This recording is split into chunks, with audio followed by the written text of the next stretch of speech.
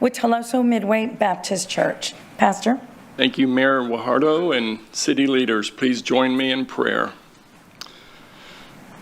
Dear Heavenly Father, we come to you from the very city named after the body of your Son, Jesus Christ, the Lord Jesus Christ. I ask for your help.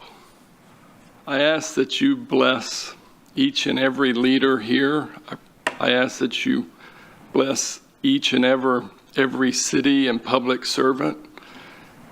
And not only that, I ask you that you bless this whole community with faith, hope, and love in your Son, Jesus Christ, and that this city has a revival of such magnitude that we are a light for the world. I ask that we all love each other, love everyone, judge no one, and that we glorify you, Father, in the name of your Son, Jesus Christ. Amen. Amen. Thank you, Pastor. And the Pledge of Allegiance to the flag of the United States and to the Texas state flag will be led by Cash Cisneros. He is a 12th grader from Richard Milburn High School. Hello, thank you so much for having me. Yes. Please join me in the Pledge of Allegiance. I pledge allegiance to the flag of the United States of America and to the republic for which it stands, one nation, under God, with justice, with liberty, and justice for all. Now to the Texas flag.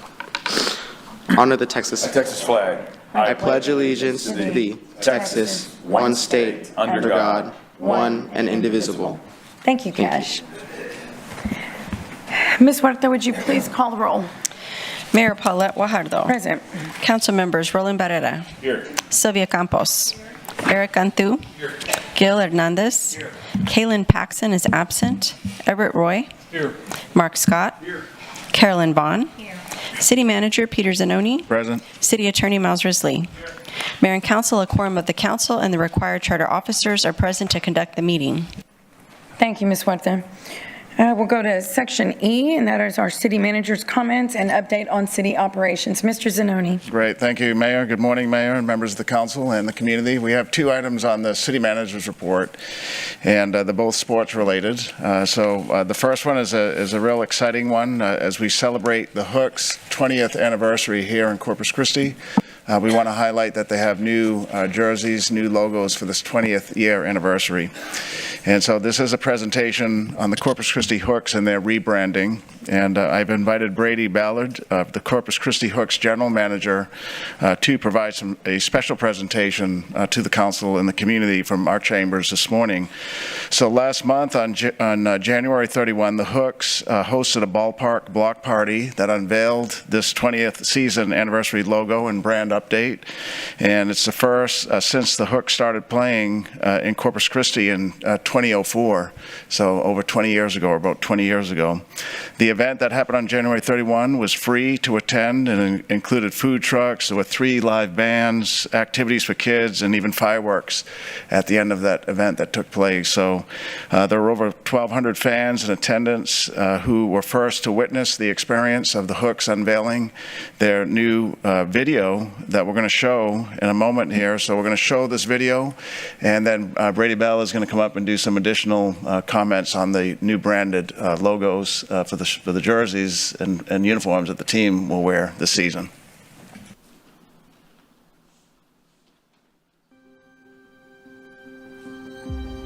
Corpus Christi, the sparkling city by the sea. He swings, base hit, right field. Where Hooks baseball is more than a game. It's a celebration of our shared pride and our unwavering spirit. Every pitch, every cheer, and every celebration in this ballpark is powered by you, the people of the coastal bend. You are the heartbeat that fuels us, the people who lift us up, and the community we're honored to represent. Today, we present to you a new era of Hooks baseball.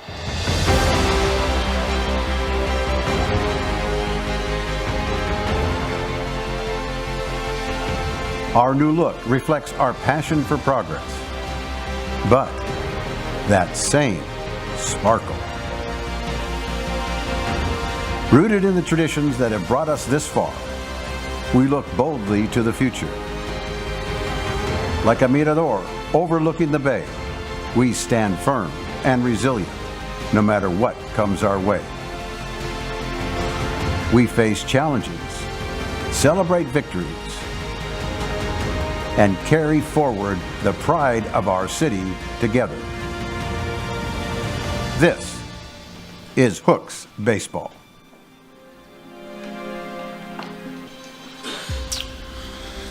Good morning. Brady Ballard, General Manager, City Manager. Thanks for the introduction and thanks for being able to speak to this just as a rebrand and really to bring it to the city for a few reasons that we think it's a little more important than just what some baseball players are wearing, between chalk lines. As you saw with a lot of what's there, and if we're able to bring up the primary logo, perhaps we really leaned into the city because we do see the Hooks as a representation of this area. I've been in many other cities, Daytona Beach, where a ballpark is prominent, but people look at the racetrack as the primary landmark around. Now with the bridge and Whataburger Field where it is, I've never been in a place where the ballpark is the biggest frame of reference to a community. If I could be bold, I'd say it's a centerpiece to the point where between the public, corporate, community, the nonprofits, and everybody else, it's the biggest congregation of folks that I've seen, even compared to Jackie Robinson Ballpark, historic Dodger Town, our spring training facility in West Palm Beach where I was previously, and now that we've got the largest structure in South Texas, literally, that we're in the shadows of. I can be at my home 15 miles away on the southwest side and I can see the bridge, and my kids know that's Dada's ballpark, if you will, because they can see where the bridge is. So, the reference to our primary logo that was there, you saw with the Mirador, was really the inspiration behind that to identify with the city, both on the sleeves with the 8 stars that, of course, tribute back to the city flag, the sparkling city reference. Many people know the Space City or the various city connects that have existed in Major League Baseball, and we wanted to kind of jump on board with that as well.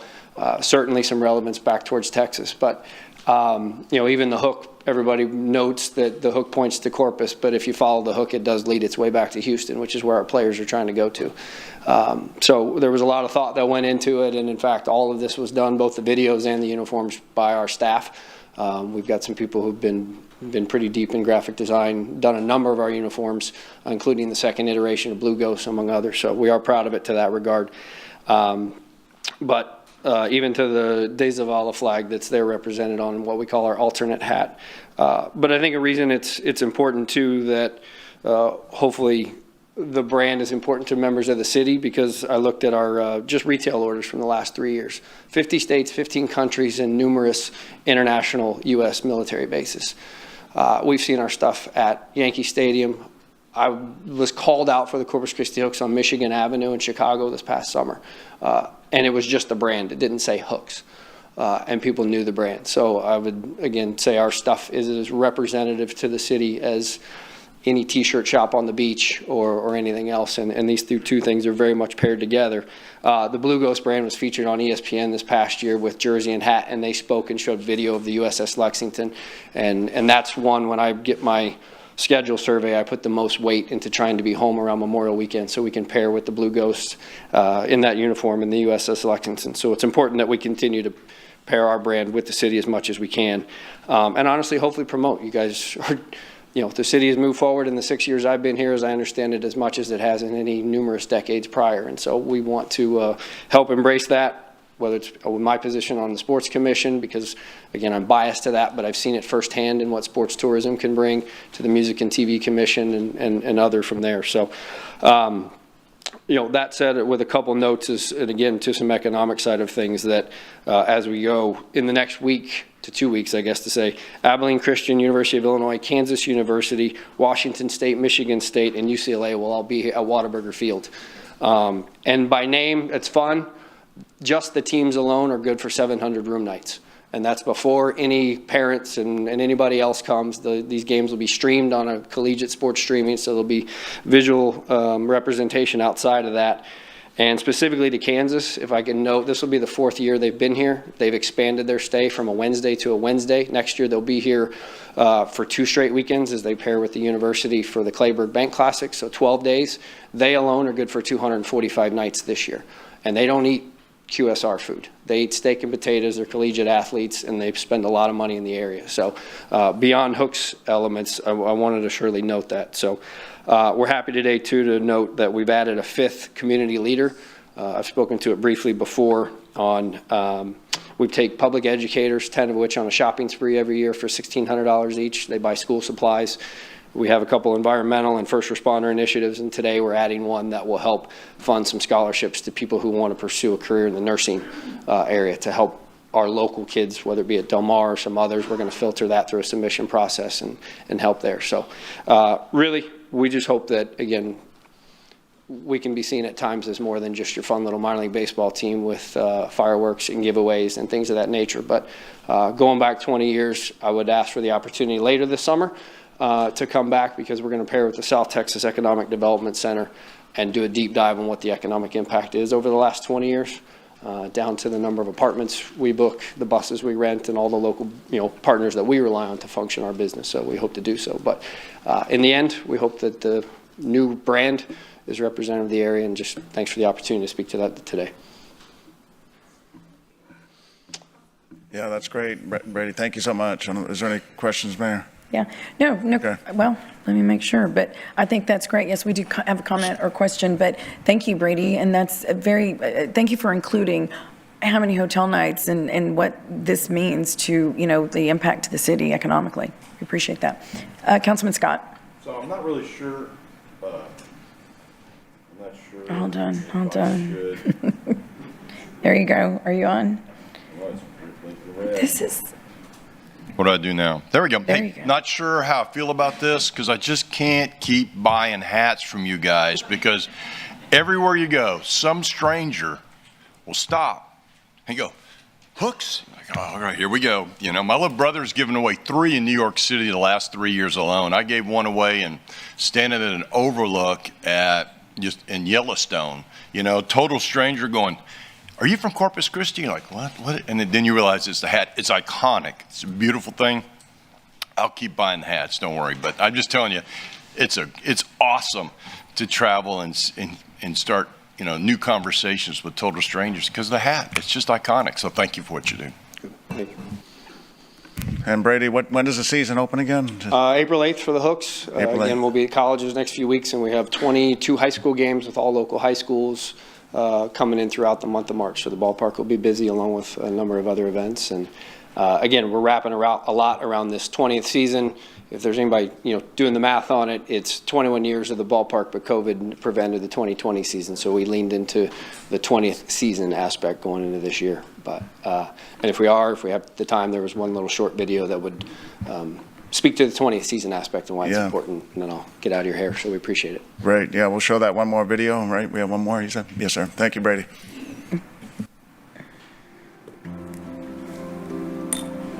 We count almost everything in baseball. 2025 marks 20 seasons of Corpus Christi Hooks baseball. A grand total of 652 players have called 734 East Port Avenue home.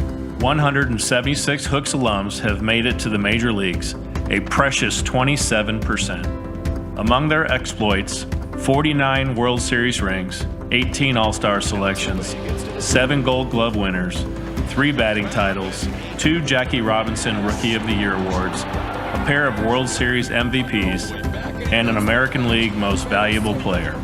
Over 7 million fans have gathered at Whataburger Field backing these future stars. But while going first to third, and amid the cotton press home runs and dazzling D and sword summoning strikeouts, we also celebrate what can't be counted. Summer smiles, dollar dogs, dizzy bats, big boats, and high five after high five. Let's root for 20 more seasons of catching these countless memories. 20 more seasons of Let's Go Hooks. great. Yeah, that's great. video. Very good. Thank you, Awesome. Brady. Yeah, we appreciate your partnership. Great. And then, Mayor and Council, our second item on the city manager's report is an update on our Gabe Lozano Golf Center and the new nighttime 9-hole executive course there, known as the Firefly.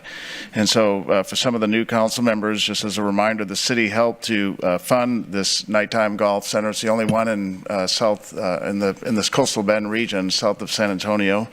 And it's been very attractive to our community and visitors alike, bringing in more revenue for golf operations here in Corpus Christi. And so the improvements created the state-of-the-art facility that included an additional 10,000 square foot practice green, as well as expanded practice tees and short-term practice area for pitch hitting and targets for the golf champions out there and golf advocates. Robert Dodd's going to provide an update on this, a little bit more detail, but the key thing is this, is that the city partners with the private sector and many of our business endeavors. And in this case here, the city many years ago partnered with Foresight Operators. They are a private group that operates golf courses in Texas. And it was a great decision, a great business decision of the city council at the time. What we're going to show you is that now, with the private sector managing our two golf courses, the Gabe Lozano and the Oso Bay one, at no expense to the city, we're bringing in almost $500,000 that goes back into the golf operations because they're running the golf centers so efficiently that after their expenses are taken care of, with the terms of the contract, we get revenue, and that revenue stays with golf operations. It's grown to an all-time high because of the Firefly and because of Foresight's continued excellent business acumen, to where we're just a few $1,000 below $500,000 payment that goes back at no expense to the taxpayer or the ratepayer. So we're excited about that. We want to thank the managing partners at Foresight for being great partners with the city here in Corpus Christi. And with that, Robert's going to provide a little bit more financial and operational insight. Robert? Yes, sir. Thank you, Peter. Mayor, Council, I'm Robert Dodd. I'm the Director of Parks and Recreation. Obviously, as Peter shared, I'm sharing the finance and operations update on Foresight Golf as well as the Lozano Golf Course.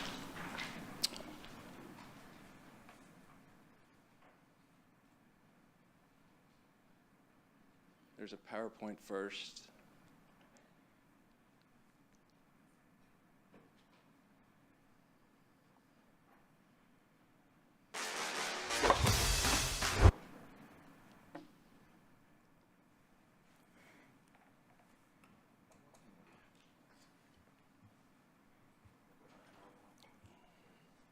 There we go. Again, the Lozano Golf Course is owned by the City of Corpus Christi and is managed by Foresight Golf. The renovations and additions have created a state-of-the-art facility that has increased profits as well in a very significant way. Foresight Golf created the Firefly course, which is a lighted executive 9 course and has extended its play until 11 p.m. The renovation and driving range is also lighted. The Firefly course was opened on July the 2nd, 2024. The bar graph on the left reflects the revenue actuals. As you can see, in FY24 exceeded prior years with the Firefly course and driving range improvements being open for only 6 months. The bar graph on the right reflects the rounds of golf played at each course. The Blue Heron which is the 18-hole course at Lozano. The Firefly, which you'll see here in a minute, is also at Lozano. And then obviously the Oso Beach course as well as an 18-hole course. This again highlights the impact of the Firefly course to the number of rounds played. In that graph, the total number for 24 is 125,000. Previously, we were right around 100,000, so they've increased over 25,000 rounds of golf. The return investment exceeds the projections. The green bar reflects the substantial increase to the city from Foresight, with the Firefly being open only 6 months in 2024. If you haven't had the opportunity to play or go out there, the next video will give you a glimpse of the great atmosphere and to our community and also the coastal bend.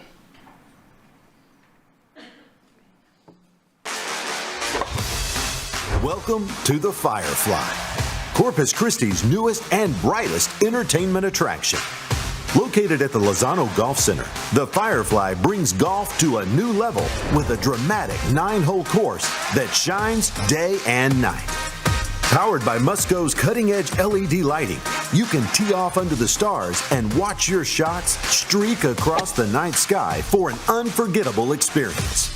Whether you're playing solo or playing with friends, golf has never been this fun. And hey, we've got more than just birdies here. Our on-course beverage cart means your game stays chilled and your crew stays refreshed. But the fun doesn't stop with the course. Our completely revamped, fully lit practice facility is state-of-the-art and designed for you to improve every facet of your game.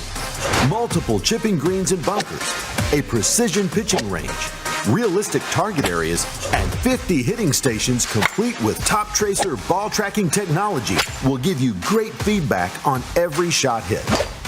So you can practice your swing, sharpen your short game, or just hang out under the lights and play top tracer games. Golf here isn't just a game, it's a vibe. Gather your crew, grab a drink, and create unforgettable moments at the Firefly. Open late and ready for locals and visitors alike. Play hard, laugh loud, and make memories that shine as bright as the fairways and greens under the lights. The Firefly. And just on a personal, growing up in Corpus and playing that course for a long, long time, it's amazing to see the transition to what it is today. Foresight is a great partner with us. Ed Miller, calls me quite often, and he sent me some notes. But one of the things that, I'd like to say is one of the great things is back before the Firefly and the extended hours, there was 25,000 bucket of balls sold a month. With the new hours and the late night and the lights, they're selling almost 4,000 to 5,000 bucket of balls a month. So that's something to highlight. And I know people go out there and enjoy their time and practice and relieve stress, whatever it is golf does. It brings me a lot of stress sometimes, but it's a lot of things going on out there. One other highlight I'd like to share from Ed that he sent to us is one might think that the part of the success of the rounds is because of the course is new and that the rounds may taper off as the newness wears off. But what we've been experiencing from month to month doesn't track with any tapering off. In fact, rounds at the Firefly continue to increase as the news gets out around the coastal bend and around the state of Texas. So very proud of this, very proud of our relationship with Foresight, and excited to see what else they will have. Great, thank you, Robert. That's a great briefing on the golf course. Oh, Councilwoman Campos. Hold on a second. Oh. Okay. Thank you, Mayor. That was a great briefing. A lot of times we hear all the negativity of, how much money we spent on the green, on the golf, but this is proving that it looks like it's working, and it's good to see and it's good to hear. So good job. Thank you, Robert. And just mentioning the green, that is all effluent water that is used at both courses. Yeah. Okay, good. Thank you. Thank you. Good. Okay, Mayor, that concludes the city manager's report for this morning. Okay, great. Thank you, Peter. So it's 11:57. We're going to go ahead and start our public comment period.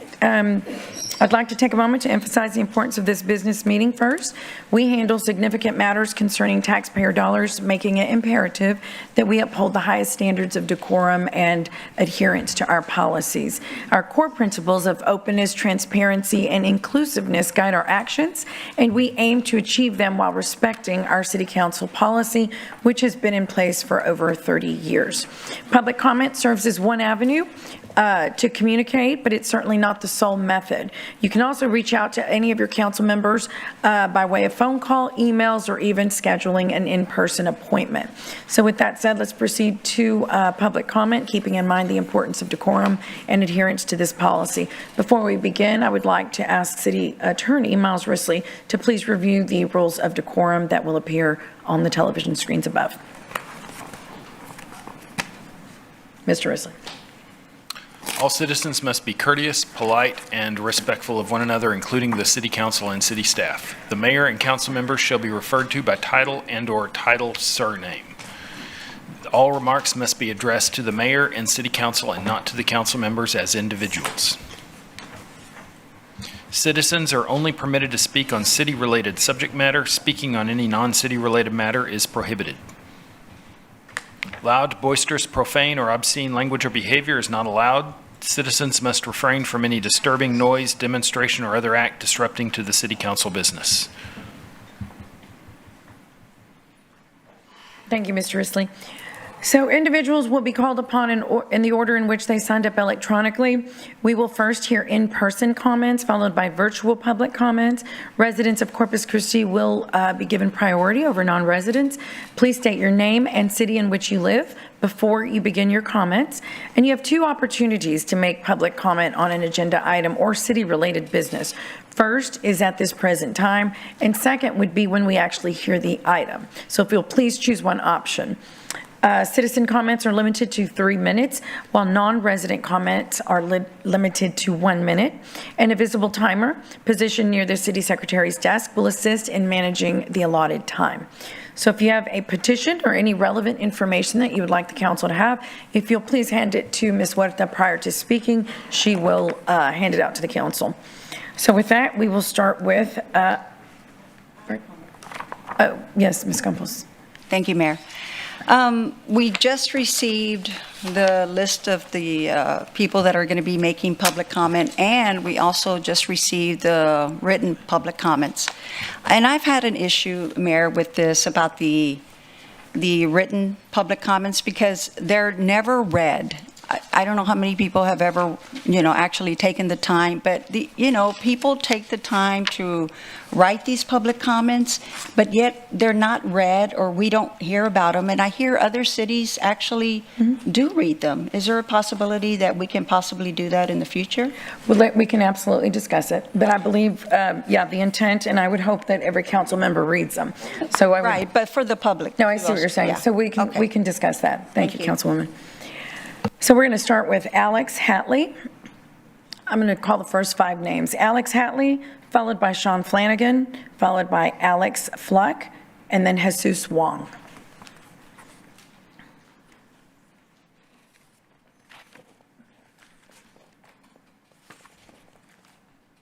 Hello, Mayor, Council. I'm Alex Hatley. I live in Corpus Christi, District 3.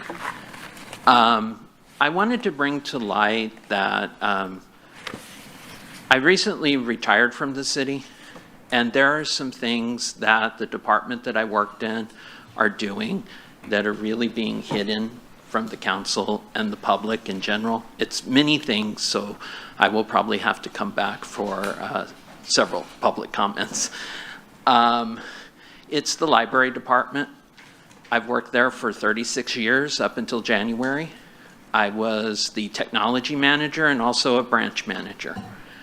One of the things that has been hidden, it's never reported, it's not put on any financial reports, is the amount of money for lost fines and fees that are owed by the public to the library department. I ran that report right before I retired. So it's current as of the 17th of last month.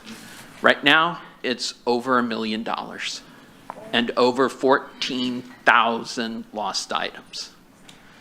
Just lost. The library does nothing to try to recoup those books or that cost. That's enough money to run one branch for an entire fiscal year. Other cities in the state have used their municipal court to try, just like a traffic violation, to collect that money. Right after the pandemic, before I became the branch manager, I submitted it to the anonymous, it was before Mr. Zanoni started working for the city, to the anonymous fraud waste line. Mm-hmm. And I mentioned about using municipal court. Municipal court's response was, it's not worth our time. So, we have over $1 million just sitting out there that people have taken materials And technically, it is theft of city materials. I mean, we don't do anything. It is never reported. That has never been in the 36 years that I worked for the department. Under 2 different directors, it was never reported on any financial statements whatsoever. Revenues are, but monies owed, never.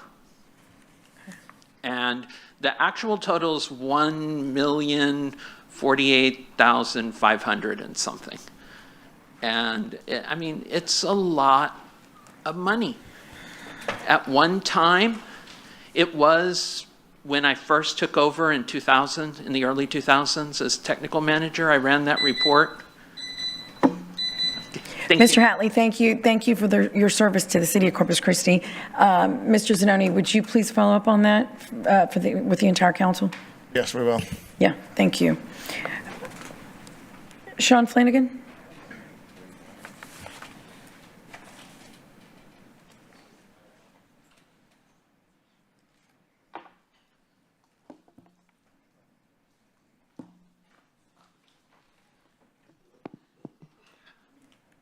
Hi, my name is Sean Flanagan. I live in Corpus Christi. Interesting comment from the last fellow. Over a year ago, the previous council voted out 5 incumbents of the library board and gave the new ones they put in there the mission of implementing the common sense policy that sexually explicit books should be in the adult section of the library and not in the minor sections. In spite of great opposition from city staff and the remaining 4 members of the library board, one of which is up for reappointment today, after it took a year, they forwarded just such a change to city staff. Unfortunately, on 2 February, the city staff rejected that approach and essentially went back to the current policy, taking from the American Library Association that any age restrictions on any material is censorship. As a result of last week, there are a minimum of 128 books, sexually explicit books in minor sections of our library. I know that you all, mayor, council, city manager, understand that as humans, we have a moral imperative to protect our children. This issue has lingered so long when there's so many other problems that we've been talking about because of this moral imperative. There's an opportunity to solve this problem right now by some compromise. Hey, it wouldn't be that hard.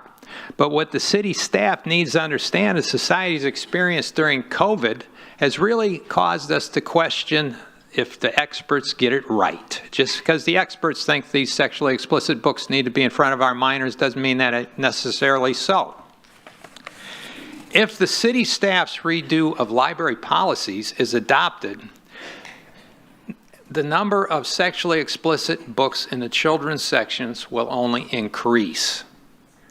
When the majority of the population of our city becomes aware that due to adherence to a woke ideology, harmful sexually explicit books have not been removed from the children's section of the library and have indeed multiplied, there will be repercussions. People will vote to protect their kids. The scientific data is in. Pornography hurts kids. It's harmful to children. It's harmful to adults, but it sure as heck is harmful for kids. And, you know, I don't understand why I'm still talking here a year and a half after we agreed to do this, that it needed to be done, and it's not being done, and it could easily be done. A few tweaks to that redo would change everything.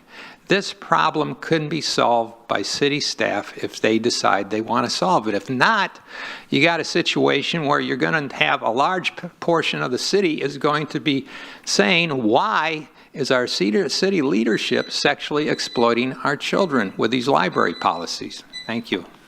Thank you, Mr. Flanagan. Alex Flock?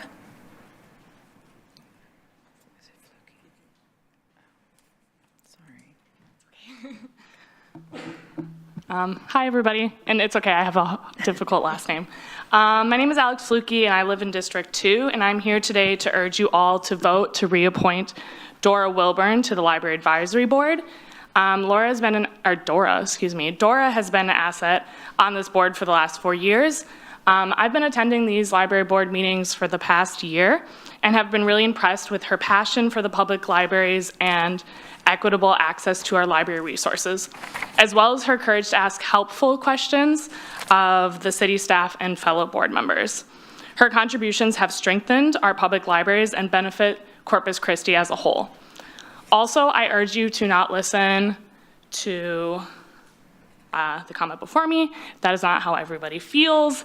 And I also urge you to attend a library board meeting. Some of y'all I've seen at our library board meetings, and that's really great. It is crucial that the council monitors how its appointees conduct themselves in these meetings. I've been shocked at how some of these board members have spoken to our city staff, who are experts, unlike another comment you're hearing. They're experts in their fields.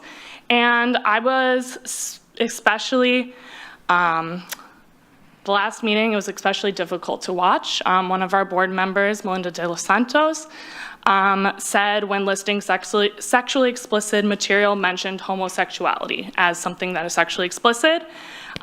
This is extremely harmful as well as incorrect and very discriminatory towards the LGBTQ community. The same member, Melinda, also said a swear word directed at a staff member. So this is happening. I know that y'all are busy and can't go to every board meeting, but it is very important that council members attend. And I believe that if you're there, it would encourage these members to be more professional, these board members to be more professional and respectful in these meetings. Thank you to those who previously voted for Dora Wilburn. I really appreciate that. And I urge you to vote for her again today. Also, for those who did not vote for her, I ask you to take this opportunity to reappoint a dedicated and respectful board member. Thank you for your time, and I hope to see you at the library board meetings. Thank you, Ms. Fluke. Jesus Wong.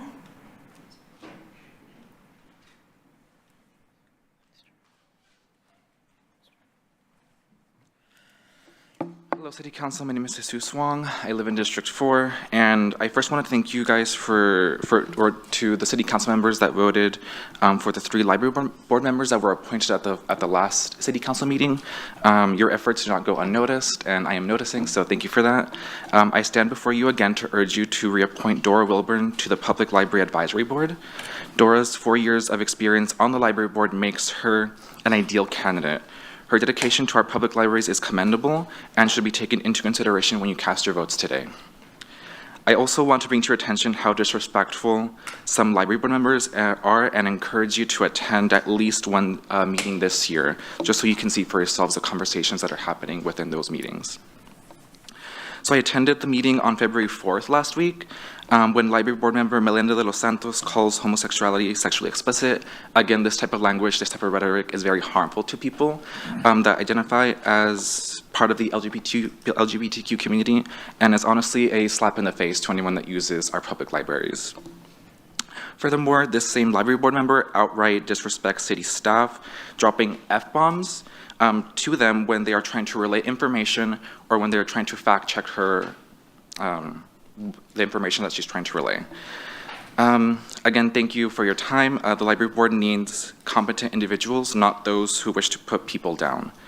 Please reappoint Dora Wilburn. Thank you. Thank you, Mr. Wong. Mark Munster.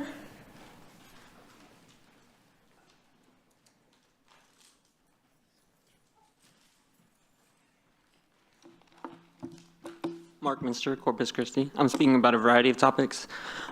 We should be able to trust our city government and officials to not play favorites and favor specific industries, specific fields of work over the others, and specific groups of people. The city council shouldn't have their thumb on the scale and favor one side over the other.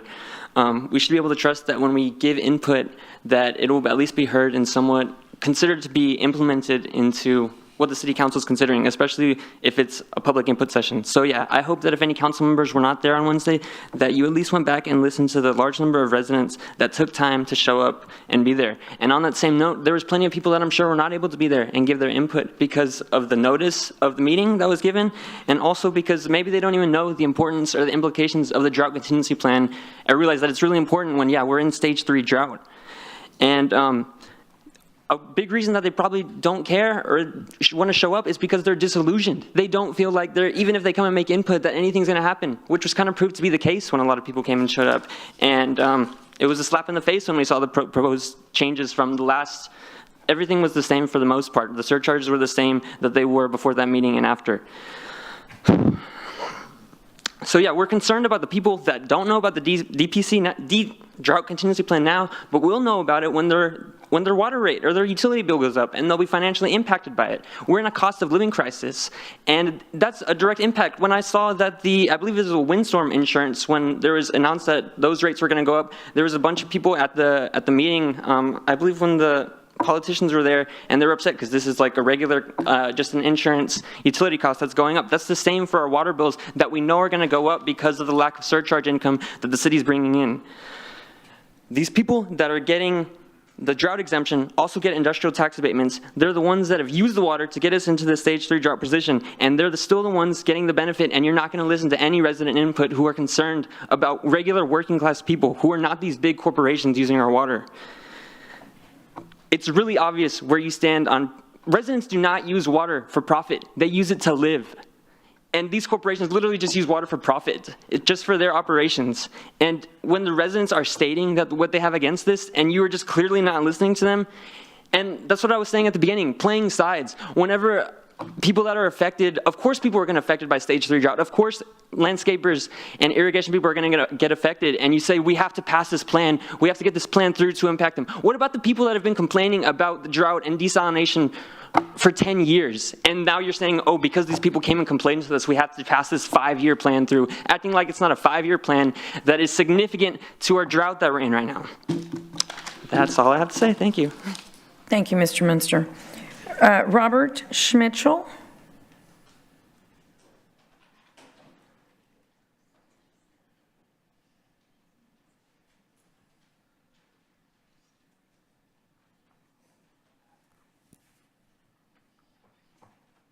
Good afternoon, Madam Mayor, City Council, Mr. Manager.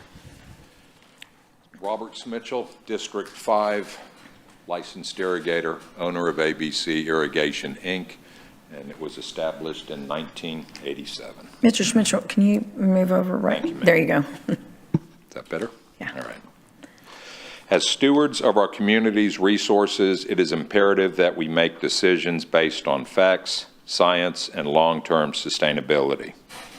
If we allow hand watering, one of the least efficient methods of irrigation, then we must allow professionally installed drip irrigation, which is a scientifically proven method of conserving water while maintaining healthy landscape. Drip irrigation is the most efficient form of irrigation. Unlike hand watering, where much of the water evaporates or runs off, drip irrigation delivers water directly to the plant's roots, reducing waste. Studies by the EPA and agricultural experts show that drip systems use 30 to 50% less water than hand watering or traditional sprinklers. Evaporation loss is nearly zero, compared to up to 50% loss from sprinklers hand watering during hot conditions. Water penetrates deeply into the soil, encouraging stronger, more drought-resistant plants. Professionally installed drip systems prevent overwatering. With hand watering, humans are inconsistent, either using too much water, watering inefficiently, or missing critical areas. Drip irrigation, when installed professionally, utilizes pressure regulator emitters, timers, soil moisture sensors to apply only the amount of water needed, preventing runoff and waste. Drip irrigation reduces costs and strain on water supply. By adopting moderate-efficient irrigation methods, cities reduce their overall water demand, which lowers the water treatment and distribution costs of municipalities, helps maintain adequate water reserves for essential uses, saves homeowners and businesses hundreds of dollars annually in water bills. If your goal is true water conservation, allowing inefficient hand watering while restricting efficient drip irrigation is counterproductive. The solution is simple. Permit professionally installed drip irrigation wherever hand watering is allowed. By embracing proven conservation methods, we can protect our water resources without sacrificing healthy landscapes. Let's make a decision based on science, efficiency, and sustainability. Approve drip irrigation where hand watering is allowed to take real steps towards responsible water management. Thank you.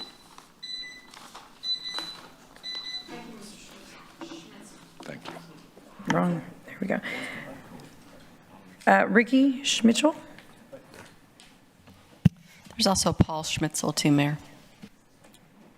Oh, did I skip over? Okay, Paul can go after. That's okay. You're all family. Good afternoon, Ricky Schmitchell, Corpus Christi, District 5, co-owner of ABC Irrigation and a licensed irrigation technician. If approved as drafted, the drought contingency plan will have devastating consequences for the local irrigation industry. We, as licensed irrigators and our staff of licensed technician, know water conservation is crucial for the sustainability of our region's resources.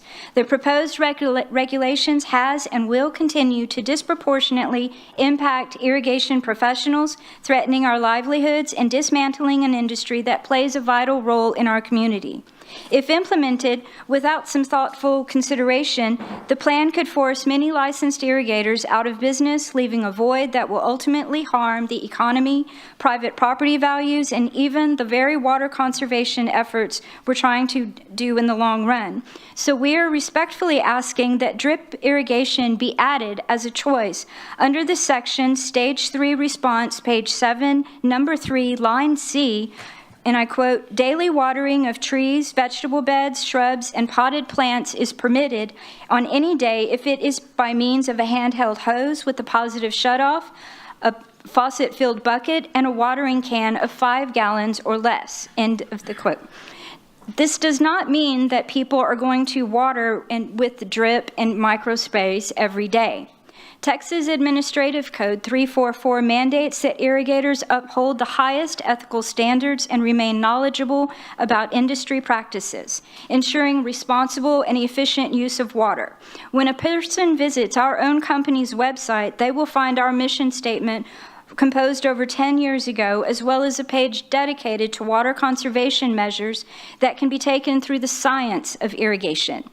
We also give a quote to customers when they are getting for a new system, and it has our opening line on our brochure is dedicated to our most precious natural resource.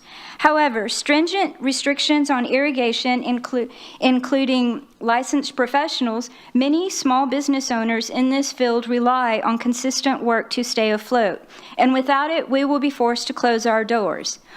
Our own phone system recorded a 36% drop in incoming calls for the months of October and September of 2024 as compared to the same months of 2023. Ultimately, the proposed DCP as it stands will likely do more harm than good. It is imperative that city officials consider the broader consequences before enacting policies that could eliminate an essential industry, hurt the local economy, and weaken the very conservation efforts they seek to strengthen. Thank you. Thank you, Mrs. Schmitzel. Paul Schmitzel.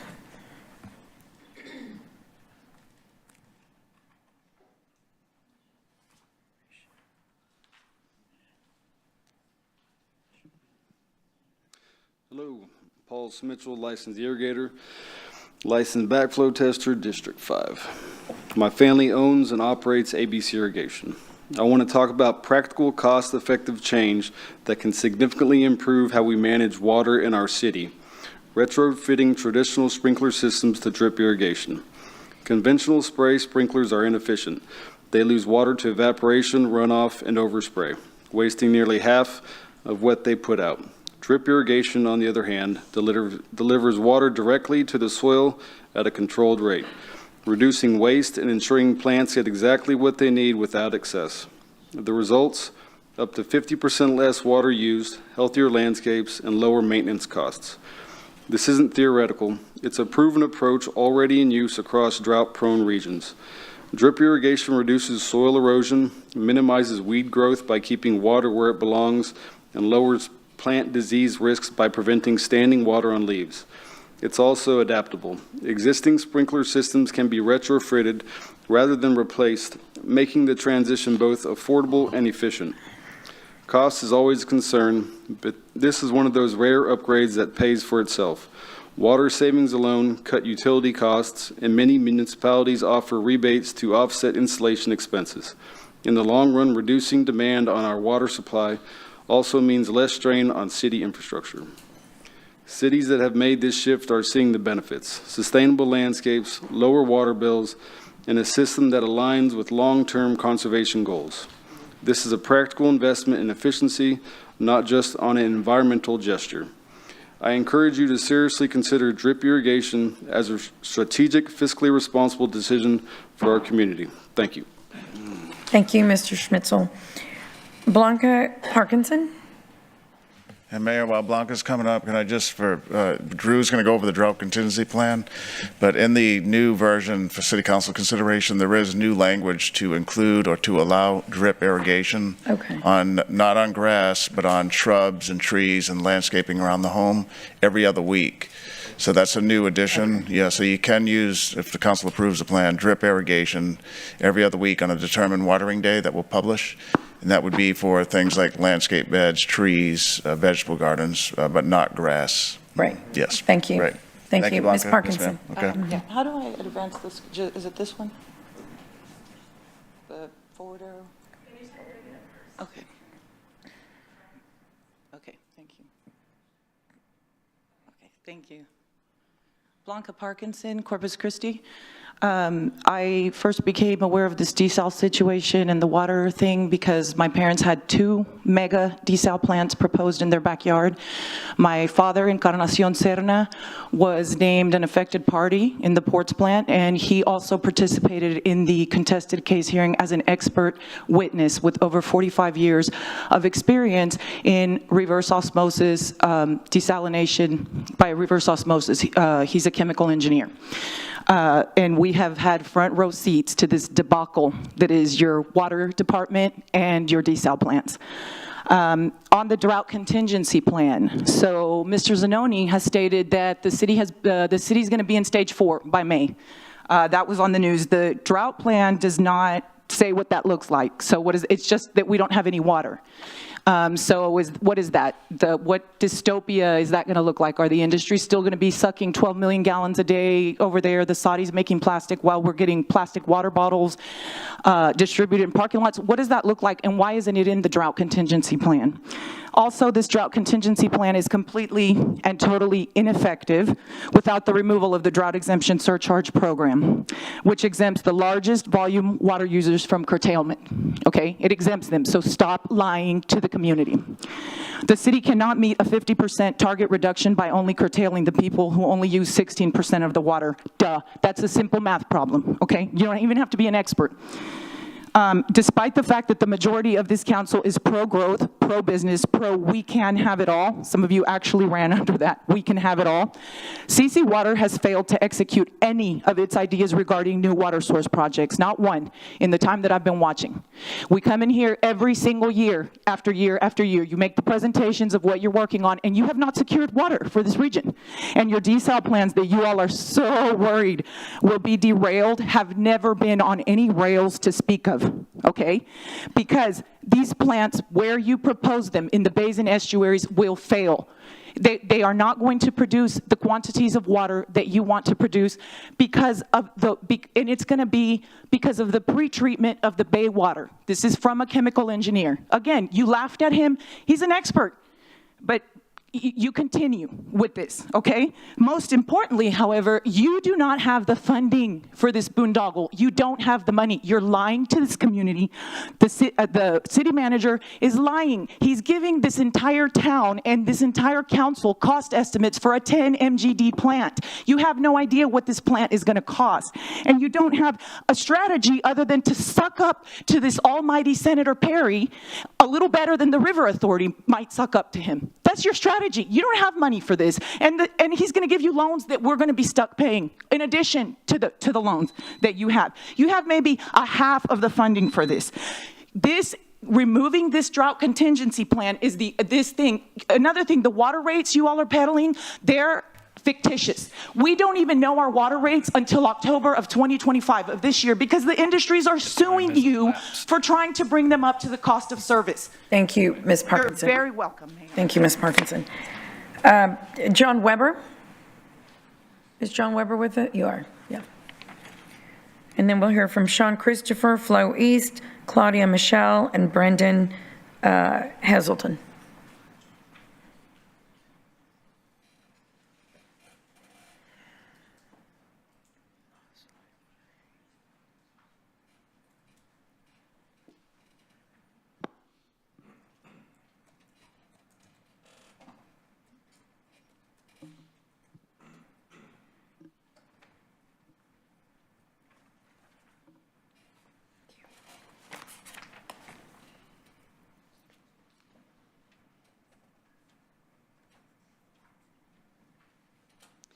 Good morning, Mayor and Council members. John Weber of Corpus Christi.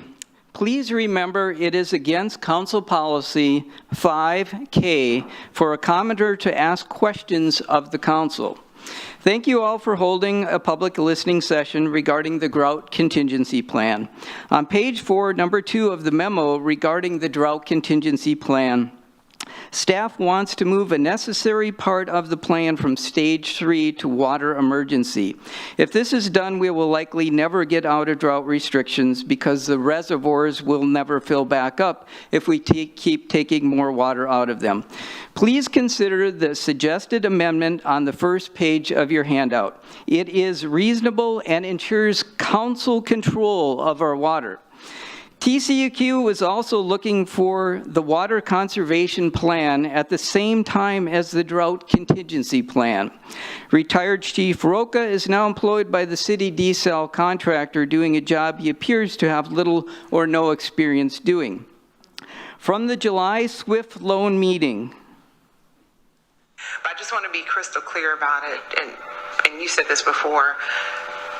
This part, well, 10 million of this funding under SWIFT is for planning, and the permitting activity is related to the planning part. That's correct. But the acquisition, design, construction is the other part of the total. I can't add that fast in my head, but is the other part of the over $500 million. Is that correct? That's correct. So as you mentioned, all the permitting for the project is part of the planning phase, and the structure of the program and the financing is that the board will not able to release any design or construction funds until the planning phase is complete. Okay, and to be clear, until they have their state and federal permits, their discharge permit and their core permit, is that right? Or That's not? right. That's correct. Okay. Yeah. I just want to make sure I was clear on that. Okay, I don't have any more questions. Thank you. Okay, thank you. No, I think that is important to note that we cannot move forward until those permits are issued with the remainder of the commitment. So. To summarize, the board will not be able to release any design or construction funds until all state and federal permits have been awarded. If any money is currently being spent on acquisition, design, or construction, I wonder where it's coming from. I would suggest that you ask for a complete accounting of all monies being spent. Thank you, and have a great day. Thank you, Mr. Weber. Sean Christopher?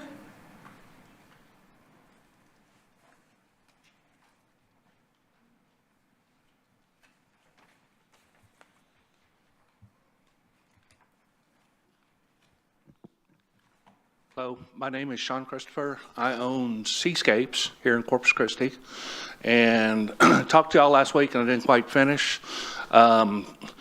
Seascapes has been in business since 1989. We do over $1 million a year. We're a landscape design build firm. And when I was talking to you last week, what I wanted to tell you is when the dinger went off on me, was that I'm for desal, I'm for drilling, as long as the desal is not environmentally impacted on the bays. I'm for drilling, I'm for getting water here any way we can. The only way that we're going to get out of this problem is to get water. So to me, water is the key to everything. Okay, as far as stage 2, our business dropped tremendously when we hit stage 2. You're trying to talk people into buy-in landscapes and buy-in time with water, and hopefully the lakes will fill up, hopefully we'll get rain, hopefully you'll be able to have your investment live.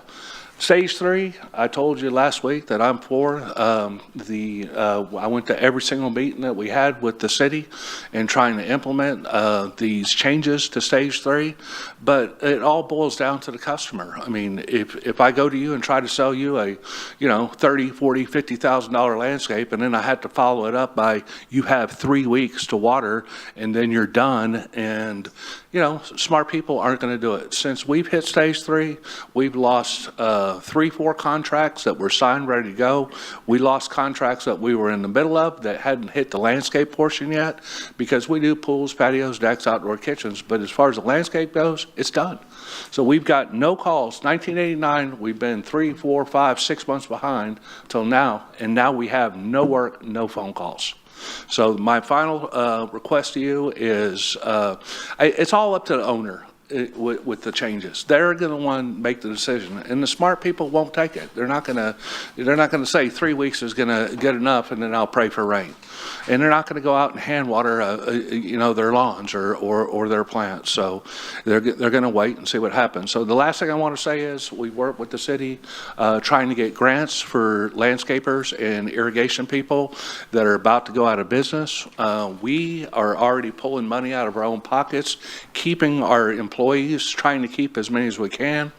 I am working on a complete zero-scape plan that could be watered for 30 days and then end up surviving, for after that with no water.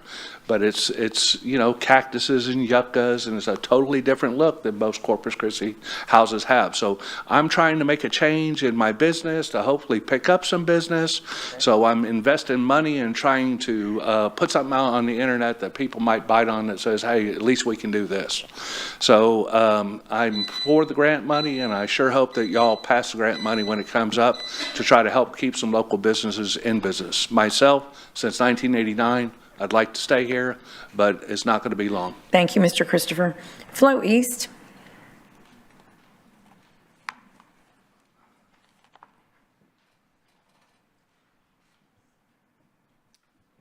Flow East, 1605 Yorktown Boulevard, District 4. Honorable Mayor, Council, as the newly elected president of the Flower Bluff Business Association, I wanted to come in person and share a few comments about the business community's wants and needs.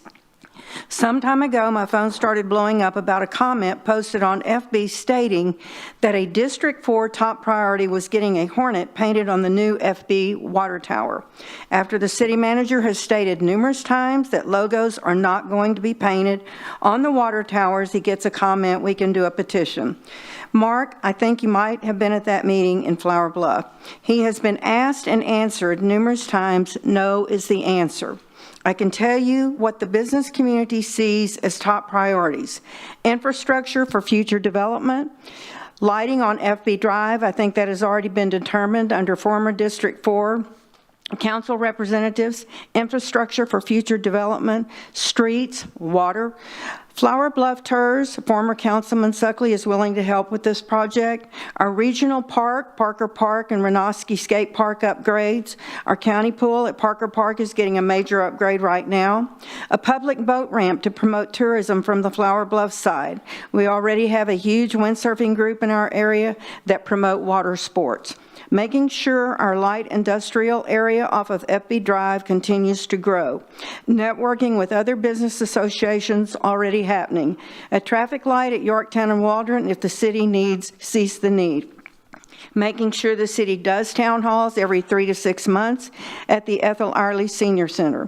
2026 bond, or 2027, whenever that happens, bond to include phase 2 of the widening of Yorktown Boulevard. Making sure our community is safe, working hand in hand with CCPD and CCFD, the best in the state of Texas. A top priority is not a hornet being painted on the new water tower. Mark, I want to thank you once again after all these years for getting rid of the homeless camp in Flower Bluff because it transformed our area. Like, well, you've been out, you've seen all the great growth that we've had. Peter, one thing we could use help with is cleaning up the embankment at the entrance of the Flower Bluff area. The Business Association maintains the area, but you have the big mower with the swing arm, and that is what is needed to mow it. We were going to landscape, but we'll hold off until the water issue is resolved. Thank you to the city for honoring the Berry family at the Nueces County Junior Livestock Show this year, and for all of you that came out for the opening ceremony. The Berry family greatly appreciated it. Two things, HEB cleanup in partnership with FBBA is April 26, 9 a.m. to 12, and Friday, December 5th is our annual community Christmas. I want to thank each and every one of you for everything that you do, for serving and for listening, and you have a tough job ahead of you. So I'll wait to hear from Coach Dodd. Yeah. Thank you, Mrs. East. Claudia Michelle?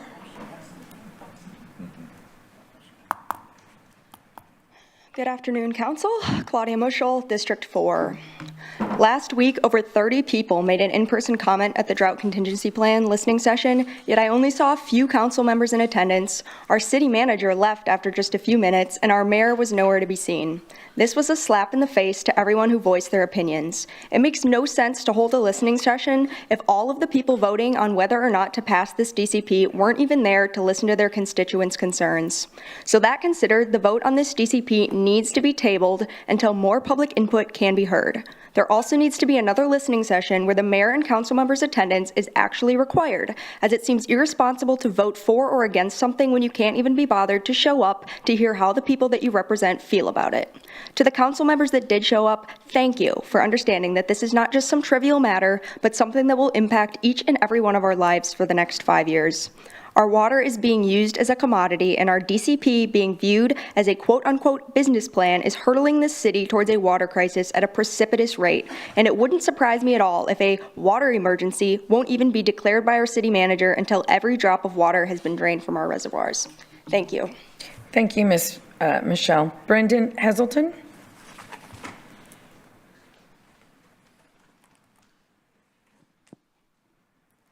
Brendan Heselton, District 4. Thanks for everybody who showed up last week at the public comment hearing. I really think that Corpus Christi Water held that meeting in bad faith. There were 33 speakers. Pretty much everybody called for about the same thing, a resident first approach, a small business first approach to the DCP.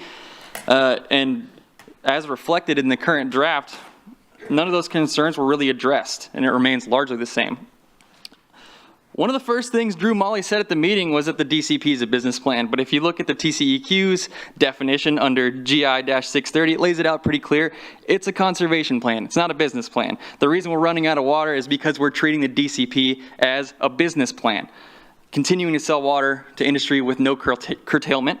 The only way we can turn course right now and actually conserve water is by forcing industrial curtailment from high volume users and by eliminating the drought surcharge exemption fee. We have to repeal the exemption. We're not going to conserve our way out of water, just the residents. It's not going to happen. There's no clear trigger for a drought emergency or a water emergency, which the GI 630 also lays out and says, quote, a DCP includes triggers for each drought stage, which are typically based on water supply or demand, unquote. You can't leave that decision up to a city manager. And respectfully, after the Chris 6 article that came out about the office playing favorites and its hiring practices, public trust is tanking. I don't think anybody wants a subjective declaration of a water emergency. We need a combined reservoir storage level at which that takes effect, 10, 15%, whatever that may be. With that being said, I want the council to table the DCP vote and have another listening session. Same thing. You guys have to be there to listen to us. There have been people practically begging for a seat at the table who have been kicked to the curb by Corpus Christi Water when you guys meet with industry all the time. I'm glad the irrigators are getting what they're asking for because they matter too. But ExxonMobil is not going to conserve water for us to drink. That's just not going to happen. There needs to be way more scrutiny put on the city manager and Corpus Christi Water when it comes to conservation. The plan is 2 years late. I know we keep saying this, but it's 2 years late. Take the time, do it right. Stop bending over backwards for industry while the rest of us get screwed. Thank you. Thank you, Mr. Heselton. Tom Taglaboo.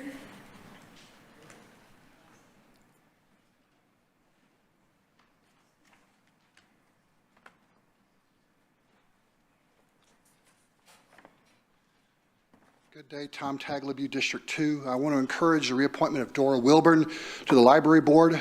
Dora served 2 terms. She represents a demographic of this community that's not met by other appointees. As a loving and devoted mother and grandmother, Dora is actively engaged with her neighborhood library. Her commitment to protecting the library as a welcoming place that serves all patrons equally is a voice we need to have and keep on the board. Now I want to go back to something I said last week about board and commission agendas. I understand every council-appointed body complies with the Open Meetings Act by posting their respective agenda. The city's board and commission orientation for appointees discusses compliance with the Open Meetings Act. It says, quote, in particular, subjects which due to their nature would be considered of special interest to the public must be clearly described in the agenda, unquote. I would encourage you to require more than that, to be more transparent. Legistar should also include the corresponding agenda memos, reports, or action items in that agenda posting 72 hours before the meeting. Some boards do, some boards don't. Just a few examples. The February 5th Planning Commission and the February 10th Type B Board had all of their action items documents posted and available for public review. The February 11th Downtown Reinvestment Zone Board had some action items like memos and reports posted. The February 12th Parks and Recreation Advisory Committee had the Director's Report and Marina Master Plan posted. The February 12th Animal Care Advisory Committee had a few reports on its agenda, but not every action item on the agenda had documents posted. The February 12th Committee for Persons with Disabilities does not have any action items documents posted. It appears there's no consistency. If you want an informed public to provide input to your appointees, I encourage you to require all action items of boards, commissions, committees, advisory boards, and commissions, and any subcommittees and working groups those boards create to make all their action items, memos, policy drafts, reports, and similar information available through Legistar 72 hours before their meeting. Thank you. Thank you, Mr. Taglaboo. Ms. Huerta, that would fall under your purview, correct? I wouldn't direct the departments to do that, but as far as the compliance to the Open Meetings Act, the Open Meetings Act does not require, as he stated, that the supporting documentation be required. So some departments do that, some don't, depending on their time. Advisory committees, so the other boards that he mentioned, like the reinvestment zones, those are more than advisory committees. So they have a higher threshold. Some of the decisions they make involve expenses. The advisory committees are strictly advisory. They provide advice, so the threshold's a little different for those. If the council chooses to, I guess that'd be a council decision if that's something the council's interested in doing. Right. Well, I think it provides a lot of transparency, and I think what may come across as inconsistency, maybe it isn't, based on what level. Is it an advisory? Is it, and so on. So can I ask you to please get some information together? Sure. So that the council can consider something? Yes, ma'am. Thank you. Mr. Samuel Fryer. On the item? Okay. Yes, sir. Susie Saldana.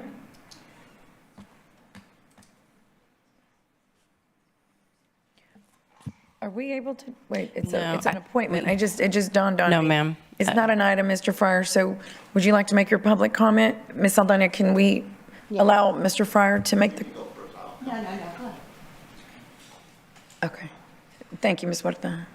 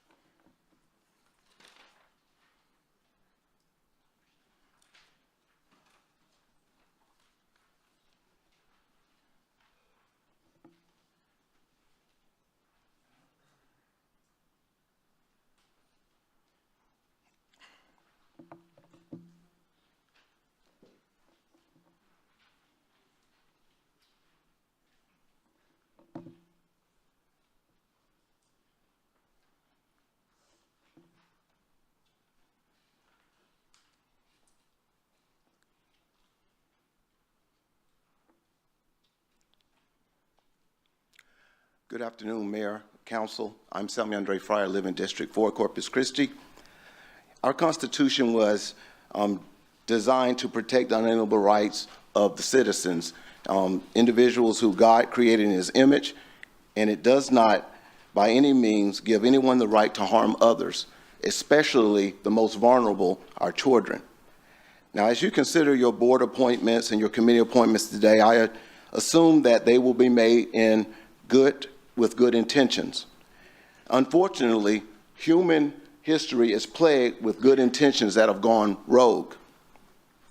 And given that, John Adams made a point. He said that our Constitution was made for a moral and religious people. It's wholly inadequate of the governance of any other.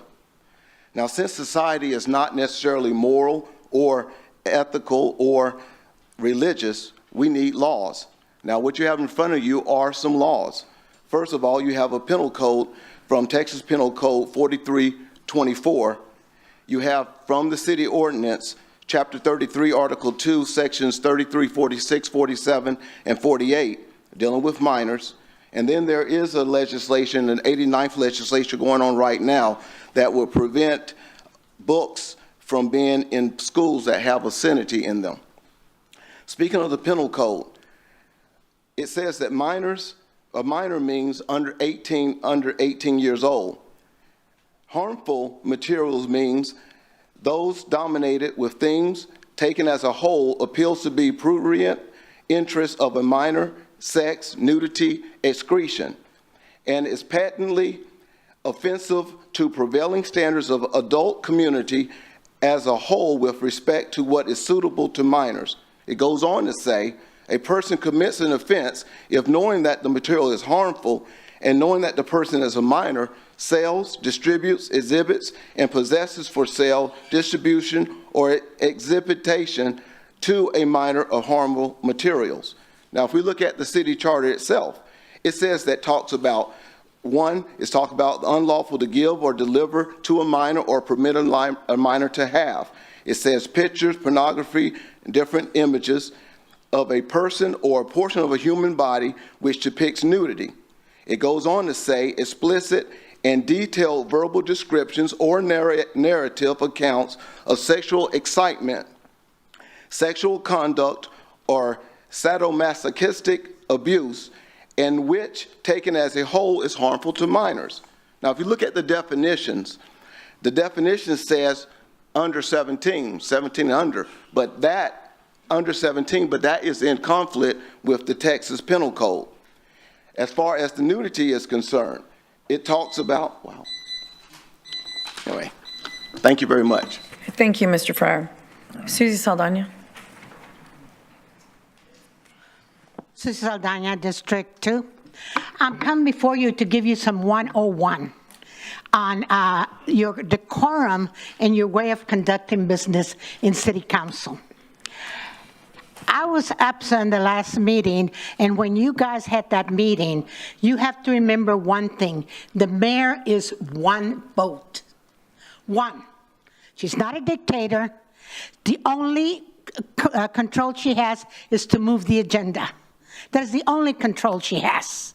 Yet, I saw a councilman, Hernandez, bring up a subject, and she gave people across this room a chance to talk before he even got to explain it.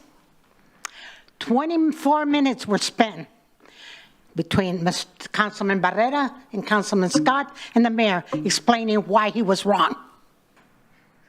Okay? I don't care what the subject is. I don't care what you're discussing.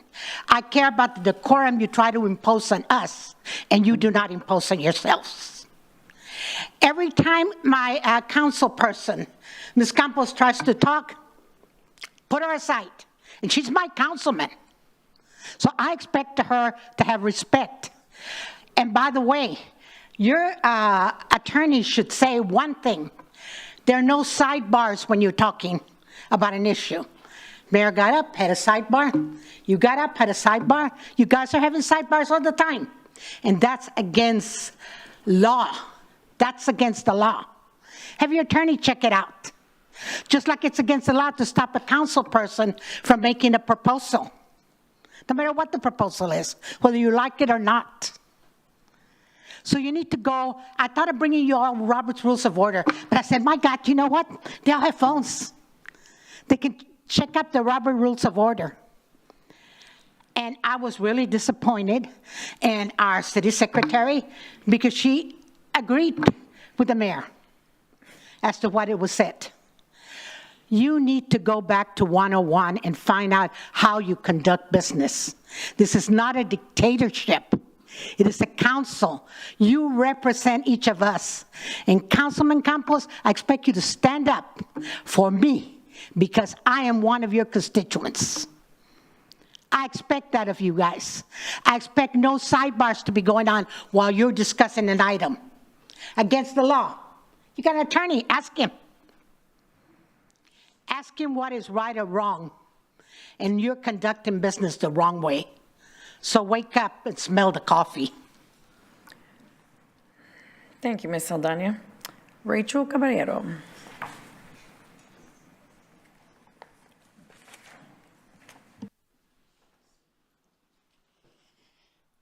All right. Rachel Caballero, 522 Hancock, D1. Good afternoon, elected community, public servants, and taxpayer-funded employees. The changes that were instituted into the drought contingency plan still do not address, restrict, or force the true conservation from high volume and majority water users industry. The community could stop using water for a month and not put a dent in water saving. And who are we saving water for? Industry? None of this water is coming back to the community. We can serve, and you all just sell it back to industry. As far as our full-time mayor, we need to consider that a joke because our full-time mayor was not present during a listening session, nor is she during any other public meetings. And there is no resident-first approach on this DCP. I would like to request for possibly the 5th or 6th time the resignation and termination of City Manager Peter Zanoni. A few incumbents are lacking true leadership. Hopefully they don't get reelected. Per the city charter, he has failed on the following required duties, and these are just to name a few: to keep the council fully advised as to the financial condition and needs of the city and provide them quarterly financial reports, operate the city within its budget, 0 population growth during his tenure, yet double the annual budget along with budget amendments and shortfalls. He has failed to retain a qualified and experienced CEO for the Corpus Christi Water Department. We have been through 3 CEOs in 6 years, and we're supposed to trust that this position with an extremely high turnover be able to build a $1.5 billion experimental desalination plant, now a pilot plant in our enclosed bay system, while they refuse to order the modeling that would prove that this would be detrimental to our enclosed bay system. He is failing to collect water receivables and now, to the understanding, library receivables. He's refusing to comply with Public Information Act and the community and local media outlets. He's failing to repair and maintain our infrastructure. He is drinking on the job and using taxpayer money to pay that. With the yacht club, how quickly we forget.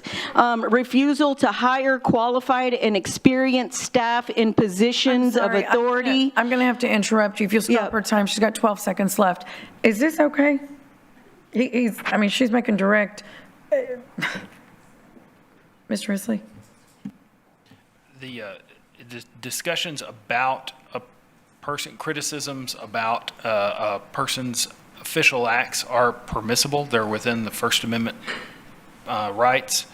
When a person is addressing someone specifically, that is against the rules. Okay, so she's addressing him specifically. Well, so is this okay? It's a yes or no, Miles. It's a First Amendment, Mayor. I'm not sure. Maybe you should be refreshed with the Constitution of the United States. I have paused your time.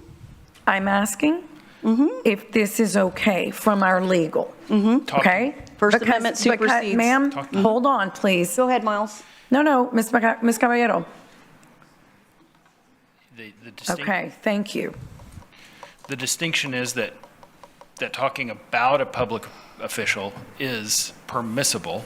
Talking to a single public official is not permissible because you must talk to the city council as a whole. There you go. But you may criticize a particular public official as long as you continue addressing the city council as a whole. Didn't you say Mr. Nope, Benoni? I said city manager, and I don't have his name in So here is for that purpose, and I'm speaking to all of you. Thank you. Hold on a second, please. Hold on. Look, we've had this conversation Oh, many before, a time. And I That's want why it's everybody. just, it's so disappointing that we have to have Ms. it yet again. Caballero, Go ahead. please. Go ahead. I want everyone in the room to understand where I'm coming from. We all have rights, and I want to make certain that what is said by Ms. Caballero or anyone in this room, what you come up here and say abides by our rules. You just heard Ms. Saldana. Her opinion was that we're not carrying out this council meeting the way she would like it, but I assure you, we have a parliamentarian with over 30 years of experience, and we have council members with many, many years of experience who we try our hardest and we do abide. But that aside, I want to make certain that the content of what she is saying is acceptable and permissible. If it is, by all means, we move forward. If it is not, we make the correction and we stop. So if it is, it is. I am not against, certainly, the First Amendment. So you said it cannot be directed to a person, which she directed it to the city manager. No, I'm directing it to council. Mr. Risley. The First Amendment right that's protected, and actually the criticism right that's stated in the Texas in the Texas Open Meetings Act, is that you're allowed to criticize a particular public official, but you're not allowed. But that doesn't eliminate our right in the rules that we have to talk to, instead of addressing the city council as a whole, to address a single person on city council. So she cannot start addressing a single council member, but she may criticize a public official. By name. As long as she does so in the third person, but speaks to the entire city council. That's fine. Okay, I just want to clarify that and make sure it's understood. Thanks for the umpteenth time. Yes, you have 10 seconds. Inability and failure, refusal to hire qualified and experienced staff in positions of authority. You have the story that broke from Channel 6. Thank you for Chris 6. Inability and failure to maintain working relationships with the true majority stakeholders, the community. Next, and we'll have please remember Mr. this so you don't have to do it every single Ron meeting. Graben. Mr. Ron Graben. Good afternoon, everyone. My name is Mr. North Beach. Sometimes I'm referred to as Ron Graben, less and less these days, but and I believe I'm a resident of North Beach, District 1, and want to have some fun.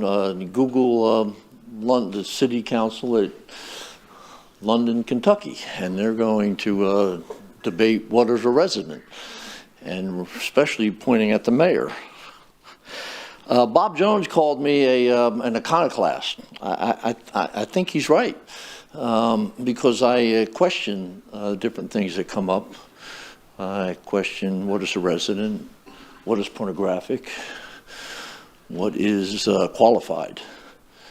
Before I get into that, I want to thank the fire department and the chief for their response during the freeze on North Beach. They partnered with the aquarium and they had people in place, because if the bridge were closed down, there would be a lack of response, and so I just want to point that out. They did an excellent job. So there's been a news report out there that talks about what is qualified. I was in Princeton with a 12-year-old student. Boy, he was a sharp cookie. So I want to thank Robert Dodd for the work that he's done on North Beach. In all the years I've been on North Beach, I have not seen the beach look as good as it has in my tenure. He's done an excellent job. I don't know, qualified, unqualified, it sure looks good to me. So maybe somebody can define the term qualified for me better, and I'll understand it better, but I just know his work has been excellent down there, and I appreciate that, and I want to bring that to your attention. So I could say, you know, there's been a lot of qualified people that the work hasn't gotten done. So maybe we ought to try something new. You know, maybe we ought to try some of these less qualified people, because some of them seem to be doing a very good job. And I just want to point that out to you. I had a very good meeting just before this with the TERS group, with Arturo and with Joe Escobar. I want you to know that. It went very well. I think we're on the right track, and I appreciate that. So thank you all for your service. I really, really admire you for that. Thank you. Thank you, Mr. Graven. Thank you. Courtney John?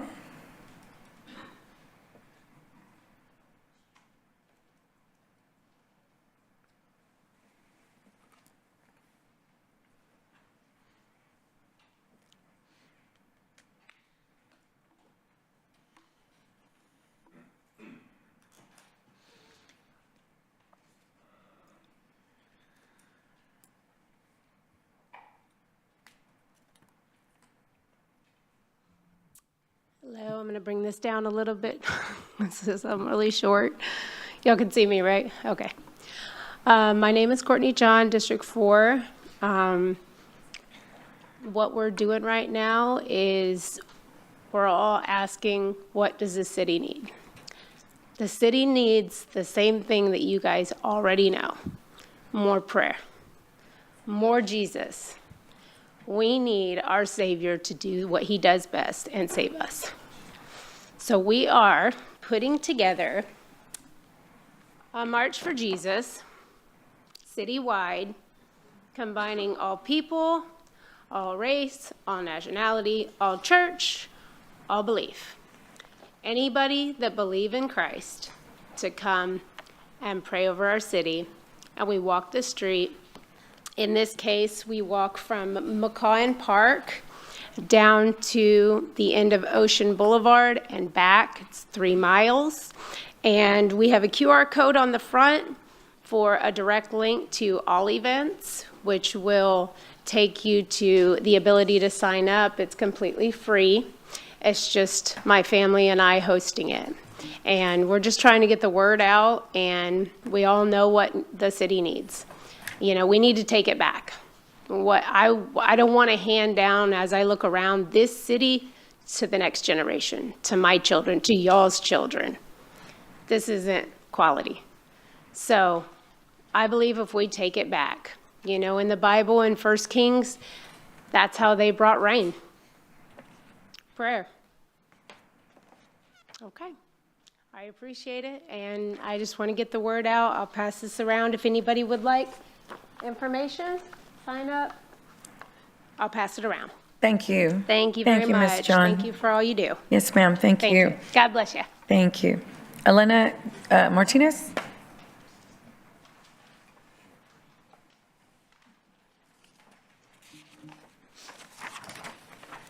Elena Martinez, District 4.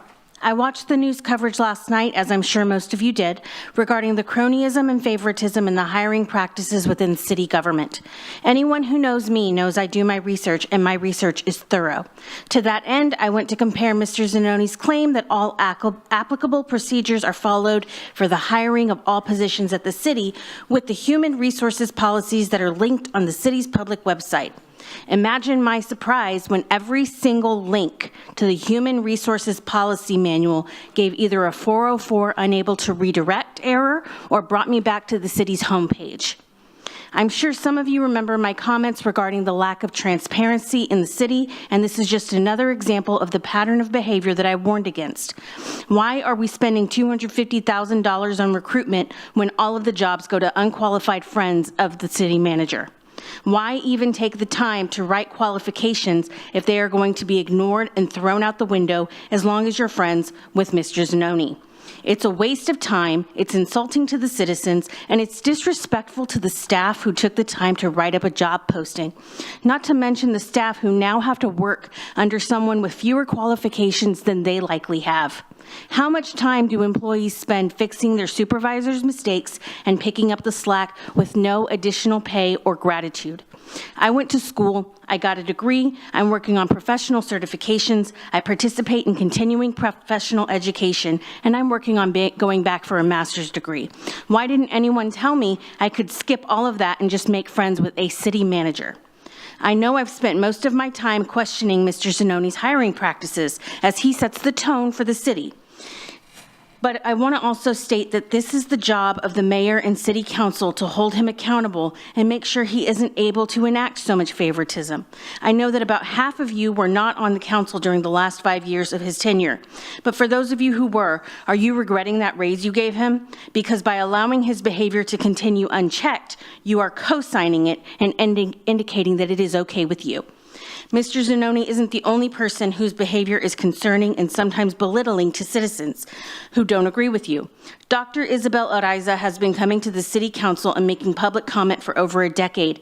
And yet, no matter how many times she introduces herself as Dr. Araiza, the mayor continues to address her as Miss Araiza.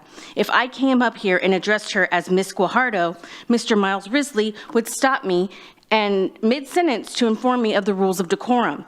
Not to mention the double standards on full display when Dr. Araiza asked people to stand if they were against the desalination project. The rules of decorum have been applied unevenly and weaponized against concerned citizens. If it's only a rule for some, it is not a real rule, and the citizens have no obligation to comply. I have so much more to say, but I'm out of time. Just know, if you say something after I sit down, I will do my research and I will come back and respond. Thank you, Ms. Martinez.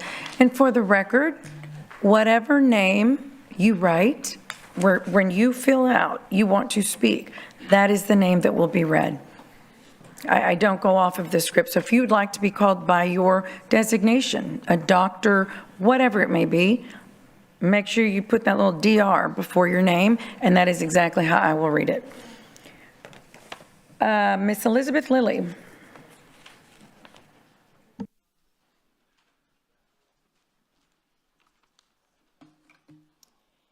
I gotta put my glasses on, I can't see. I have something I want to pass around. I'm sorry, I didn't know I can take photos.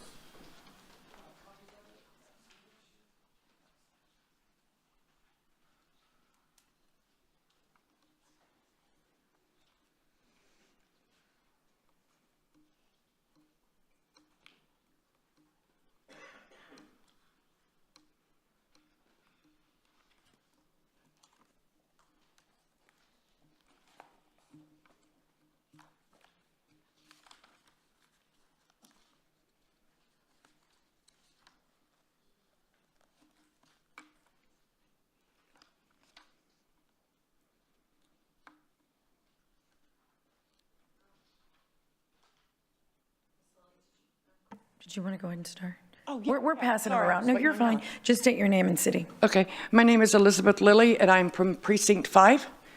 And I'm here about two issues. One of them is our Animal Control Director, Katie Chapa. She was hired by our city manager, Peter Zanoni, without the qualifications that she needed to have that are required by state law in Texas to be an animal control director. She is missing the certified welfare administrative certification. She did not get the certification from the Texas Department of Health for animal control officer, nor the euthanasia certification when she was hired. What she did do was best friends with Peter Zanoni's wife. And there has been questions of dogs that we know for 100% fact that I have all the documentation. If any of the city council would like me to provide that to them, I will. I have provided it to KRIS News, where animal control has picked up dogs, but they were never logged into the system and they just simply disappeared. There's another dog that the police department, and I have the records from that, handed off a dog to an animal control officer. It was picked up on the street 8 days later. It never made it to the animal control. And another dog, Cruz, the one you see right there, missing half her neck. That one was put in pound on the 14th, was not to be released until the 17th or the 18th. I can't remember which one. It's a 3-day stray hold per city ordinance and Texas state law. Katie Chapa adopted that dog out on day 2. Per state law and city ordinance, you are not allowed to adopt a dog out to anyone. She tried to say on the papers, well, we did it for health reasons. You can't even do it there. Per your own ordinance that I helped write, 6-103, the only way that dog leaves that shelter before 3 days is if that dog leaves to a shelter, to a rescue or a shelter that has the stuff that is available to treat that dog. They told me, well, we're going to follow up. 2 of them up there told me that. Katie Chapa told everybody they were going to follow up. Those notes written by Animal Control says there will be no follow-up. So we have a dog missing half of her neck that was not spayed, that was adopted out not only to a regular person, but in another county, and they're saying by their own words, they're not going to follow up. So what happened to that dog? Did the dog get treated? We do not know, because they adopted it out in violation of a Texas state law and the city ordinance that's right here that I helped write. So I know that had she actually had the qualifications for that job, she would have known that dog could not be adopted out. She would have never broken Texas state law or our city ordinance, but she's not qualified. She's only Peter Zanone's wife's best friend, and that has to stop. Sorry, I'm loud. No. Mayor, if I can, for the record. Thank you, Ms. Lilly. Yeah. Yes, sir, go ahead. Yeah, so what's Miss Lily's, Miss Elizabeth, I guess Miss Lily's incorrect, where Katie Chopper's not the best friend of my wife. My wife's here if you want to ask her, but she's not best friends, so just a point for the record. Thank you. Chloe Torres? Then we'll have Melinda De Los Santos, Julie Rogers, Jesse Jenkins, and Jake Hernandez after that.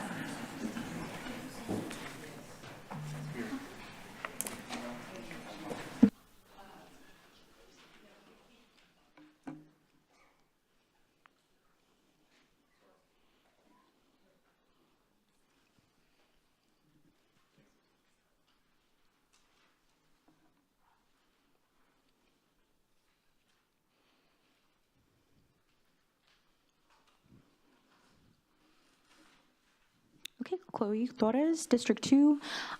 What I handed out to council was a list of 114 people who took the time out of their day to send an email to their council members and all 3 at large, as well as the mayor. However, I'm assuming the city now utilizes a spam blocker of some sort that blocked residents from exercising their constitutionally protected right to free speech. So I urge each council member who cares about the protection of this right to look into this. And so I'm going to now read the email that, again, 114 people took the time to send about the drought contingency plan. Writing today to request that the City of Corpus Christi take immediate action to meaningfully reduce the water usage from the highest volume water consumers in the coastal bend and end the exemptions that industrial water customers benefit from. Residents of Corpus Christi are waking up to the fact that industrial water users are draining the vast majority of our water resources from the reserves and recognizing the favoritism that they receive from City Council. As the new drought contingency plan is being discussed currently, I'd also like to make clear what our demands are to create a fair and equitable plan that prioritizes the water needs of residents over the water quote-unquote needs of corporate partners. End the drought exemption for high-volume water users. Require that they curtail their water usage so that we can recuperate our water resources. Remove the restrictions and penalties placed on residents and small businesses so that we are less affected by the consequences of the irresponsible and wasteful business practices of corporate partners. And it is no coincidence that as the Exxon Sabic plant began its operations in 2022, the city fell into a drought a few short months later. If you look at the 5 corporations with the greatest water usage, Gulf Coast Growth Ventures, Valero, Flint Hills, LyondellBasell, and Occidental Chemical, they use a combined 36.5 million gallons of water a day. I'm more than happy to forward the spreadsheet with where everyone's addresses and emails are like clear so you can see which of your constituents actually sent you the email, as well as the rest of the email. With the rest of my time, though, I would like to again reiterate the request that we have another listening session. Again, this plan is 2 years late. You are showing the fact that you favor people who aren't critical of you. The reason why these irrigators and these landscapers are in the situation that they're in now is because, I'm sorry, the council, the city manager, the water department has not done their due diligence. It is because you put us last. That is the reason we're here. And we don't have to be if you would just work with us. So in addition to extending the vote, pushing the vote back so you can have another listening session, meet with the community groups that have been coming for a decade, warning you that this day was going to come. Thank you. Thank you, Ms. Torres. Melinda de los Santos.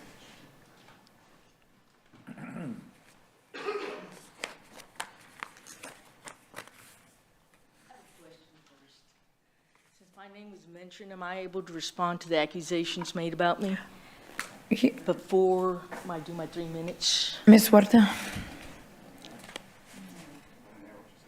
Can she respond to a comment that someone else made about you, correct? Right, to clarify. In her public comment. She has 3 minutes of public comment. She has a First Amendment right to make any statements she wishes within the rules. Okay, that's okay. The answer is yes, you can. Go ahead. Wait a minute. Oh, I can respond? You can respond. Go But is it in my 3 minutes? It's going to be within your 3 minutes. Well, no, yes. okay, well, hold on a second. I had to rewrite everything. I had a really good speech Take a this minute. morning until some comments were made about me. Okay, ready? Go. Melinda de los Santos, District 2. First, I want to clarify the previous comments that were made about me at the Library Board meeting, February 4th, 2025. Regarding the term homosexuality, I was reading directly from our Corpus Christi City Ordinance, Chapter 33, Article 2, Section 33-48, Definitions, which was updated February 3rd, 2025, and enacted November 12th, 2024. Under C, sexual conduct means acts of masturbation, homosexuality, sexual intercourse, ... I read it from our city ordinance, okay? Number 2, in regards to the vulgar terms used, someone said I used the F word and all this, I was reading from excerpts from one of the sexually explicit books they feel is okay to be in the young adult section of our library. I believe the book was The Haters by Jesse Andrews, page 271 and 272. So as you can see, God is good. I wasn't planning to come and speaking here this morning. Then I went to church and I said, you know what, I'm going to come and I need to support Samuel Fryer or Marcos Haas because they have the same values and principles I do. As you can see, as you have heard these individuals, they were offended by the language used, which I explained. If these individuals were offended by these terms, they need to read from the book list that I have assisted in compiling regarding all the books that are in our libraries. So God is good in exposing their hypocrisy to what they have been supporting and what we have been fighting against for over a year, these sexually explicit books. The 4 incumbent members that you have voted on with 1 remaining, they did not want any change to the policy. They did not, and they did not want any of these books to be to be changed. So I believe, according to the ordinance, it reflects the community standards of our Corpus Christi, which we need to abide. There are those who firmly believe in the American Library Association, which changes Library Bill of Rights to make children have the same rights as adults to read any material. If you believe that a parent has a right to protect their child from harmful material, then you will vote for Samuel Fryer or Marcus Haas. If you believe relocating sexually explicit books as defined in our city ordinance should be moved to an adult section, then you will vote for Samuel Fryer or Marcus Haas. If you believe in the existing policy needs review and revision to protect children and adhere to city ordinance, then you will vote for Samuel Fryer or Marcus Haas. If you believe in the teaching of the Bible, which I heard all the city council members mention God in their speeches, then you will vote for Samuel Fire or Marcus Haas. If you want to rise up and get bold for our children, then you will vote for Samuel Fire or Marcus Haas. Thank you for your time. Thank you, Ms. Del Santos. Julie Rogers? Yeah, Councilman Hernandez. Peter, in terms of what they have brought to the attention, I went and actually looked at our city code, and it does say those exact aspects and requirements. If our policy and selection at the library are in conflict with our ordinances, I think you need to take the opportunity to review it and confirm that we're not in conflict in terms of that. So just okay, yes, sir. Just we'll look at it. please take the time to review it. Thank you. Yes, sir. Ms. Rogers. Are we ready? My name is Julie Rogers. I'm a resident. I live in District 1, and I believe in God, and I believe in love. And what a great irony. What I'm going to say today, why I'm here, is because I wanted everyone to remember that it's National Library Lovers Month. I wore red, and you know what else? I was kind of afraid to say the word lover.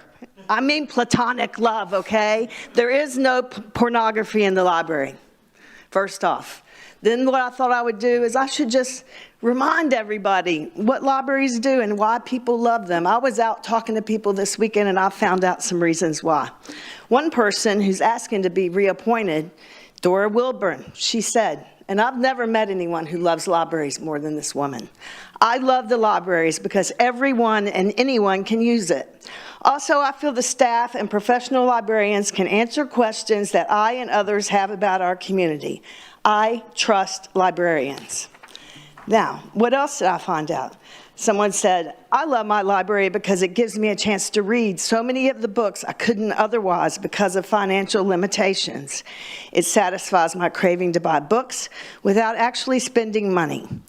I love libraries because they are community centers where you can meet your neighbors, attend story time, join a book club, do your homework, join a knitting or crochet circle like the Chain Gang at La Retama, get the news, and use a computer. Libraries also level the playing field. It doesn't matter how much money you have or how much you don't, what gender you associate as, whether you are married or single, have a GED or a PhD, all resources in the library are available to you in equal measure. Someone else said, I believe libraries are sacred places. They hold the history, science, and imagination of the ages. From first holding a book, which I could read on my own at age 4, to now 74 years later, I have discovered information, travel, novel perspectives, the past, innovative ideas, and so much more. My life has been enriched beyond measure. Someone else said, we moved a lot when I was young. Finding a library was one of our top priorities in a new city. When there was uncertainty, the library was a constant. Now when things are up in the air, the library is a calm influence. One more thing, someone said, because our library loves their community, they have programs for all ages and make it a safe haven for everyone. I could go on, and I will keep asking people, and I'll keep sharing this with you, because we hear a lot of negative things about our libraries, and it's time to remember there are good places. It's National Libraries Month. Love your library.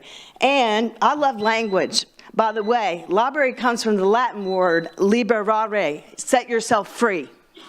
Thank you, Ms. Rogers. Jesse Jenkins?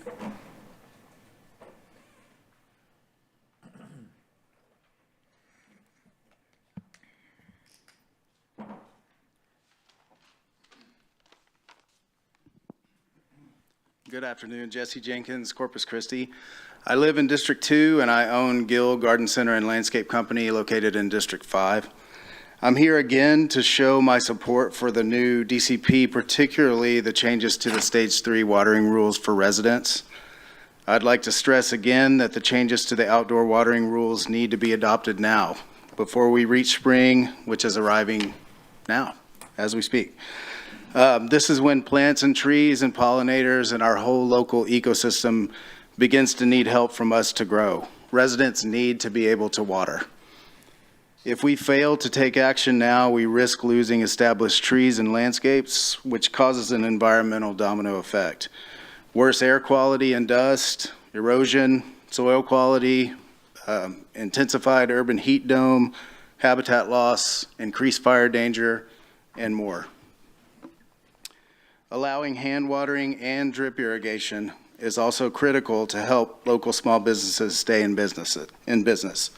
Garden centers and landscape companies like mine, plant growers, outdoor material suppliers, and irrigation companies who install new efficient drip systems, as well as update or convert existing spray systems to more efficient drip systems. The proposed changes also allow homeowners to continue to garden and improve our property and our quality of life. Plants, trees, and gardening contribute greatly to the health and the vibrancy of our city. So, thank you. Thank you, Mr. Jenkins. Jake Hernandez?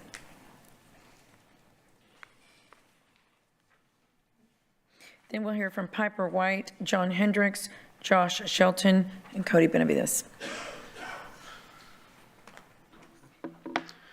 Jake Hernandez, City Council District 2. I would like to start off by reminding the room that we have been waiting for a revision to our drought contingency plan for about 2 years now, and that was way too late. But with that in mind, I want to make it clear that I'm aware that asking City Council to table the vote on the DCP seems like a contradiction. However, we still have major concerns with the drought contingency plan. There's no mandatory trigger to enter the water emergency stage, and the drought contingency plan still allows for high-volume water users to wastefully drain our water sources at the discretion of our city manager, who clearly displays his favorability towards large polluting corporations. The vote needs to be tabled until you can figure out a solution to require high-volume water users to meaningfully curtail their water use, who, let's state factually for the record, are by far the largest drain on our water resources. I spoke to a community member recently and explained my position on the DCP that I just explained to you, including my belief that industry should curtail their water use, to which they responded by saying they can't just not use that amount of water. They can't just use less water. They need a certain amount of water to maintain their operations. And this, to me, is such a telling statement. I mean, no wonder y'all refuse to mandate a water usage limit for industry, because then y'all would be responsible for losses of jobs and revenue. And my heart really does go out to all the industry workers who would be affected by those losses. But the real harsh truth is the fossil fuel industry was never sustainable. The fossil fuel industry could never last. And if this man-made water shortage isn't a resounding wake-up call that the city of Corpus needs to scale back its mission to expand the fossil fuel industry in the coastal bend and recognize the consequences of these unsustainable business practices and their impacts on the very real climate crisis, you must be either willfully denying those consequences or you are unfit to continue to serve on this council. Thanks. Thank you, Mr. Hernandez. Piper White?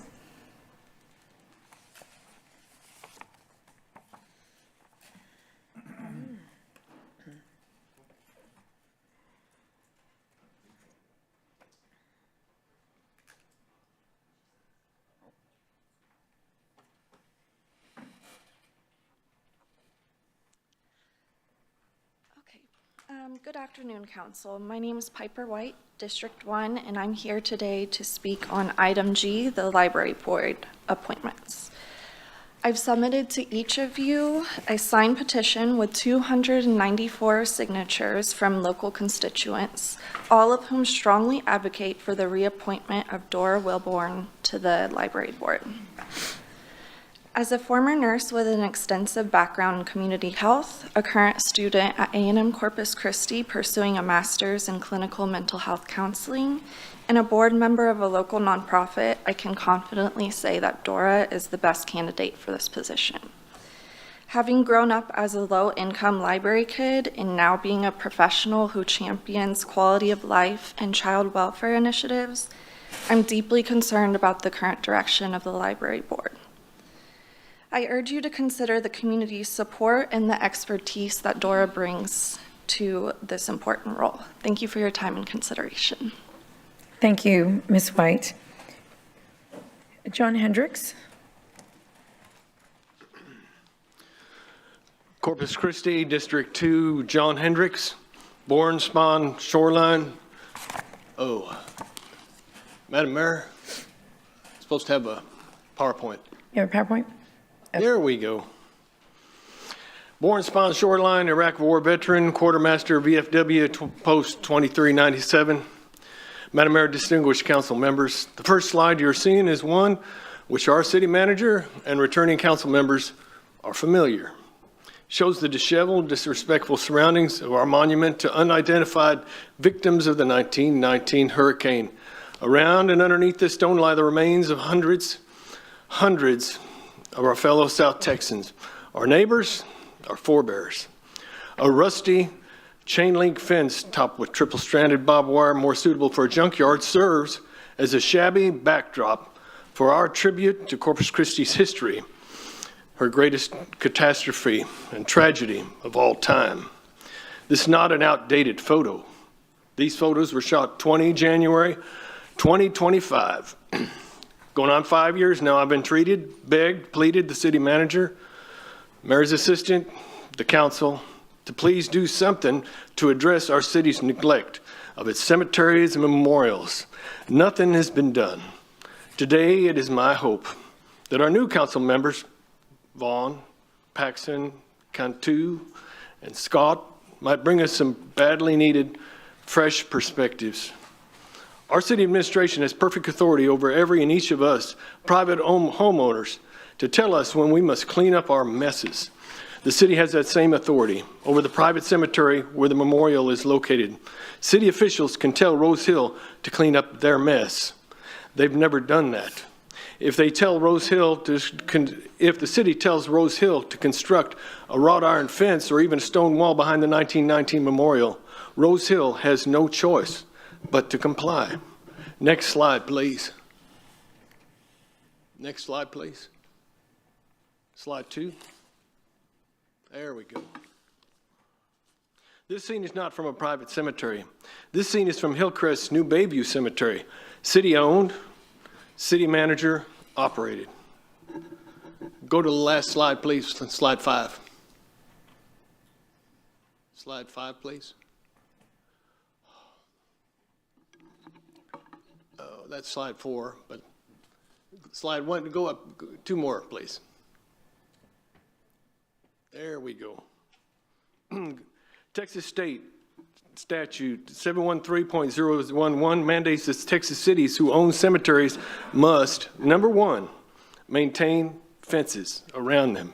And number 2, the city must also level and straighten markers and memorials contained therein. With due respect. Okay, I lost a little bit of time. I beg your indulgence. Yeah. Okay. With due respect, Madam Mayor and distinguished council members, this has not happened. Could I see slide 4, please? Back up 1, please.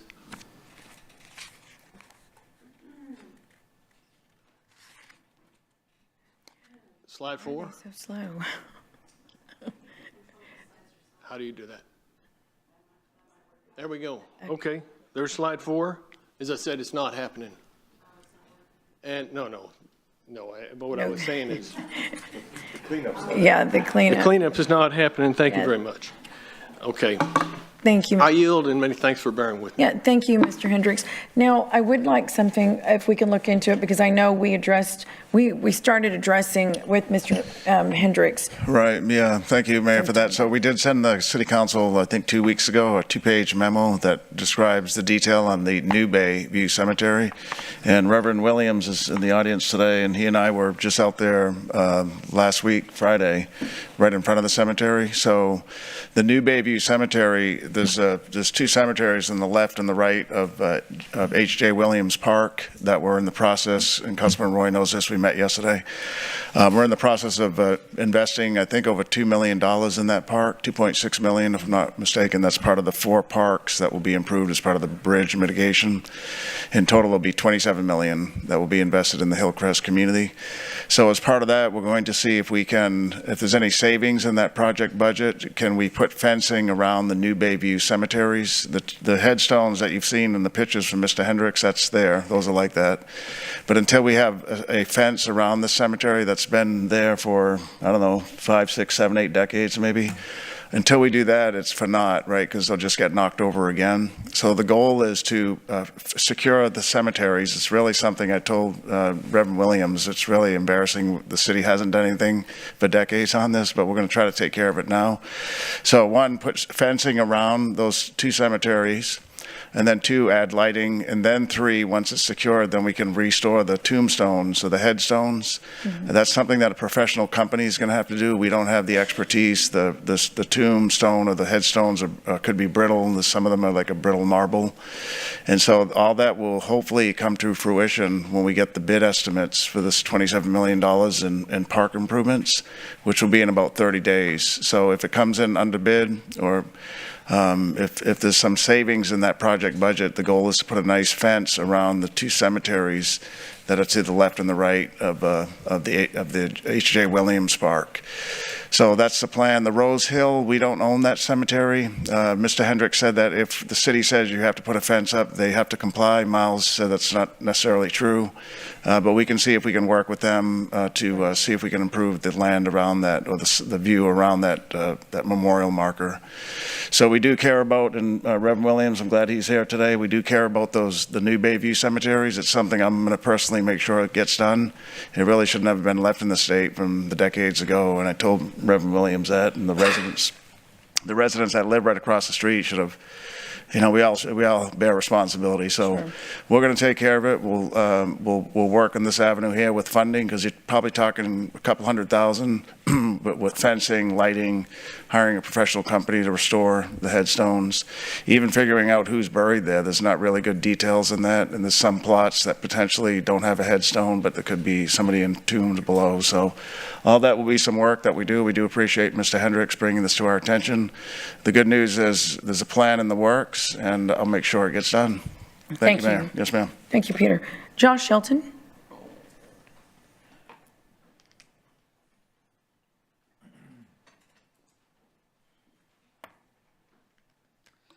Hello, my name's Josh Shelton, and I live in District 5. I'm here again about the library board. Admittedly, I haven't lived in Corpus Christi for a very long time yet, but my wife was born and raised in Rockport, and we got married there. Our son was born in Bryan, Texas, and then we moved to Fargo, North Dakota for a couple of years. Since we're talking about cities with recognizable branding, we lived about a mile from the wood chipper in Fargo. Since we've moved back and forth across the country, I see that as a positive, because we've seen how different library systems, how well the programming matches the needs and schedules of families with young children. We've seen how different city libraries navigate the potential friction between the homeless population and other library users. And in general, whoever you choose today, I want to make sure that we're supporting and growing the libraries. I think there's still room for a common sense path forward. Admittedly, I'm still a new guy in town, and it's understandable if you'd prefer a familiar face. And many of my ideas are suggestions for events and ways of marketing library events that I could implement or test without serving on the library board myself. But whoever you agree to appoint today, I hope you don't mind seeing me again in the future. Thank you for your time. Thank you, Mr. Shelton. Cody Benavides?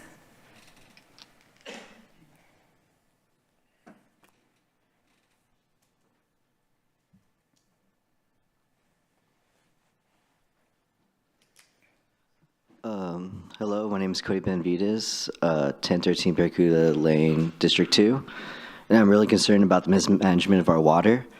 There is no trigger for stage 4 based on water levels, and it is at discretion of our city manager. We have no choice of him being here or not. We did not elect a city manager to be in charge of our water. I'm against the move of suspension of adding new and expanding existing water lines from stage 3. There should be at least an application process, whether it's a local business or real estate development, so they can prove that they will drastically improve our quality of life. I'm not anti-business. This is just the fault of our city's mismanagement. The city council needs to set up meetings with community members who have continually shared concerns, and our water department needs to hold additional listening sessions with city councils and the mayor in attendance.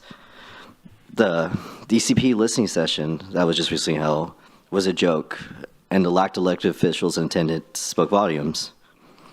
I would like to also point out that it's great that residents' bills will not be doubled anymore, but it's also a slap in the face that industry in the area are still exempt from any sort of surcharge when they use 80% of our water. Water is life, and y'all need to stop playing with our lives.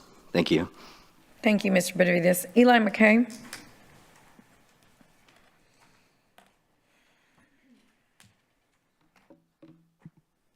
Good morning, afternoon. I guess I shouldn't have skipped breakfast. Hopefully y'all didn't. But my name is Eli McKay. I live in District 1 in beautiful uptown Corpus Christi. So one of my favorite parts about this community is that there is involvement of everyday citizens within all aspects of our local government. I think this is something that should be greatly appreciated. And I imagine that it's uncommon in a lot of cities across the country with people being so distracted by national things. I know when I talk to my friends from other places, they don't even know who their mayor is, so I find that problematic for them. I personally have had the luxury of attending many city council meetings, board and committee meetings, and public input sessions over the last several years. And while we do often see a lot of familiar faces, there are always those who come out with specific issues that they face in their neighborhoods. But even more, I know that there's those who cannot attend regularly because their work or family commitments keep them from being actively involved. So the issue of major concern to me has been the uptick of division and dehumanizing rhetoric happening in these spaces, in these meetings. I believe that our community is beautiful because it is diverse, but we are on the wrong course when we make enemies out of our friends and strangers out of our neighbors. Like every level of government, we count on leadership to unite the community. So please be mindful when speaking in public and private settings, and realize that calling people who have spent their entire lives in the coastal bend anti-anything, or labeling people as agitators or outsiders is wrong. We have to come together, despite our differences. The only reason that there are people in this building today is that they love and respect our community and hope that it can thrive for many generations. We can have differences of opinions without disrespecting or disparaging each other. And I believe that it'll start with those who hold the power. Please support Dora Wilburn for the reappointment to the library board. She's a local small business owner, someone who is always shining light around our community, and I believe her heart is in the right place within service to this board. And I will close with a statement that I've made many times before, but since it's a new council, some of y'all haven't heard me say it. And I believe that anyone who holds a position of power and stokes this division between the people that they lead, they are failing the people they represent. So please don't fail us. Thank you.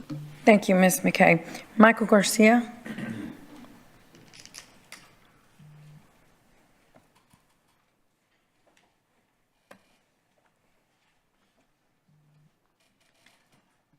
Good afternoon, Mike Garcia, 360 Landscape and Irrigation, District 2, and I want to thank you for the snack machine outside. It was very helpful today. Good afternoon, Mayor, City Manager, Council members. Thank you for your time and your consideration. As our industry is in this current crisis. Also, thank you for acknowledging the battle we are fighting to keep our businesses alive. We thank you for the urgent and timely response to our economic challenges. Our families and our working partners would greatly appreciate your assistance. This financial assistance will help us retain employees, retain our COIs, and other insurance coverages that we need in order to run business for the great city of Corpus Christi. The financial assistance will also bring relief to the landlords vendors, business partners, things that we've gotten behind on. This is a simple fact. If we had an electrician and we took electricity away, so you can't use electricity anymore, he's out of business. If you take water away from an irrigator, he's out of business. I'm that irrigator, and I have several here today with me. ABC, Hebert Irrigation. These are great companies that have been here for a very long time. And we're going to continue to be here. We're going to get over this. We're going to get past this. But the way we're going to do it, as the young lady just said before me, is by coming together. We're all together. We're in the same boat. And I appreciate everything that you're doing for our industry, and we can't do it without you. I know that in the last meetings you saw me in a suit and tie, and I'm sorry I didn't mean to, come underdressed, but I'm not underdressed. I came purposely dressed like this because this is what I wear every day. I wanted you to know that that's how seriously we take our business. We're going to dress up for the occasion. You will be addressed according to how you're dressed, I understand. But every day we put our hands to the plow and we get to it. And we take care of our business because we follow protocol. We follow permitting. We follow TCEQ rules because that's what this license is for, is to do proper work. And I will vouch for everyone in my industry in this room today. That's exactly what we're doing. And we thank you for your help. Thank you so much. I know we're all in this together. And I want to just reiterate the importance of keeping landscape industry alive. It goes hand in hand with construction. We're probably the last hands that get on that property to make sure it all comes together. Thank you very much. Thank you, Mr. Benavides. Henry Williams, Reverend.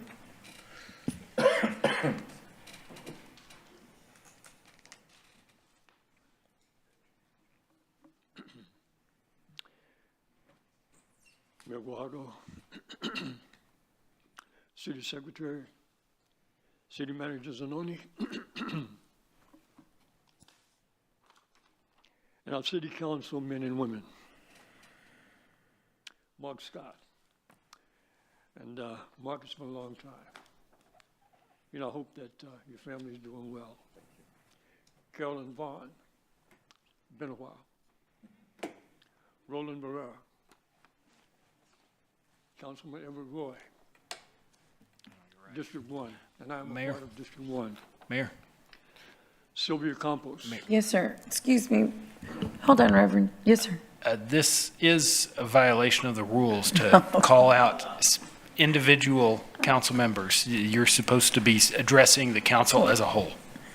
Okay, so we'll just have to skip the names and just all of us. Well, actually, I wanted to say some good things. And Reverend Williams, can you also say your name and address? Your name and city, please. I'm sorry. Henry Williams, District 1, 2422 Summer Street. Thank you.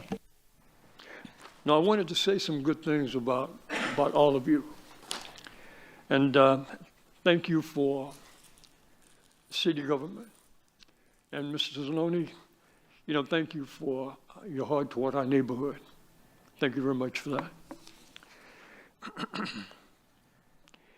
This has been a very spirited meeting. And I think we're trying to get some things right in our city. And our prayer, my prayer for Corpus Christi, is that it live up to the meaning of its name, the body of Christ. And we're all a part of that. And we must be a part of that. Police Chief Markle. I'm glad that Chief Markle is here. For the past 28 years, we have prayed at the police station for our city, for our state, for our nation. That is, that righteousness will go forth in our nation. And we must be a people of prayer. That is, getting it right in the libraries, getting it right throughout our nation. But I'd like to speak to also the matter of the harbor desalination. And we in our neighborhood, and I believe that for us, the desalination has two aspects. One, for the Hillcrest neighborhood, because it is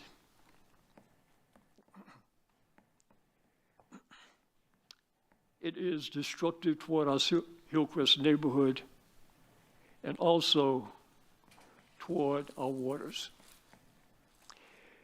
And at the last city council meeting, I gave to you handout material, an article that was written in the Texas Monthly Magazine, the December 12th issue.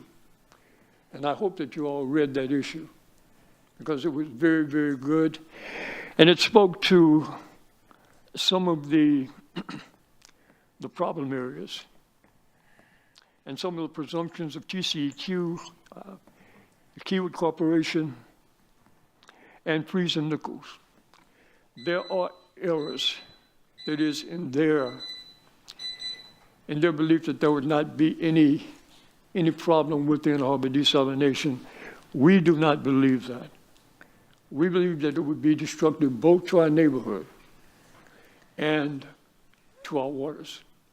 And if you would, as a new city council, would you take these things into consideration and perhaps put aside the harbor desalination? And thank you, Mayor. Thank you, sir. Thank you. Laramie Fain.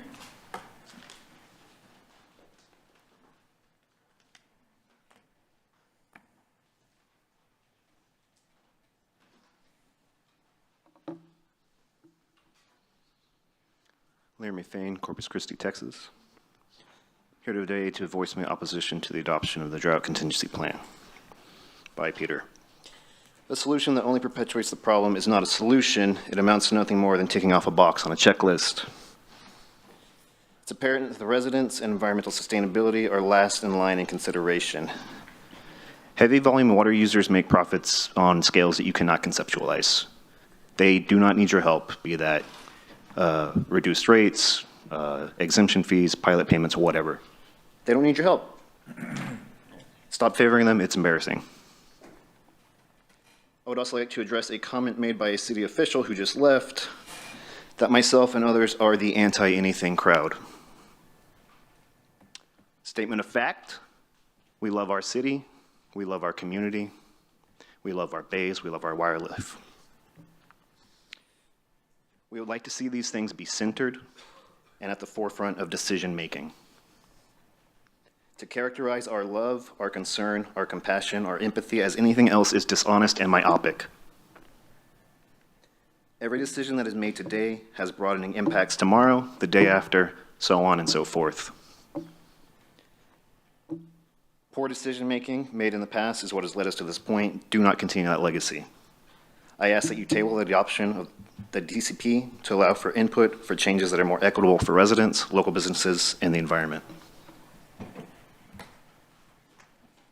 Thank you, Mr. Fain. Marilena Garza. Then we'll have, Isabel Ariza, Candace Held.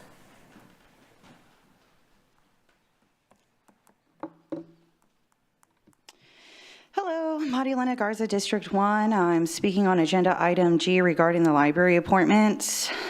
As a library kid and regular library user, community advocate, I confidently support Dora Wilburn to be reappointed to the library board. I'm also part of the Junior League Corpus Christi new member class, which is responsible for the free little libraries that are here around town. Literacy is something that's always been very important to me before I even knew about poor people, people going hungry without shoes. I learned a lot of the things, if not all the things that I have from books, not my parents. My parents were a little too busy trying to keep the roof over our head.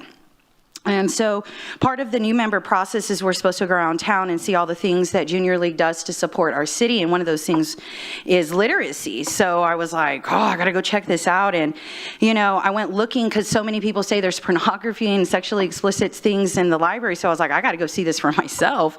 And there's none. But you know what I did find? I went to the Anita and W.T. Nealon Public Library. Do you know that they have a book sale? Like there is this organization that has a perpetual like book sale, and then that money goes into a scholarship fund. Like that's awesome because I have to stock those free little libraries, and I'm tired of giving my money to like big box corporation. I'm all about local, support local, so I can get books for kids and support a scholarship fund, that's like a win-win. I went and told all my junior league sisters. So I found that at the public library, not porn. I also learned that there was an art installation outside the Neyland Library that the junior league actually paid for. Still did not find any sexually explicit books. So I was like, let me go try another place. Maybe I'm looking at the wrong library.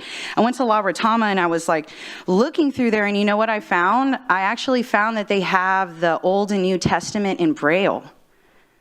That was amazing. Like, I've never even had the opportunity to go to any library aside from the Austin Library that has Braille available.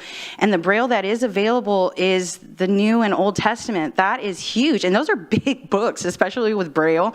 They're not in the best condition, but I mean, I was like, whoa, we have Braille in our library, and I was able to sit down and open it and actually run my hands. I'm excited to learn Braille. Didn't find any porn. I also went looking like a little bit farther. I'm like, maybe there's like these porn like groups or something. I found out that La Retama also has a green thumb plant swap. They just had it on the 8th. And did you know that La Retama also has a sensory room that is the only free public sensory room in South Texas? So like, why aren't we talking about all the great things that the library does? Why aren't we talking about increasing the budget, managing our money better with them? You know, we really crutch on the library for a lot of things when they get their generator over there at La Retama to keep the archives and everything safe. You know, that's going to be what we use when all the power goes down. So there is no pornography or sexually explicit books at the library, but there is some other really good stuff. Thank you, Ms. Garza. Isabella Riza.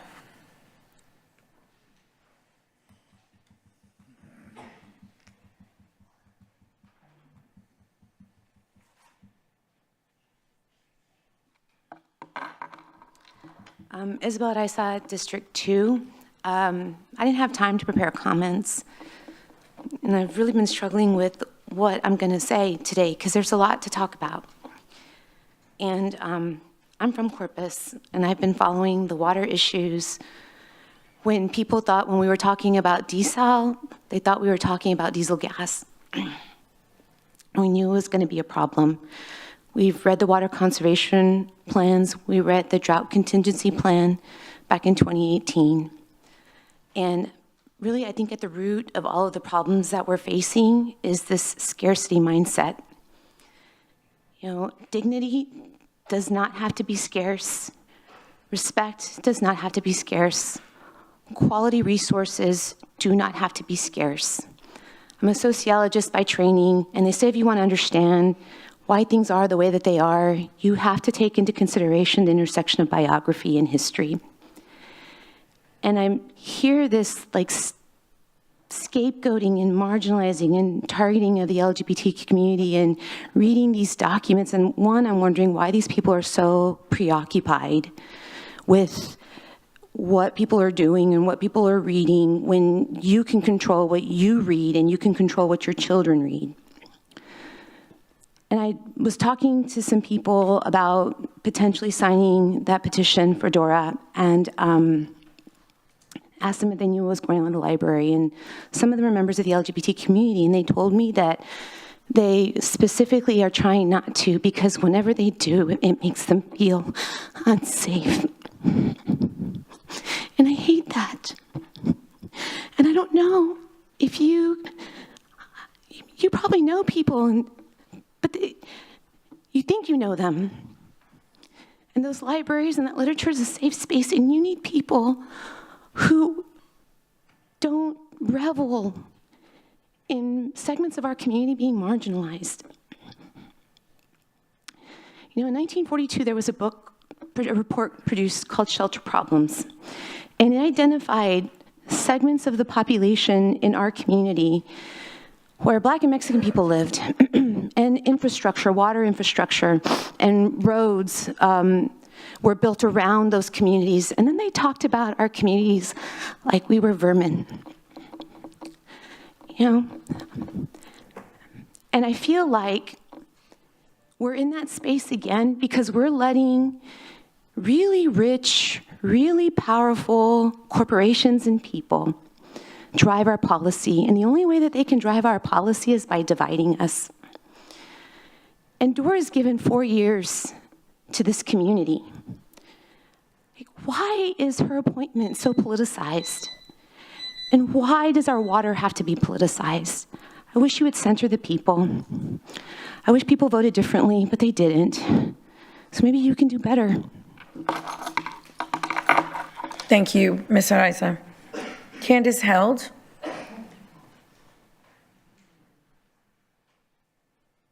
And then we'll go to WebEx and web video, correct, Ms. Huerta? Yes.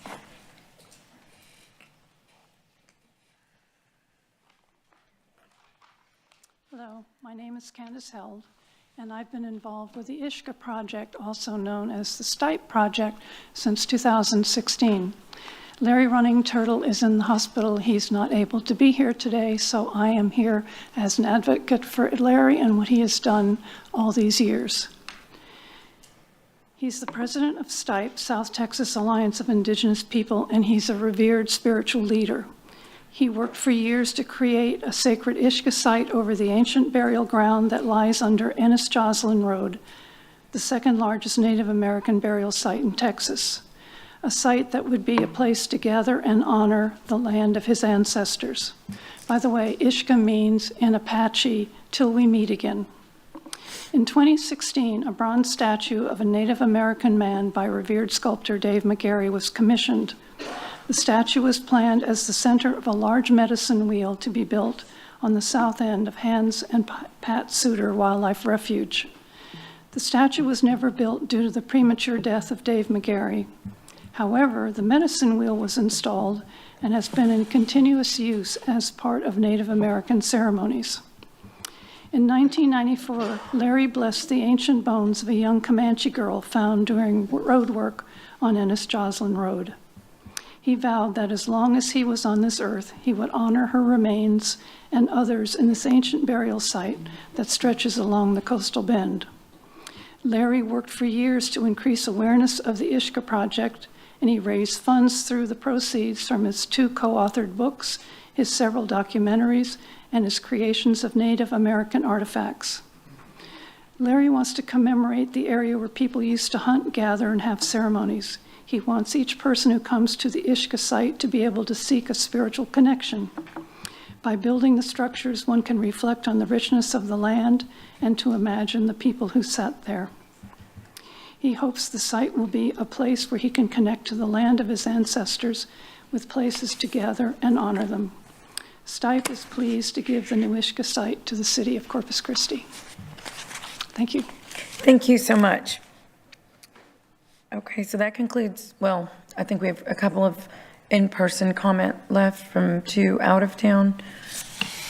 Yes, and our policy is we do residents first before. Okay. So we were going to do the residents. Alberto Zertuche, I think, is online. Or was. Mr. Zertuche? Is he a phone? I think He's a phone, yes, ma'am. Oh, okay. Oh, there. Let's see. Sir? Yes. Great. Can you please state your name and city and make your comment? My name's Albert Sartuche. I live at 3601 Cub Street in Corpus Christi, Texas.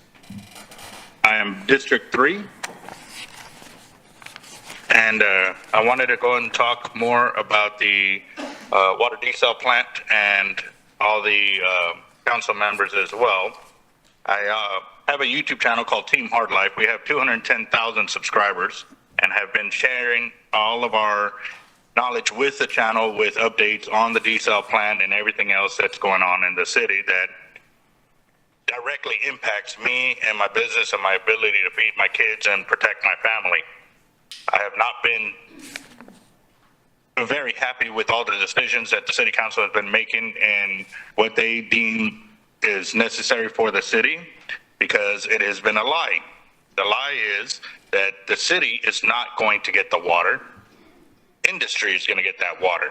So why do they keep putting out there that false narrative that the city will get the water? I mean, I'm sorry, we're not. But you expect us to pay for it. And then what happens when it fails? Not if, when it fails, because the other desal plant that was put in the back bay still isn't even up and running. And that's been in there, what, 10 years already? I am not happy.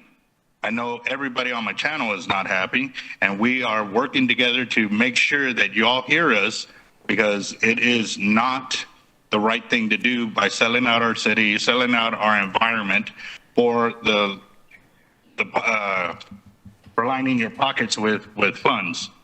And you may say that we're thinking out of the corner of our eye or not doing it correctly, but we are paying attention to what's being done and not being done. And our city getting fined hundreds of thousands of dollars because failed leadership causing that, and then putting it back on us to come out of our pockets, because I guarantee you every one of those fines y'all did not pay for.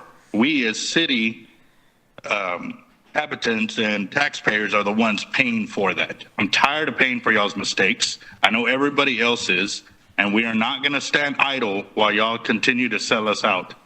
We are on y'all. We are watching, and we're going to keep sharing it and making sure everybody knows what is going on and what needs to be done so y'all can hear us, because, again, too, this is my livelihood. This is my life. This is everybody's safe haven to come out and enjoy the waters that we have in our area. Fishing, boating, swimming, you know, just coming out and looking at the hotels and all of that is not going to be able to be done if those water treatment plants get put in there. And again, too, the water is not for the city. It's for incoming businesses and industry. Make them pay for it. Make them responsible for anything that happens when it fails. Thank you. Thank you, Mr. Zertuche. Next is Tanya Bergstrom. Bergstrom, my name is Tanya Bergstrom. I live in District 4. Before the council members are to increase my water rates, and all of Corpus Christi residents, you should increase industry rates. The council and the city managers have oversold our water. We currently have industry sucking all the water for profit and aren't even asked to conserve as much as the residents. I shouldn't feel bad about giving my daughter a bath or brushing her teeth, and the rest of my family plus myself. I'm angry that the council members aren't listening to the residents. It's so bad here in Corpus Christi that we have our own city managers trash talking about our community members. And it's shameful that our quote-unquote full-time mayor that was not at the listening session for the drought contingency plan. We have a problem right now, and we're not going to be waiting, and we can't wait for an experimental desal in 2029. We also have a huge stray dog problem. In our local community, students were getting bit by dogs. In my own neighborhood, one of my neighbors got attacked by 3 dogs. I ask that the city manager either be terminated or resign for hiring his friends to governmental jobs that they do not qualify for. Thank you. Thank you, ma'am. Next is Jason Hale.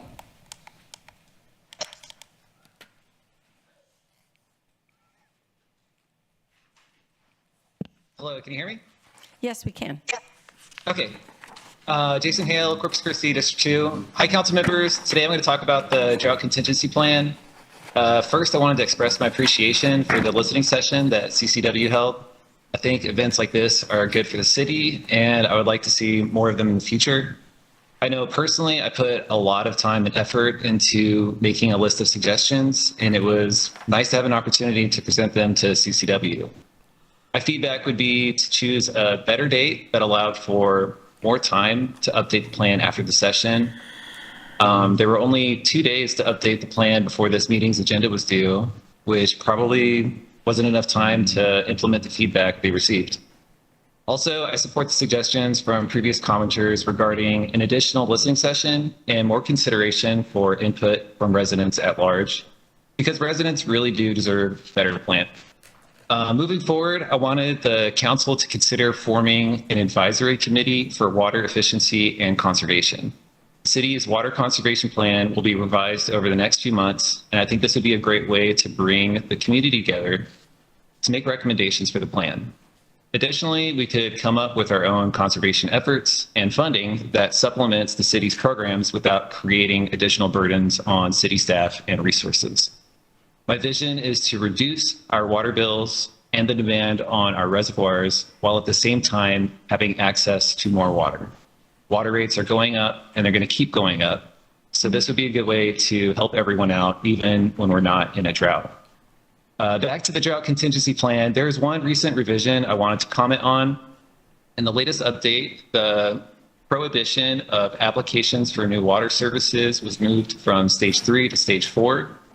My take on it is that it feels like we're selling water that we don't have, and I don't understand how that's going to get us out of a drought or improve the drought plan, the contingency plan, right? To me, that's like taking out a car loan when you're on your last dollar. But I'm willing to hear why staff made this recommendation and why they think it is a good idea. I'm hoping the council will discuss this further and possibly amend it or leave it where it was before voting on it later today. That's my comment. Thanks. Thank you very much, Mr. Hale. Next is Adam Rios.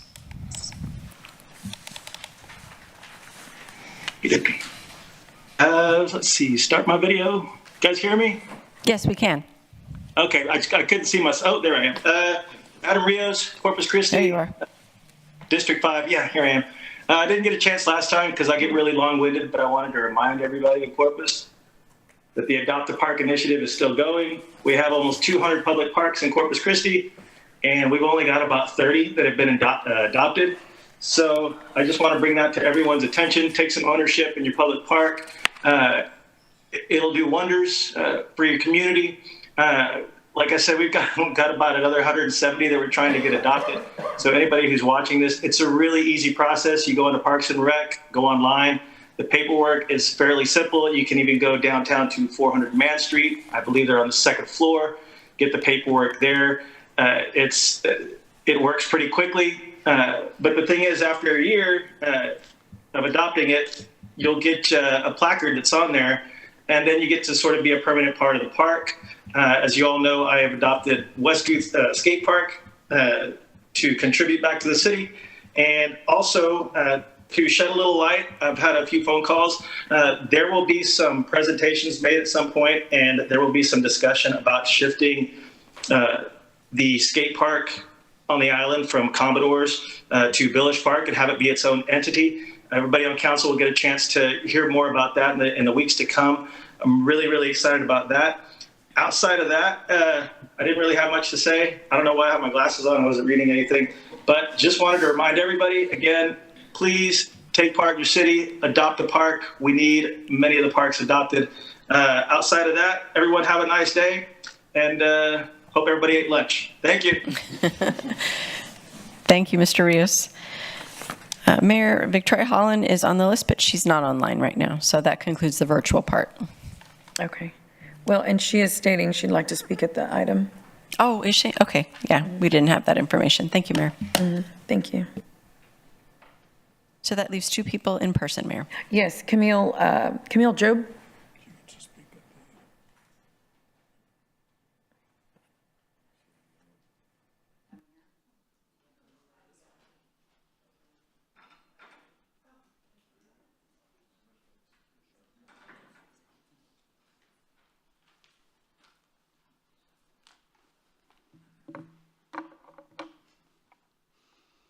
Hi, everybody. This is only 1 minute for me, since I'm from out of town. My name is Camille Urban Job. I'm just here to introduce myself to everybody. I am from Austin, but I'm a Corpus Christi native, born down the street at Spahn Hospital, graduated Ray High School, learned how to golf at the Gabe Lozano. I'm here to hopefully defend the approval of a low-income housing project that is on the consent agenda. We are asking that you go ahead and pass that. It provides a great opportunity for seniors with low income in Corpus. We believe that competition is a great thing. We have one other competitor in this, and we'd love it if you would pass both of us. We have a highly qualified team, most of which are from the state of Texas, from Austin just down the street, and we will be here very regularly. Our developer is from California. They own and manage once they've built, and they have built thousands of units over the course of the last 30 years. What is the name of the developer? The developer is Danco. We are the Palo Verde Senior Apartments project. Thank you. Thank you, Ms. Jobe. Thank you. And then last, Cedric Davis.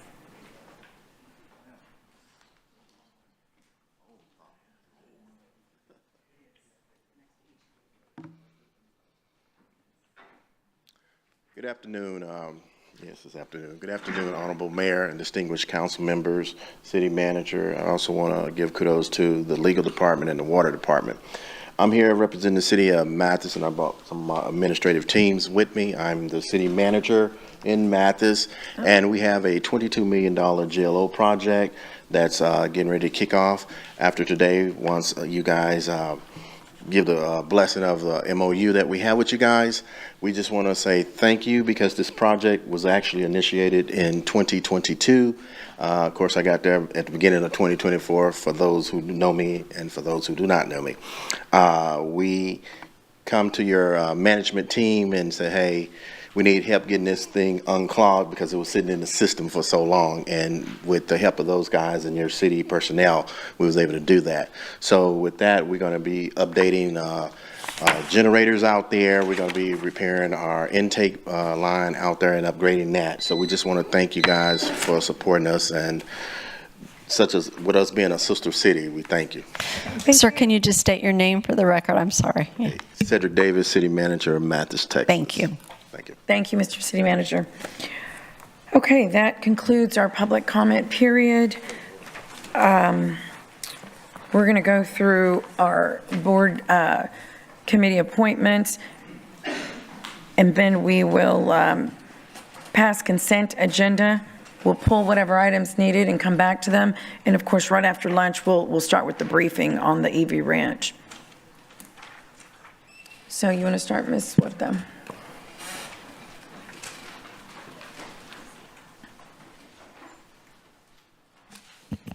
All right, Mayor and Council, the first board for your consideration is the Capital Improvements Advisory Committee. There are 9 vacancies, and each council member and the mayor nominate a member subject to confirmation by the full council. So there are some members who are seeking reappointment. There are Bart Brazelton, representing Councilmember Roy, Philip Skorbarczyk, representing Councilmember Barrera, Moses Mustagashi, representing Councilmember Hernandez, and Haley Gonzalez, representing Mayor Guajardo. And their attendance rates are in your packets. I move for approval. Okay. Okay, we have a motion and a second. All in favor say aye. Aye. Any opposed say no. The motion carries. And then we have the following people who are being nominated by our newer council members. Debbie Lindsay Opal, nominated by Councilmember Vaughn. Trey Summers, nominated by Councilmember Scott. Eli McKay, nominated by Councilmember Campos. Herbert Rubio, nominated by Councilmember Cantu. And Patricia G. Anderson, nominated by Councilmember Paxson. Second. We have a motion and a second. All in favor say aye. Aye. Any opposed say no. The motion carries. Okay, next we have the Coastal Bend Council of Governments. There are 11 vacancies with at least 4 elected officials, and the rest are city staff. So for the staff position, City Manager Zanoni recommends the following. New appointments would be Arturo Marquez, regular member, and Jason Alvarez, an alternate. And the reappointments would be Peter Collins as a regular member, Esteban Ramos, regular, Ryan Skorbarczyk, regular, Michael Rodriguez, regular, and Sony Paranel as the alternate. So moved. Second. All in favor say aye. Aye. Any opposed say no. The motion carries. So that leaves us with the 4 positions that are filled by council members. Council members Barrera and Hernandez are eligible for reappointment. Move to reappoint. All in favor say aye. Aye. Any opposed say no. The motion carries. So then that leaves us with 2 vacant positions that council members can fill. I'd like to nominate Councilmember Campos. Campos. Yes, and Councilwoman Paxson, they both expressed interest in serving on this board. I'll, Call the question. yeah, call the question. Go ahead. You want to make the motion? So moved. Second. We approve both. Okay, motion and a second for both councilwomen. All in favor, say aye. Aye. Any opposed, say no. The motion carries. Thank you. Next, we have the Crime Control and Prevention District. There are 9 vacancies. Each council member appoints a board member subject to confirmation by the full council. So Andrew Leeton is being appointed by Councilmember Hernandez. Susie Luna, well, actually, they've already served. They're seeking reappointment. Susie Luna Saldana is representing Councilmember Roy, Tracy Teague, Councilmember Barrera, and Joseph Kramer, Councilmember Paxton, and they're seeking reappointment. Okay, is there a motion to? So moved. Second. Motion and a second. All in favor, say aye. Aye. Any opposed, say no. The motion carries. And then the following people are being nominated by council members who are David Peña, nominated by Mayor Guajardo, Isabel Araiza by Sylvia Campos, Robin Cox by Councilmember Vaughn, Remy Houston by Councilmember Scott, and Connor Rice by Councilmember Eric Cantu. Okay, we have a motion and a second. All in favor, say aye. Aye. Any opposed, say no. The motion carries. Okay, next we have the library board, and there is 1 vacancy. Recusing. Okay. Yes, thank you so much. Councilmember Campos is recusing herself. And Dora Wilburn is seeking reappointment. I move to reappoint. Second. Okay, we have a motion and a second to reappoint Ms. Wilburn. All in favor, say aye. Aye. Any opposed, say no. No. So we have 2 noes, is that correct? 2 noes, Councilmember Vaughn. We have Yes, 2 on this. excuse me, we have 2 noes, so the motion carries. Okay. Thank you. Thank you. Next, we have the Marina Advisory Committee. There are 5 vacancies. Don Dunlap is seeking reappointment, and his attendance rate is in your packets. Move to reappoint. Second. All in favor, say aye for reappointment. Aye. Any opposed, say no. The motion carries. So that leaves us with 4 vacancies. Mayor, can I nominate? Yeah, well, I'm sorry, let's open nominations for the Marina. I nominate Dan Harrington and Brad Stokes. Water short. Nominate James Robinson. So we have, who do we have? Dan? There's 4 openings, right? Yes, that's correct. I nominate Brandon Schumacher. Okay, where are we? Yeah, can we repeat or put the names on? The camera's not on, it's showing all of it. Control room, can you put the camera on the vote sheet? Thank you so much. Okay, so we have Harrington. Can't see them. And Councilmember Cantu, who did you? James Robertson. Okay, Robertson. And who else made a nomination? I thought I heard another. Brandon Schumacher. Oh, that's it. Okay. Did you hear? Schumacher. Erica Mamie.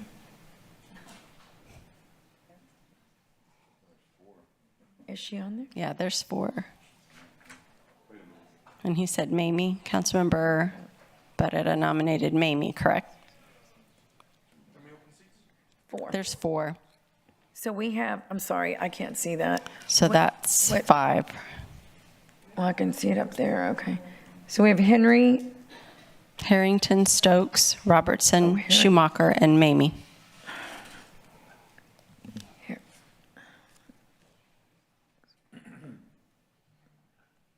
Okay, are there any other nominations? Okay, we're going to close nominations, and we are voting on 4 members? Yes, ma'am, that's correct. Okay, I'll go ahead and start over here with Eric. Pick 4. Yes. Yes, sir. Robinson. Strokes. Shoemaker.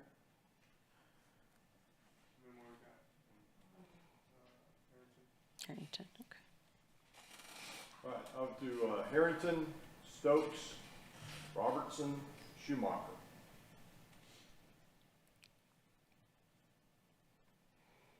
The same. Harrington, Stokes, Robertson, and Schumacher. Harrington is Dan, is that right? Okay. Harrington, Mamie, Stokes, and Schumacher. Harrington, Stokes, Robertson, and Mamie.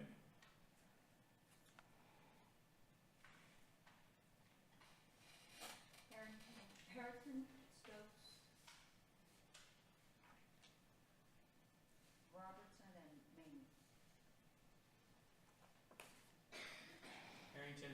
Stokes, Robertson, and Schumacher. Harrington, Stokes, Robertson, and Schumacher. Okay, so it's Harrington, Stokes, Robertson, and Schumacher. All right, so then we'll proceed to the Water, Shore, and Beach Advisory Committee. That's our final committee for today. There are 5 vacancies. Staff is recommending postponing 2 positions for further recruitment, so that leaves us with 3 positions to fill today. Larissa Ford and Scott Lawson are seeking reappointment, and their attendance rates are in your packets. Okay, all in favor say aye. Aye. Any opposed say no. The motion carries. And then the committee is requesting a category change for Ms. Ford from at-large to scientist. Is there any objection to that? No objection. Okay. Move for approval. Second. We have a motion and a second. All in favor say aye. Aye. Any opposed say no. The motion carries. So that leaves 1 position to fill. On Water Shore? Yes, sir. For, Oh, did I mess up? No, there's 1 more. Yeah, there's 1 more. who is the applicant? Who's the applicant? Gonzalo Diaz. Okay, so he's the only one. Are you okay? Okay, thank you. We have a motion and second. All in favor say aye. Aye. Any opposed say no. The motion carries. Okay. All right, Mayor and Council, thank you so much. Ms. Huerta, thank you. We're going to pass the consent agenda,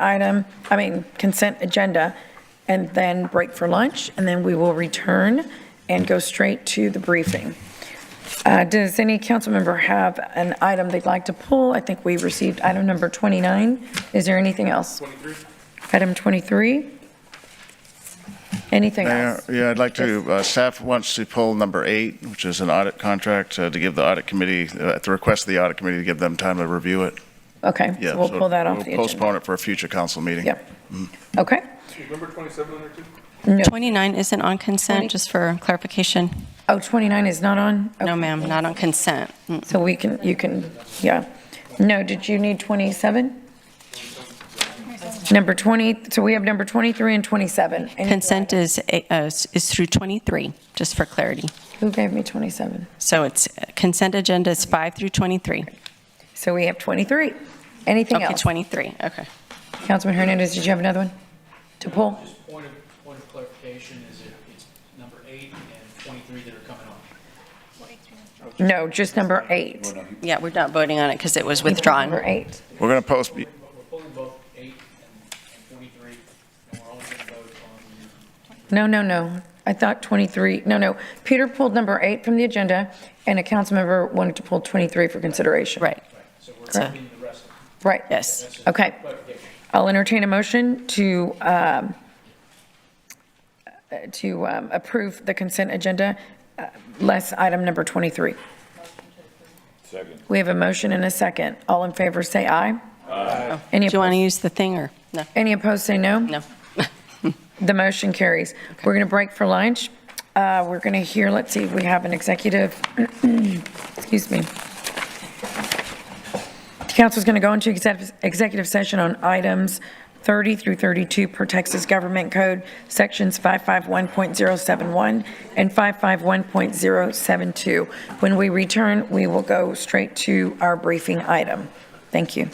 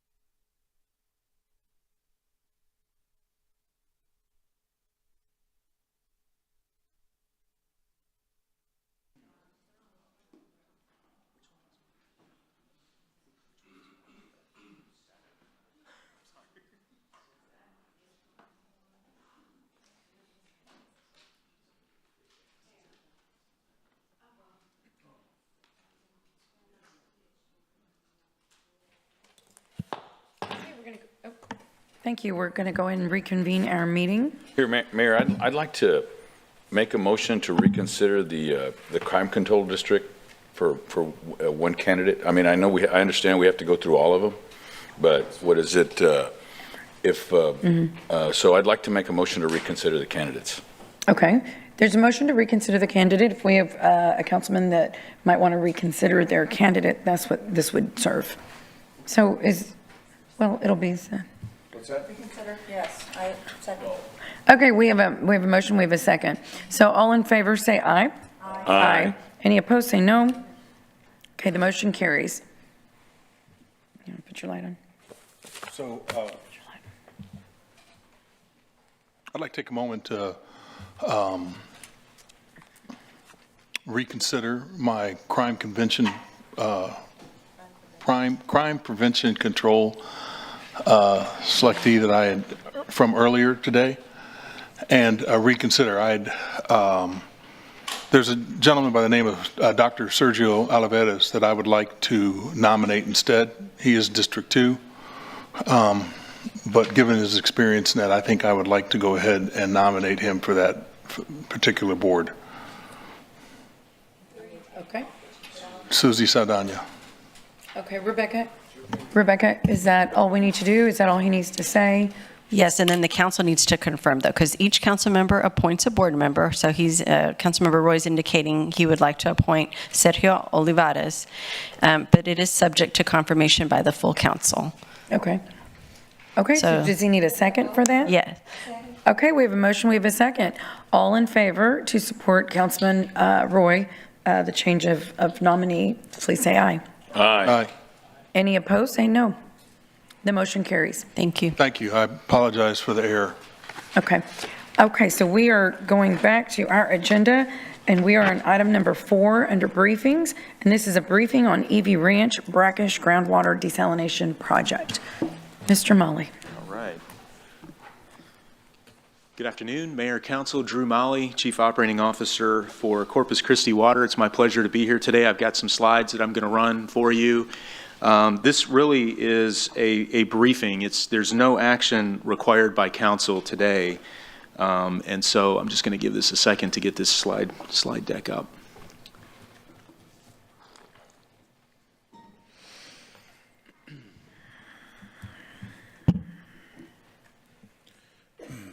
Drew, why don't you acknowledge Dr. Mintz while we're waiting? Yes, okay. So I would like to acknowledge the fact that we have Dr. Michael Mintz, and we also have Daryl Brownlee, who is here today, and they're sitting here in the audience, and we really appreciate them taking the time to come down here today to listen in on this overview of this presentation. So just to kind of give council a little bit of a background, so I've met a couple times with Dr. Mintz over the last year.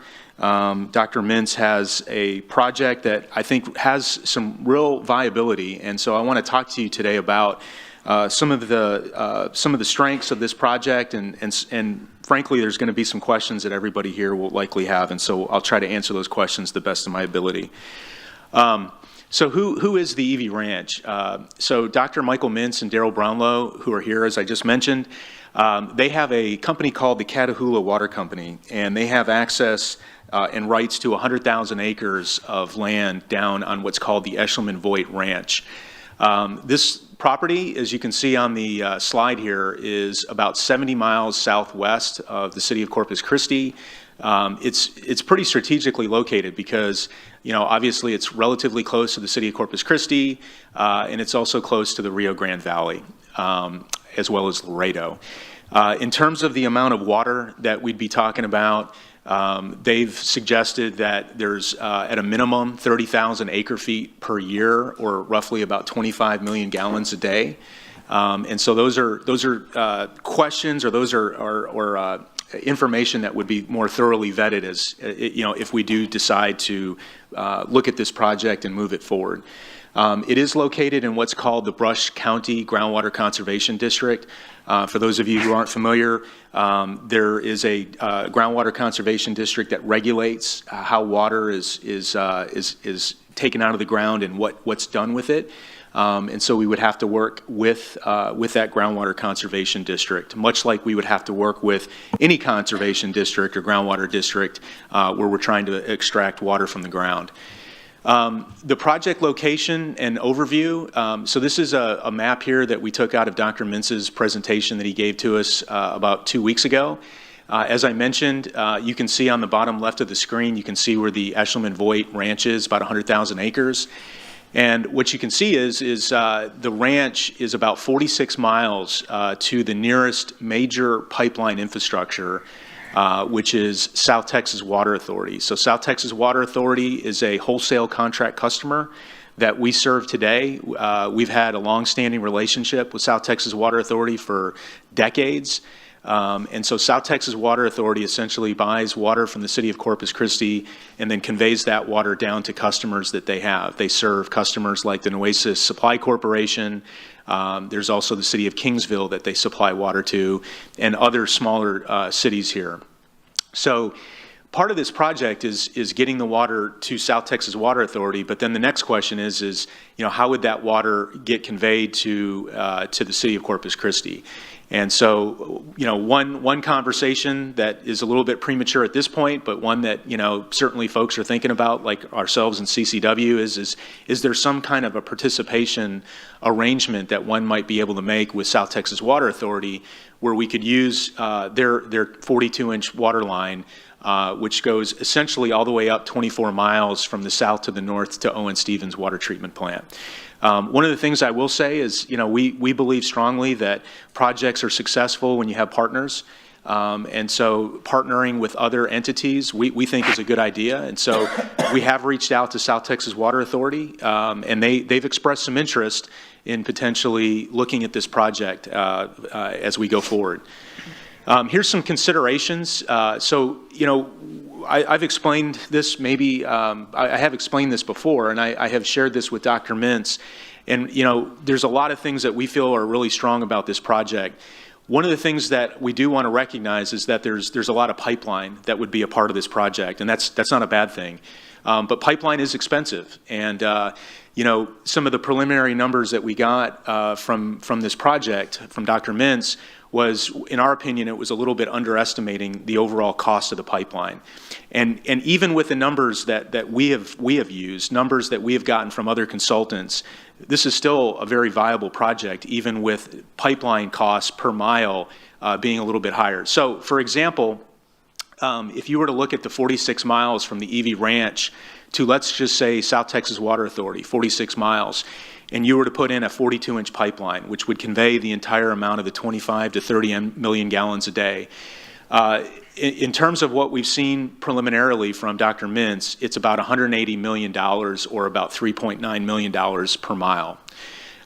We have done some work in the last year. Some of you are aware that we've looked at other groundwater supplies, namely Evangeline. We've had a consulting firm, Pape Dawson, who's done some great work for us. And essentially, based on their numbers, looking at pipeline costs as a cost per mile, their numbers are a bit more, so about $6.6 million per mile. And so that raises the cost of this project up a little bit. I'm not saying that by any stretch of the imagination that this still is not a competitive project, even with that higher cost threshold.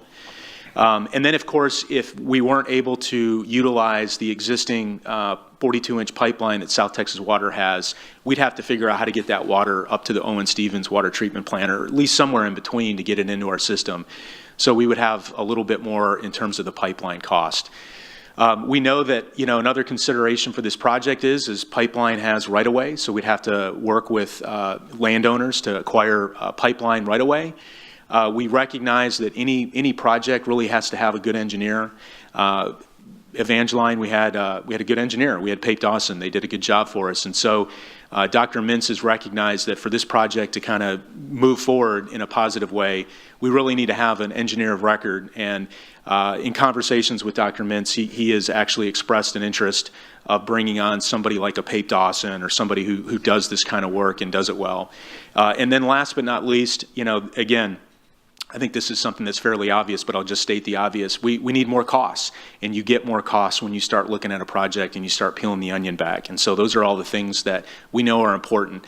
One thing I will say, and I'll share for the council here and the community, is groundwater is a great source of water. One of the challenges down in this part of the world is that, you know, groundwater tends to have higher salt content in the water. Salt is also often referred to as total dissolved solids or chlorides. And so this water, much like the Evangeline, it's over the EPA secondary MCL. EPA has a regulatory requirement of 500 milligrams per liter. And so it's not our recommendation in CCW to knowingly purchase a water supply that's over 500 milligrams per liter without treating it. And so our recommendation would be to treat it. And the good news is Dr. Mintz completely agrees with us. He's said from day one that there's a large amount of volume of water in this aquifer and we need to treat it. So we check a box there. We think that's an important box to check. And again, most groundwater in this region exceeds the EPA secondary standard. There are some water supplies that are in South Texas where they're over 500 milligrams per liter. They've had that water for a long time. They're grandfathered into it. So the EPA is not necessarily going to be coming down and issuing them violations. But for a new water supply, it's imperative that we meet that requirement. And so here's some of the advantages that we think really make a lot of sense for this project. So we like partnerships. South Texas Water Authority, maybe there's an opportunity to partner with South Texas Water Authority. Royalty fees. So just as an example, for those who are not familiar with the royalty fee concept, if one's going to get a groundwater source and you don't own it, you have to pay the landowner for the rights of that water. And so it's called a royalty fee. So just to kind of put things in comparison here, the Evangeline initial offer for Evangeline was $1.76 a 1,000 gallons for royalty.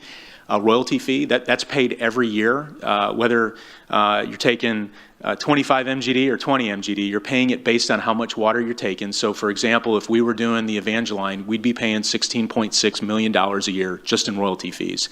Of course, we can negotiate that, and we did with the Evangeline folks.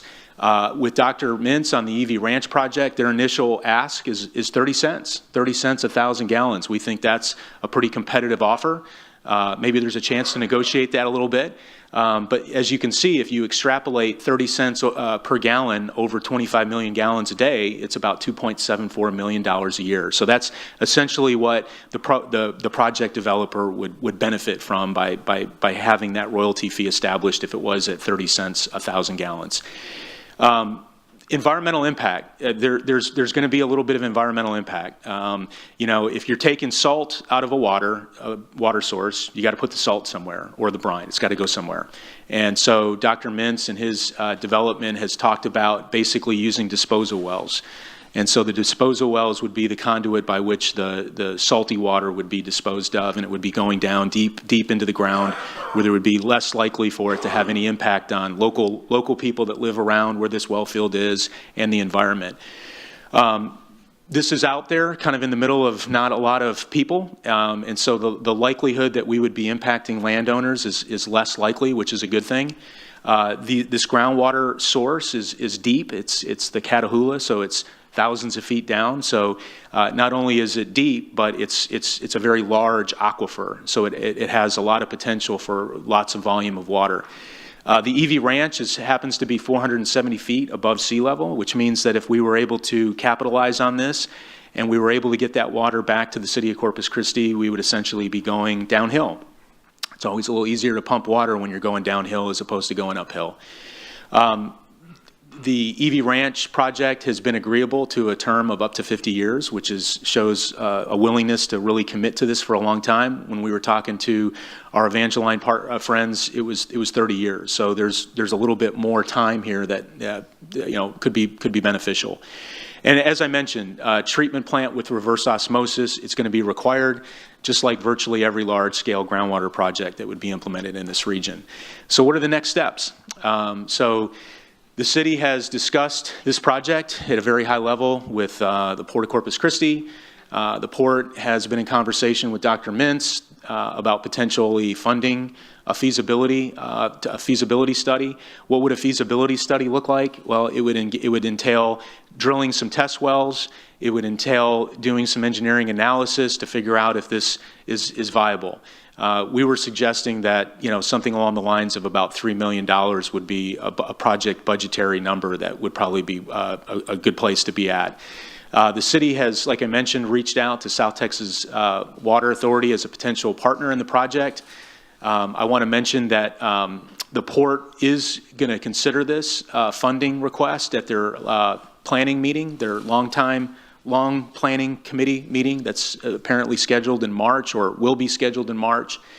And as I mentioned earlier, the city has recommended to Dr. Mintz that securing a full-time, engaged engineering firm is really imperative to develop this project further. So with that said, I think there's really some nice takeaways from this.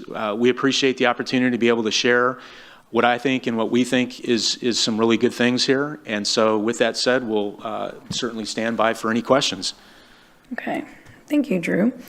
Councilwoman Campos. Thank you, Mayor. What would be the timeline for this? Let's say everything goes according to plan. The best scenario, worst scenario, what are we looking at? I mean, you're probably talking about it, a feasibility study is 6 months to a year. I mean, you can probably try to expedite that a bit. When we were talking to the Evangeline team, we were looking at for 24 MGD, we were talking 30 months to deliver the project. So, those are just, those aren't hard written rules in terms of time frame. But, if you were to ask the question, that's, kind of an estimate, if you will. Okay, so like maybe 6 months to a year, maybe? Again, I think it'd probably be a little premature to say exactly what that would look like, but, But it would be, I think, sooner than desal. Well, I mean, I would say at the end of the day, we've got a time frame on desal, June of 2028. Mm-hmm. 3 years would be pretty quick, on this project, especially if you've got some feasibility work and some pilot test wells that would have to be drilled to make sure that, the water meets the requirements of what we'd be looking for developing this water supply. And what about permits? What kind of permits? Yeah, that's a good question. There would be some permitting that would have to be done. I believe TCQ would have to permit the disposal wells.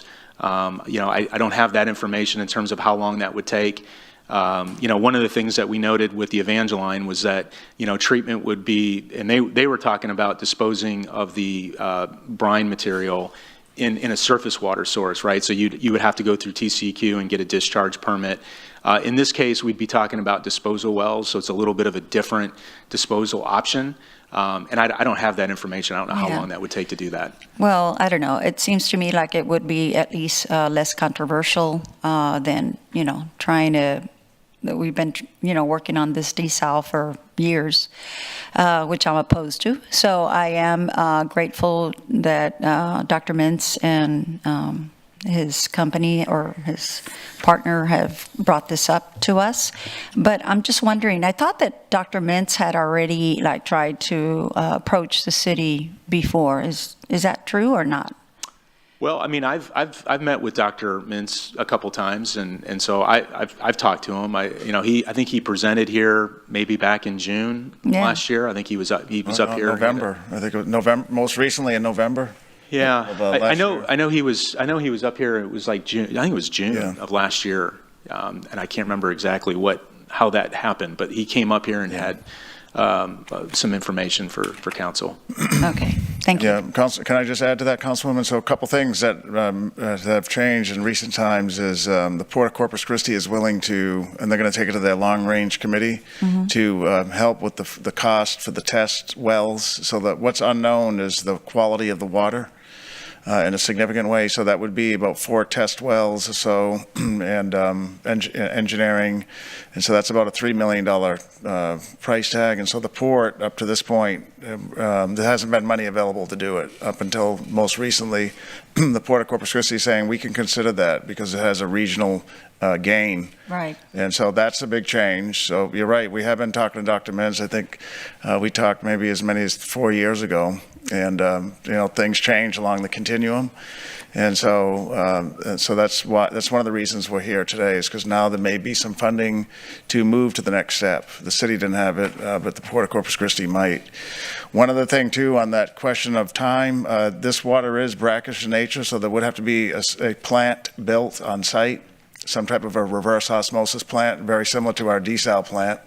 And that would take time, obviously. It'd have to be designed and then constructed. It may not be as large as our desal plant, but still some type of package reverse osmosis plant to treat that water would have to be built. Easements would have to be secured along that pipeline. The pipeline would have to be laid. So I think that 2 to 3 years is probably a realistic time frame. It's not a quick turnaround project by any means, and that's okay. We understand that. Yeah, I just want to add that. Thank you. Yes. Councilman Hernandez. Okay, so we're looking at a 42-inch pipeline from this location to the South Texas, municipal water district. I mean, would it be the 42-inch, or would it be something different?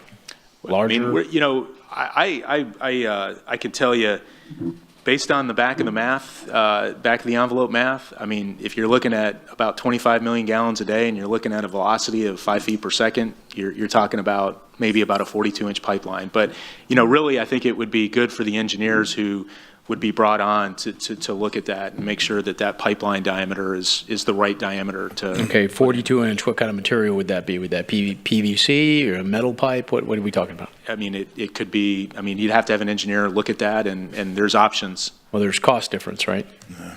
True. Associated with that. Yeah. And I'm sorry, Councilman, but so what Drew's saying is you could go larger than a 42-inch. You could. In our most recent conversation with Dr. Mintz, we talked about that.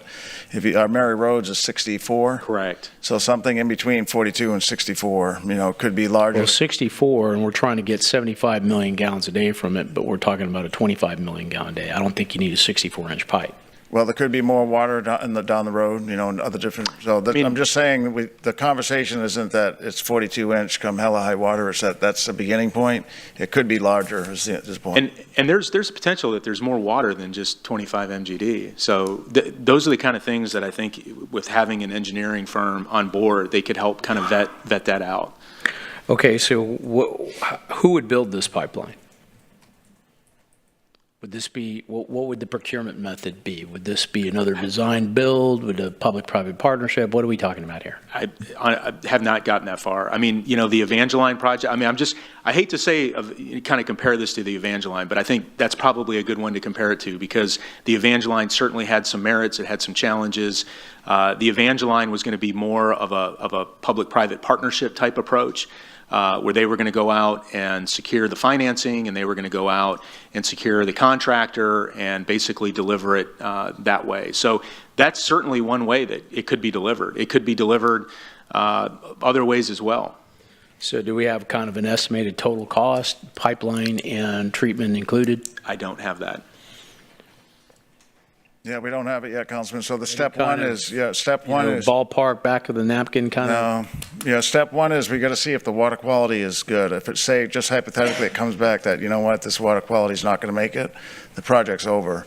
So Dr. Mintz has used a consulting company, what's their name again? Well, they were using Black & Veatch. Black & Veatch has done some initial work, Black & Veatch, but Dr. Mintz would be the first to admit, that's why he's looking at another full-time engineering consultant to really put some analysis on this so we can answer those questions. Right now, things are generally hypothetical to some extent. Yeah.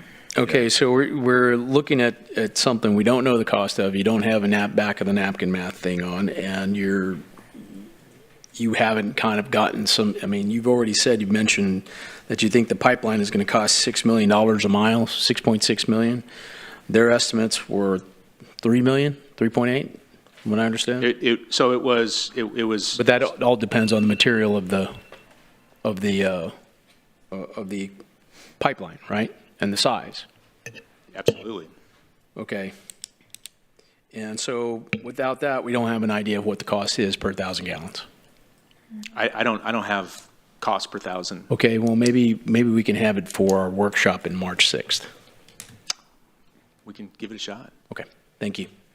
How would we figure this out if, I mean, isn't that Yeah, something? we would see if Dr. Mintz would have it by then. Okay, that's Yeah, what I was this gonna is say. Dr. Mintz, it's his project, and so he would hire the engineering firm.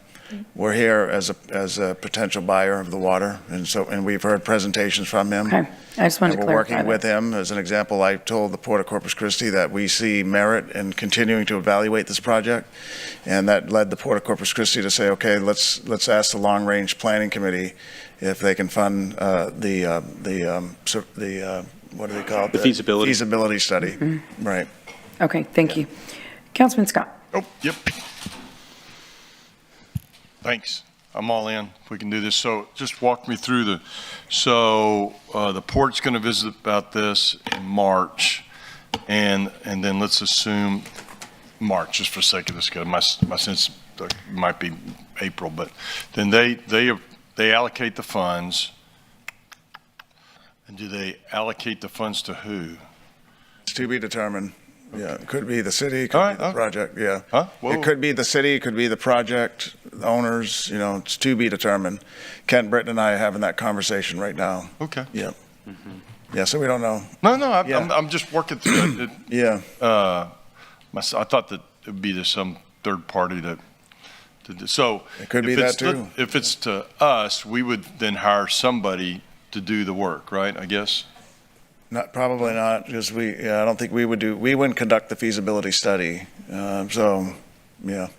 We would not? I don't think we would. I don't care. That's fine. 'Cause we don't have the lease rights. We don't have the land rights, but we would be supportive and help. Sure, absolutely. So I'm just trying to figure out where I'm all in. I'm happy camper. Yeah. Just kind of like to know what the future looks like, and then I can start to think about what that timing is, just for my. Right. And again, just I hate to use this example of kind of how we did it with Evangeline. And I wasn't part of that, so. And it was a good model. Use little words with me. Okay, so it was a good model, and I think the same model would be applied, right? So, if this continues to go down the path of checking boxes and we're doing the things where we need to go, they would hire an engineering firm who would do the feasibility study. We might actually augment our team, which is what we did with Evangeline. We had an engineering team that we brought in to help as an owner's agent look at the information, because we don't necessarily have the bandwidth all the time to do that. So we would bring somebody in to kind of help look at that.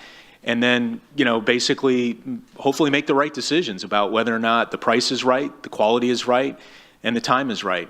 And, if all that lines up, we've got a project. No, I hope so.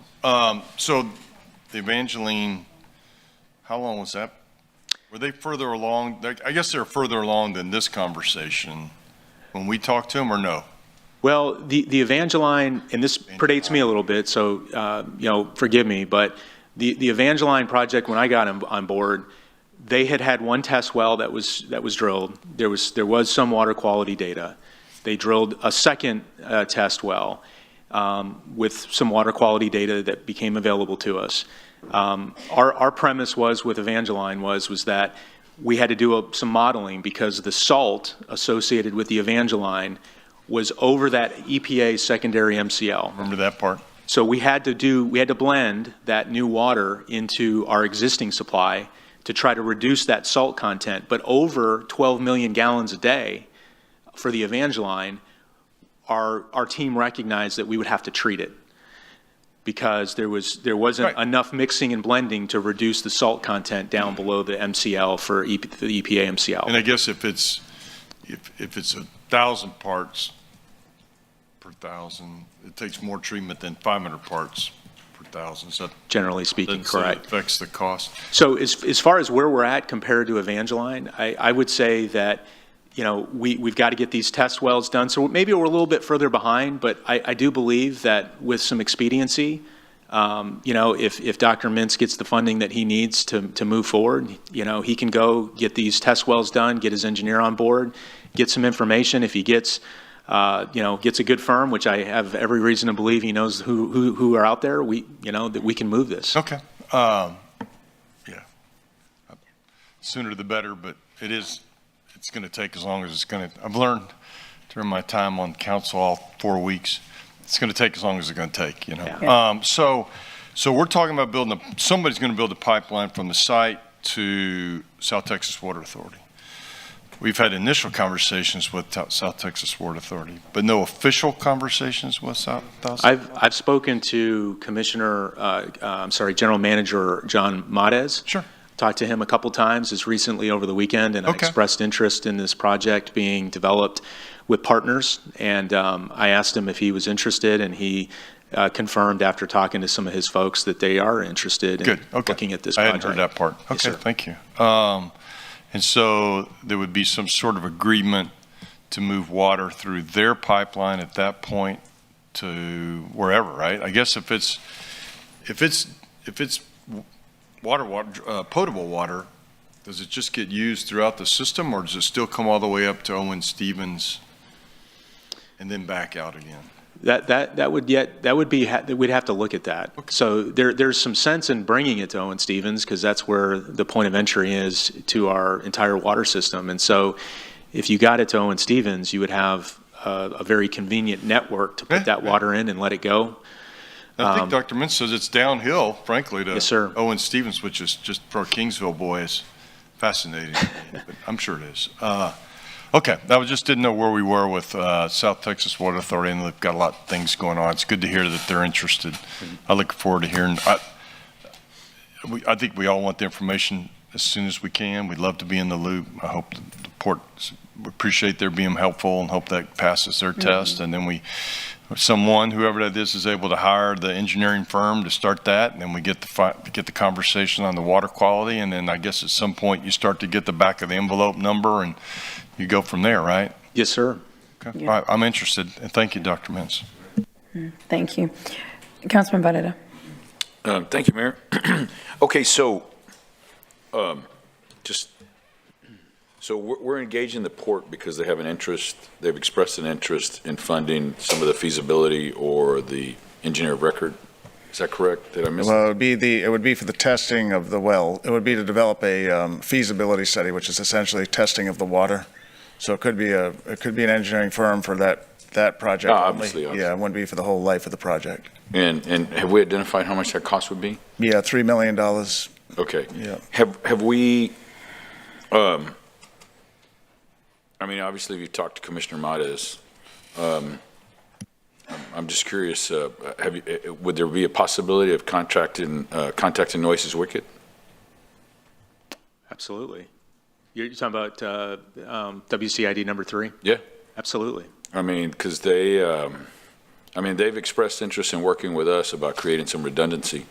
I mean, it totally fits the model, which I believe is an important one, which is the more under the tent, the better, right? So I would agree with you. Yeah, because he expressed to me that he said that, hey, he's told other people we don't have any more water. Mm-hmm. Yeah. And we know Tesla's, there in that region as well. Well, I guess that's the thing is that there's opportunities for expansion of further industry, and those that are going to him, he's basically, at least that's my understanding. I don't want to speak for him.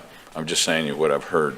So I think that's another opportunity that we could look for with regard to having another partner. And I think that really puts us in a very positive position. And then now it takes away this impression that we want to control everything. I agree. Because we just want to be partners. I mean, Mark's hit it, he's hit the nail on the head. Se pegó el clavo en el cabeza, as I used to hear it.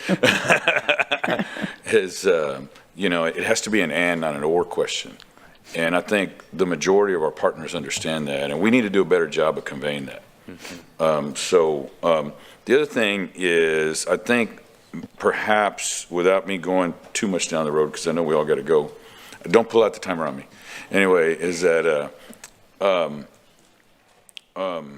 I think when we do this workshop, that by that time at least you have bullet points of everything that we're going to have to address.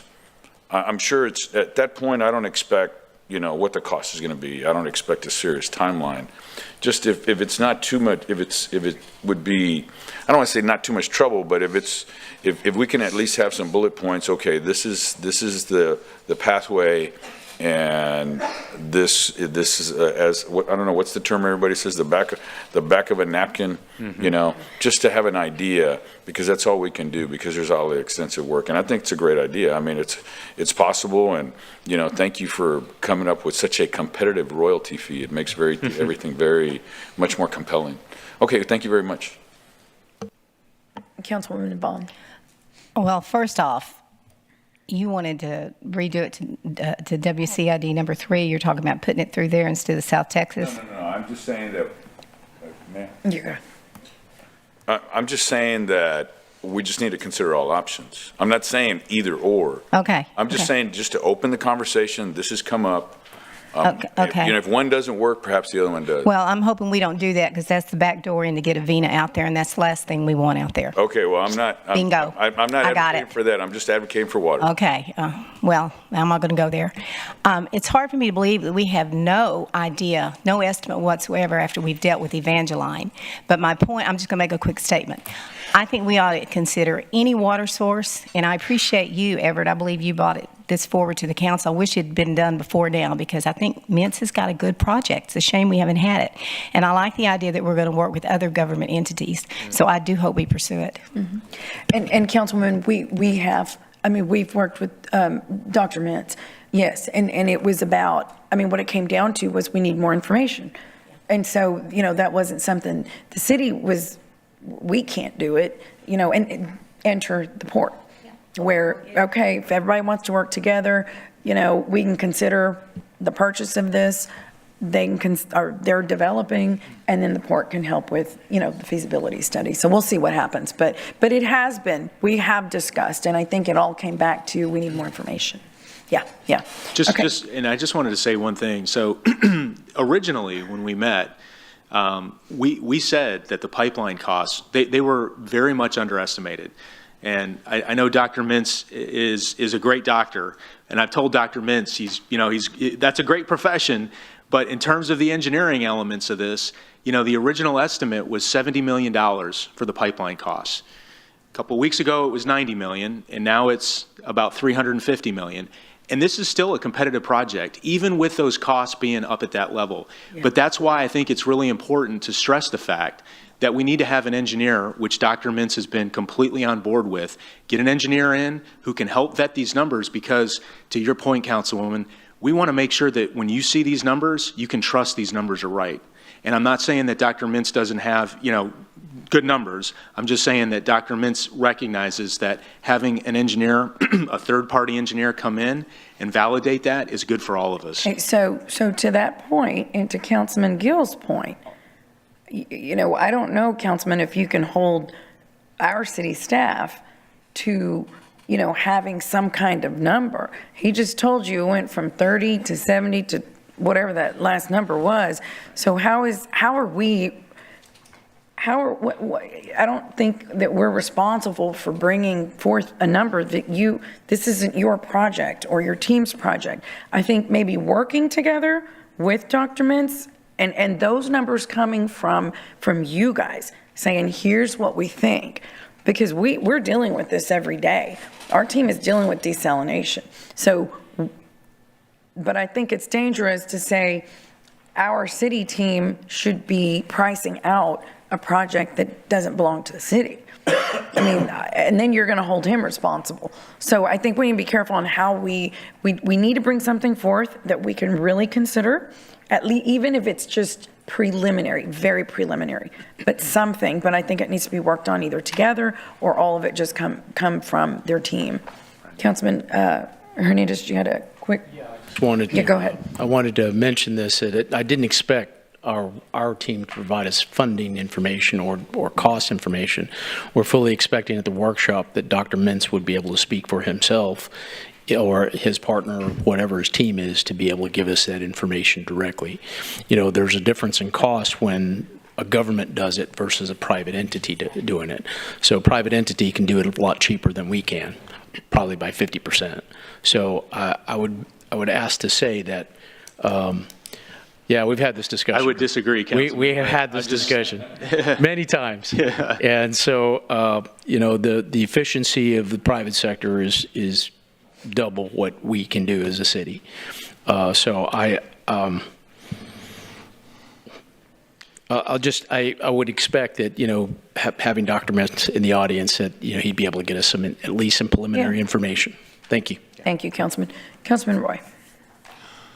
So, my thoughts on this, and, we've been talking about this for a long time, just to give history to some of the new council members, is that when you take a look at all the work that was put into Evangeline, we put a lot of work into that and made really great headway. And I think it's fair to say, if you want to talk about it in terms of bases, we got to third base, right? Mm-hmm. We thought we were going to get to home, and then all of a sudden it went sideways for whatever reason. But we learned a lot in terms of the approach and just the thought process of going from A to Z. One of the things that I see that happens a lot, whether it's on council or in general, is that a lot of times we have a tendency to try to put the cart before the horse. So we start getting into the weeds and we start talking about details of, okay, what is this going to cost and what's that's going to cost? Yeah, we need to know those things. We can't go forward and do the job that we've been given to do unless we know those things. But for the sake of some of the new council members, and I guess most of them just left. So either I'm tremendously boring or they're doing a sidebar in the back. Anyway. No sidebars. Yeah, we learned that earlier. No sidebar. But my point is that we have a commitment to the community to make sure that we unturn every stone, that we look at every possible water source that there is. And we've been working with Dr. Mintz for a while, and this seems like on the surface that's a very viable source. And so as we look at other things, we're doing multiple things, and the people in the public have to understand that, because for maybe an hour or 2 hours, they get a glimpse of about 30 to 40 public comments that all they want to talk about is desal. But we're doing multiple things as a city to try to make sure that we never are in this position again.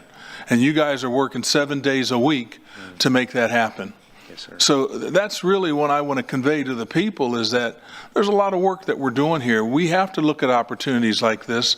Dr. Mintz has a project that has legs. We've talked about that. It's got legs. Do we have the detail? No. Will we get the detail? Yes. And so it's encouraging. And that's our job. We're doing our job by looking at everything. If we fail to look at something, I think that's the port's sentiments also.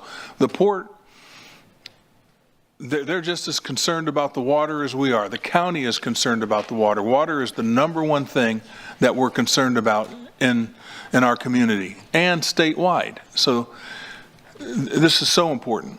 And we have to be patient, and we have to make sure that we look at everything correctly, and that we have the right information. I think the workshop's going to be a wonderful opportunity to be able to look at all the projects and let the public know these are the projects that we're working on. So I applaud Dr. Mintz for helping us take this forward.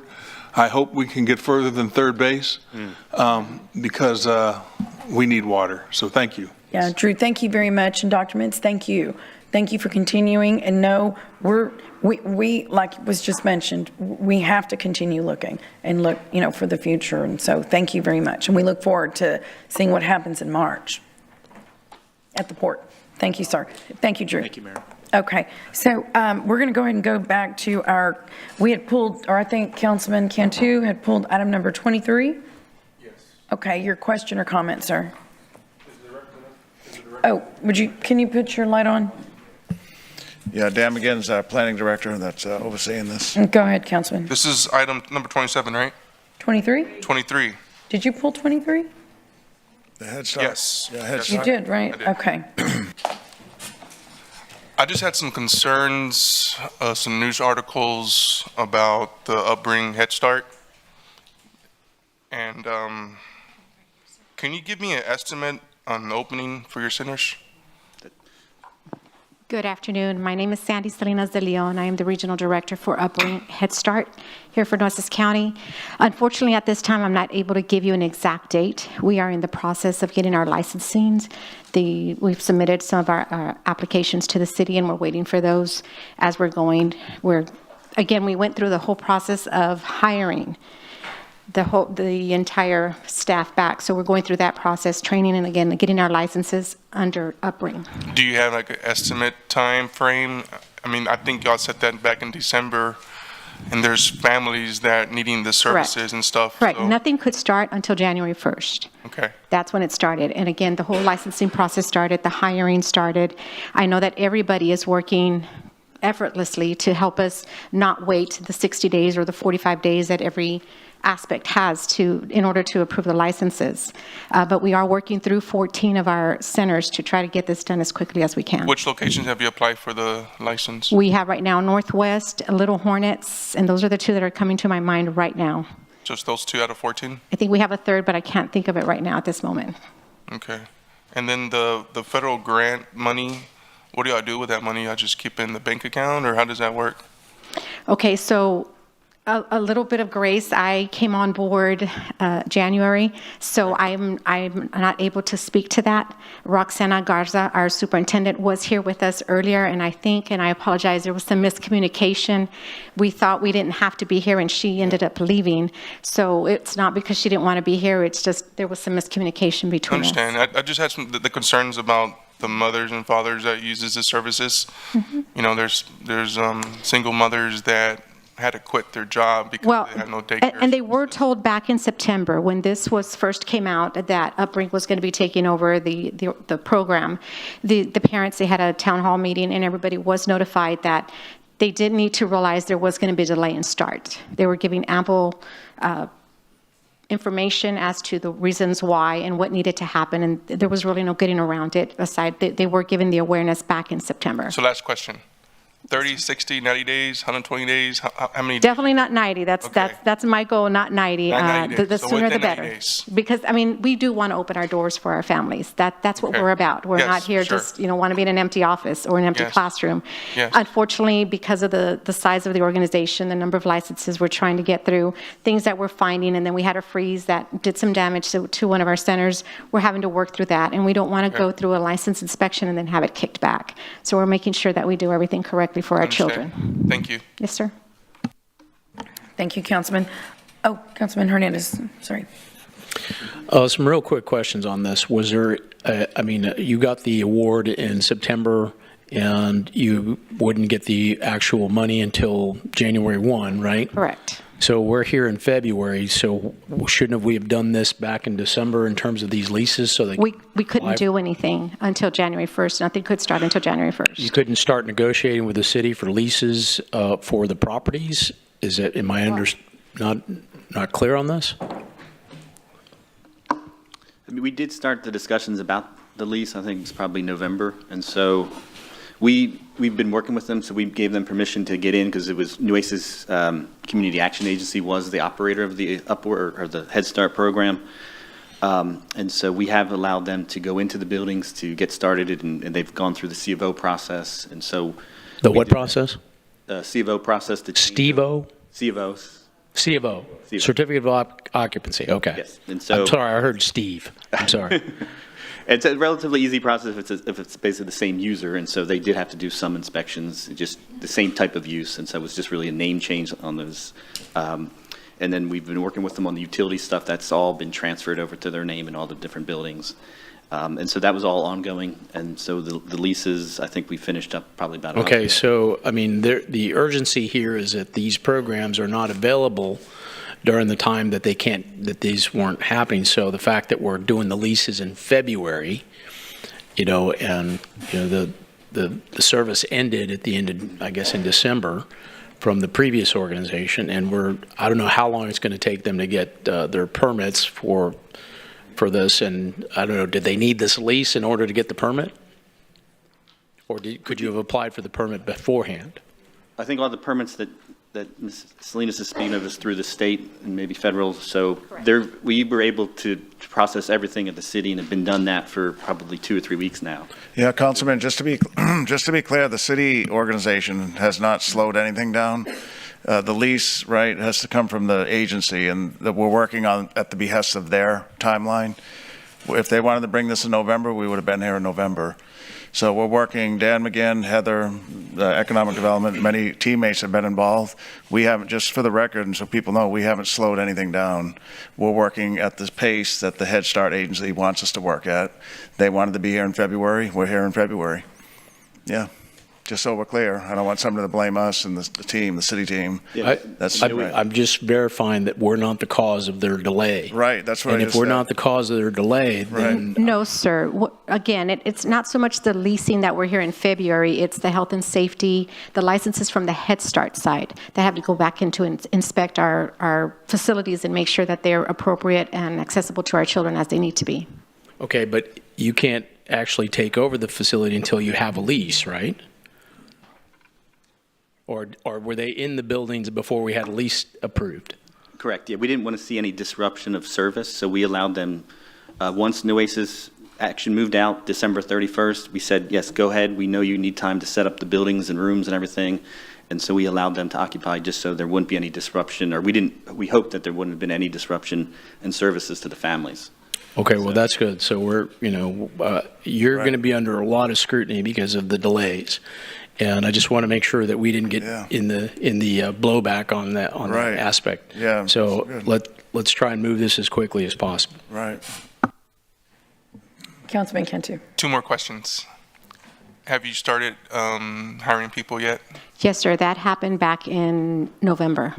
The hiring process is continuing, but yes, the hiring, see, everyone that was previously under the previous organization had to do a apply again, rehire process, trainings that Upbring has, so we've been working through that process. So all the staffs have been hired? Mm-hmm. We're not 100%, but we're pretty close. So they're working right now? Correct. Okay. But no facilities, right? We're fixing up our facilities Got it. for our children. And then second question, are you having issues with the city with CFOs? Any inspections, anything like that that's delaying the process? No, there's no delays. Everything's working as it needs to be. It's just nothing happens fast enough. Perfect, thank you. Yes, sir. Yeah, I am. Councilman Barrera. You turned it off. Sorry, I turned it off. Go ahead. I just want to say thank you. I'm excited to hear that you're part of this. I know what a mover and shaker you are. I mean, Thank this you. woman's a crusader. She used to be the principal over at Cunningham, South Park at That's Cunningham. why you. And Miller. So thank you so much. I know if anybody can push the staff, it'll be you. I appreciate it, sir. I appreciate it. It's been a challenge, but it's a wonderful challenge to make sure that we do the best for our children. All right, I move for approval. All right, we have a motion and a second. All in favor? Oh, please submit your vote. The old way was just great. Yeah.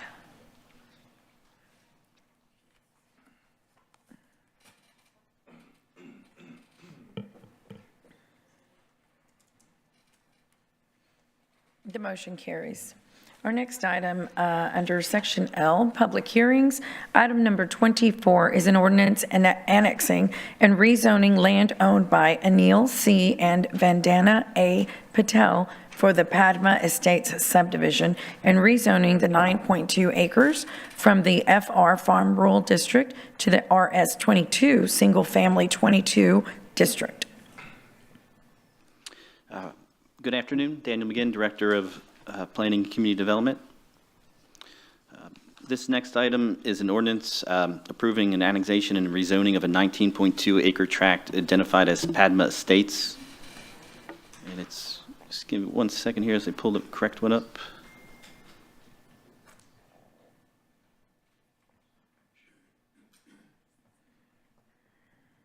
There we go, okay. All right, the subject property is located off of Staples on the north side. It's as you leave the city limits, kind of entering into the London area, just west of the Botanical Gardens.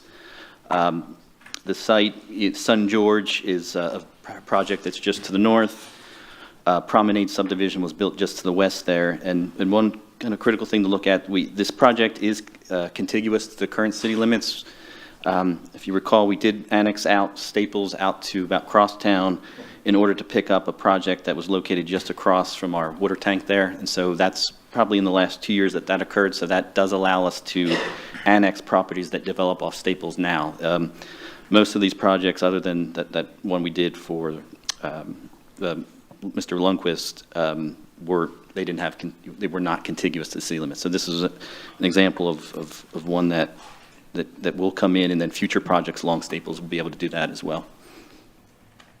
The project is 19 acres. They're also requesting a rezoning to the RS22, which allows for half-acre lots, consistent with the development pattern out there. There is no wastewater available, so half-acre is about the smallest lot you can do with city water. They're going to have a large detention pond that will handle kind of the runoff for the project. Will be located in the middle of the site, kind of a lake feature. They're going to have prices that are range from $480 to about $650K for the project. And staff recommends approval of both the annexation and the rezoning. This is consistent with the plan in the London area. This project is immediately adjacent to existing water systems. And then, of course, the projects of this range, this cost, will have a kind of a positive revenue back to the city as far as services go. So be happy to take any questions. I do have the applicant's engineer here as well, if you have any questions for him.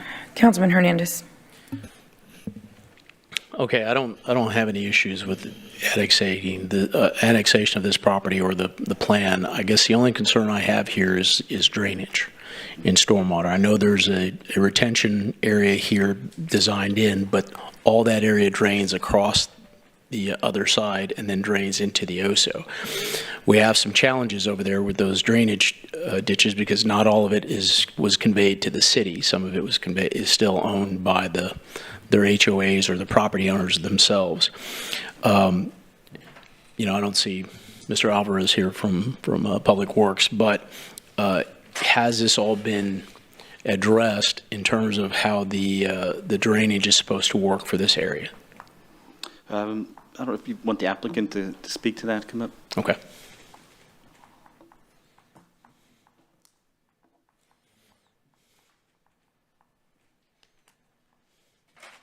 Hello, good afternoon, Council. My name is Carlos Montalvo. I'm with ICE Engineers. We're the applicant's engineer. For this property, we did have to raise all the lots. So on here, we're draining everything into the center of the property. So we are going to be retaining all the water on site. Now, any water that overflows for like a 100-year storm, there is the TxDOT system there on Staples. We did have the TxDOT permit and everything go through to where we can drain a little bit of that excess to that. Okay, so your intent is not to have anything drain off the property unless you have a 100-year storm or, let's say, a hurricane come through. Correct. That would have to drain off. And this is, I understand you got TxDOT, but has it all been worked out with our stormwater folks? Yes, sir. Yes, sir. We've submitted all of our data and everything to the city for the rezoning and the annexation. And part of it was they needed our stormwater quality management plan. Okay, thank you. Yes, sir. Okay, I'm going to go ahead and open public hearing. Is there anyone in the audience that would like to make public comment on item number 24? Okay, there being no one, we'll close public hearing, and I will entertain a motion to approve item number 24. Second. We have a motion and a second. Any further discussion? Please submit your vote.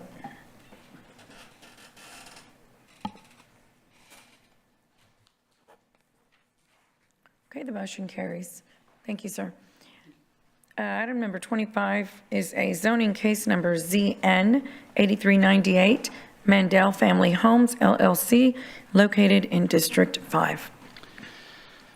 Afternoon, Mayor and Council. We'll get this loaded up here.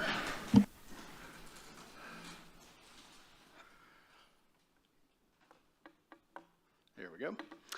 Michael Dice, Director of Development Services. Before you is zoning case ZN 8398. This is over off Cimarron and Clayburgh in District 5.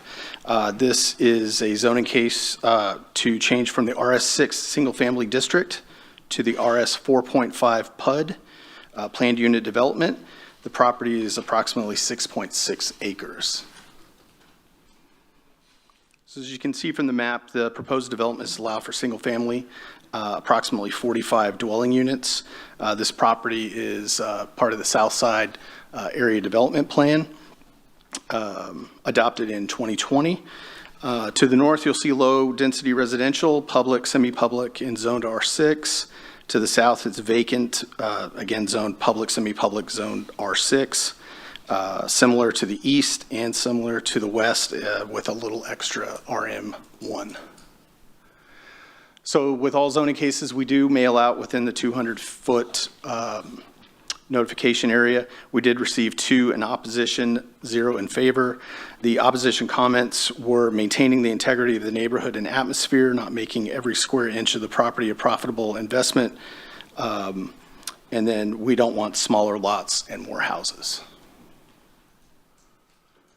So this is the deviations as part of the planned unit development, the deviations from the standard development, UDC development standards.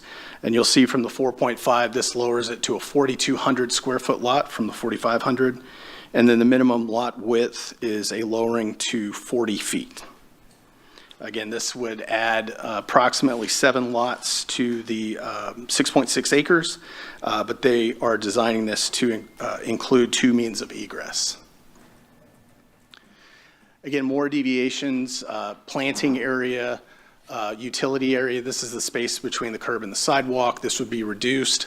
Part of that proposal is to actually increase the size of the sidewalk from 4 to 5 feet. And again, the street section would remain that 28-foot back-to-back. So Planning Commission and staff recommend approval.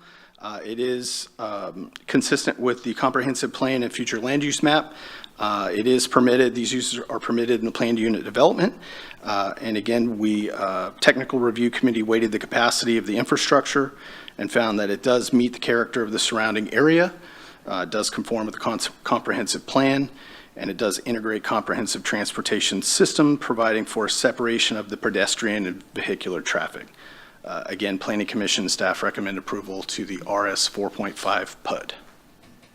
I stand by for any questions. Michael, so can you go back to where you mentioned about the sidewalks? Mm-hmm. What was it you said there?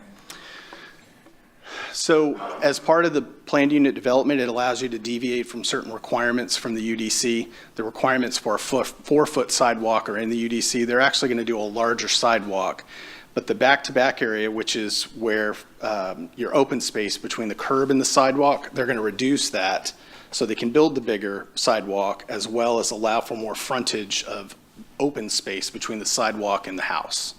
So they're building a bigger sidewalk. They're reducing the amount from the curb. You know, usually there's a landscape space. So the yard, Yes. you're not going to have as big a yard as you would have. Well, by moving the sidewalk to the curb, it gives the appearance of a larger yard. But it's not. It's a smaller lot, yes. So why not just do a regular sidewalk? It's just part of their design proposal. But you're cutting into someone's front yard, right? Well, technically, Kind of. it's reducing the amount of space between the curb and the end of the sidewalk. By pushing that sidewalk all the way to the curb, you have So there's no grass. Correct. On the other side of that sidewalk. It's sidewalk, curb. Yes. No, it's no grass. It's sidewalk, curb. It's grass from the sidewalk to the house. Right. There's no strip between. Right. Correct. But you're taking it from the house, from the front yard. I mean, you are. Less to mow. Right. Less to water. Hey, see how I did that? So, and the reason I'm asking is because everything around this area is 6. It's RS6. Correct. And this is 4.2? 4.5? Well, it's 4.5. The average lot size that's proposed is about 5,200, so it's actually bigger than the 4.5. But there are some lots that have 4,200. It's 2 or 3 that are in the 4,200 range. The main thing of this deviation is lessening the width of the lot requirement to 40 feet rather than a 45-foot requirement. How many homes are going to be in here? Approximately 45. And that's 7 more because they're going from 4.5 From or 6. from 6 to 4.5. Correct. Now, again, that proposed design also includes 2 points of egress, and it's not pushing any egress on Cimarron, which could cause a traffic problem. So the design and the way it's laid out with the lot size makes it, a more compatible type of development. So it still abides to the plan, even though there's nothing else around it that's 4.5? Correct. How's that? It's It's the it's the residential component of it, of the plan, so that's how it complies. It's not a multifamily or a commercial, so the plan is somewhat ambiguous in giving the direction for that type of residential. So this meets it, and it's not a drastic, we don't have anything really smaller than that 4.5 designation, so the density is pretty much to scale. Okay. Councilman Hernandez. Okay, just for clarity, the 5 foot, there's, when you're talking residential street, it's 40 feet of easement, right? You got a 28 curb to 28 back curb. to back. 28 curb to curb, right? Back of the curb, and then 11 feet on each side. And the sidewalk situates in there. They're just moving the sidewalk, a 5-foot sidewalk. You're still going to have the 11 foot of easement, right? You'll have that frontage, correct. Okay. But that's moving the sidewalk against the curb to allow for more yard. Right. In a 4.5, that's actually pretty good because the setback from the easement is 20 feet. Correct. RS6 would be 25, so you're actually giving them an additional 6 feet. You could argue that, correct? On the easement.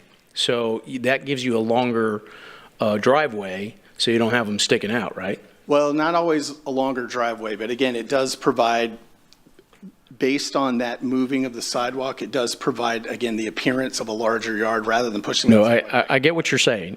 Well, what I'm concerned about is the length of the driveway. Correct. So when you only have 20 feet, if you had like, for example, if you had the sidewalk, a 4-foot sidewalk, and you had 4 feet from the curb to the sidewalk, that's 8, you're 8 feet into the yard. Yeah. Right? And you only have a few feet for remaining for easement.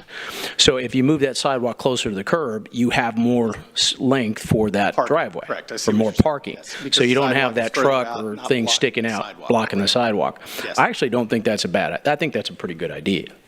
Where are you going to put your utilities for water and gas? Is it going to be under the sidewalk or is it going to be into the yard? Well, that hasn't been proposed at this point, so we're just laying the table, setting the table for them to actually submit that. But more like, there are requirements for how far and where the water and sewer need to be at. There's separation requirements. Electricity and telecom is normally in the back. Right.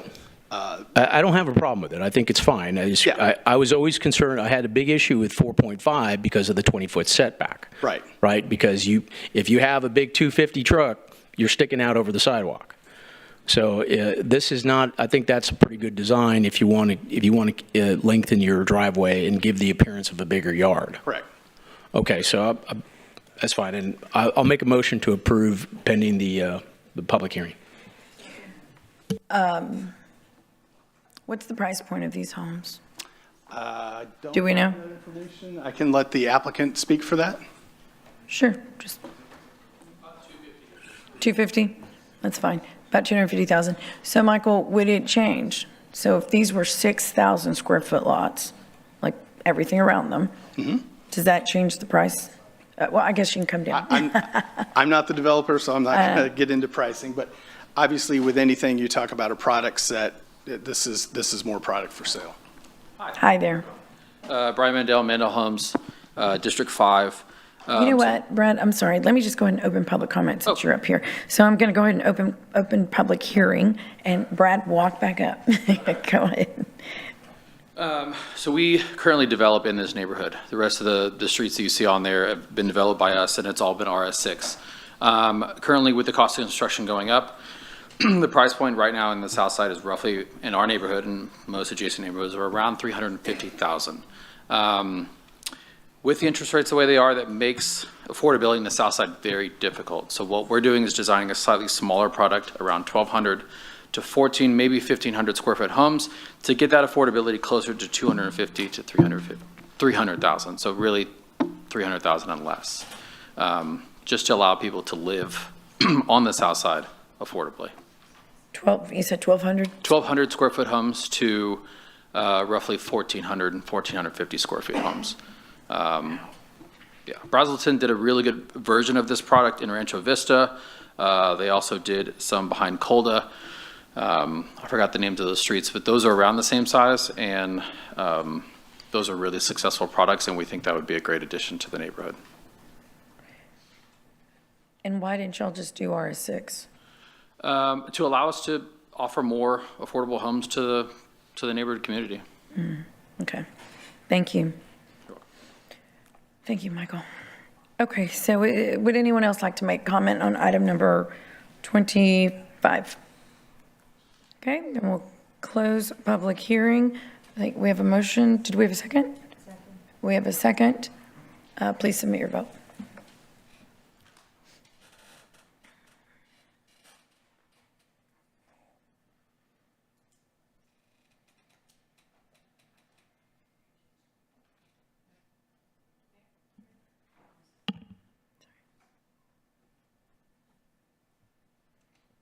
The motion passes. Item number 26 is a zoning case number ZN 8501, Cross Timbers Steakhouse Inc., located in District 1. Councilman Everett Roy will be abstaining. And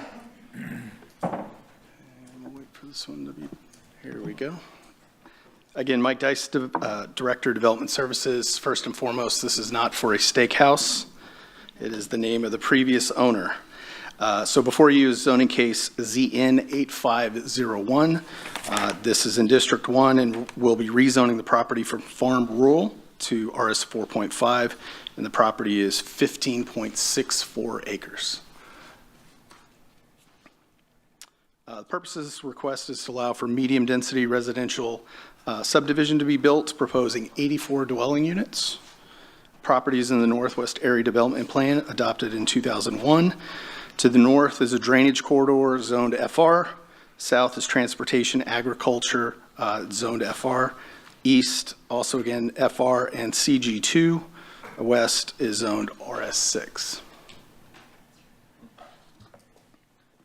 So again, we mailed this out within 200 feet for public notification. 0 received opposed and 0 in favor. So staff reviewed the subject property background, the information, and concluded that the proposed rezoning is consistent with Plan CC and the future land use designation of medium-density residential. The project is suitable for uses permitted in the zoning district 4.5, and Planning Commission and staff recommend approval. I was going to move. Councilwoman. How many did you say opposed it and 0. 0 opposed it? Nothing. Did you have any negatives? No, there was no, either way, there was no response. Why has he got steakhouse on here? Man, I was really excited about that. Well, according to the landowner, it was a previous owner had the designation on there and the land deal is not done. So part of that is us applying as the landowner to this designation. Now, I'm sure they may come up with interesting names for streets related to steaks. We don't need a street, we need a steakhouse. I will relay that message. I'm trying to figure out where this is. I know where County Road 52 is. Correct. So if you come right off the highway. Or Hobby Lobby? Yeah, it's behind Hobby Lobby. It's really, if I can. Okay, I know where it's at. It's basically 3 lots back past the lift station. There's some construction going on. Yes. It's just past that construction. Okay, motion to approve. Second. Okay, I'm going to go ahead and open public comment before y'all get it passed. Is there anyone in the audience that would like to make comment on item number 26? Okay, we'll close public comment. We have a motion and a second. Please submit your vote.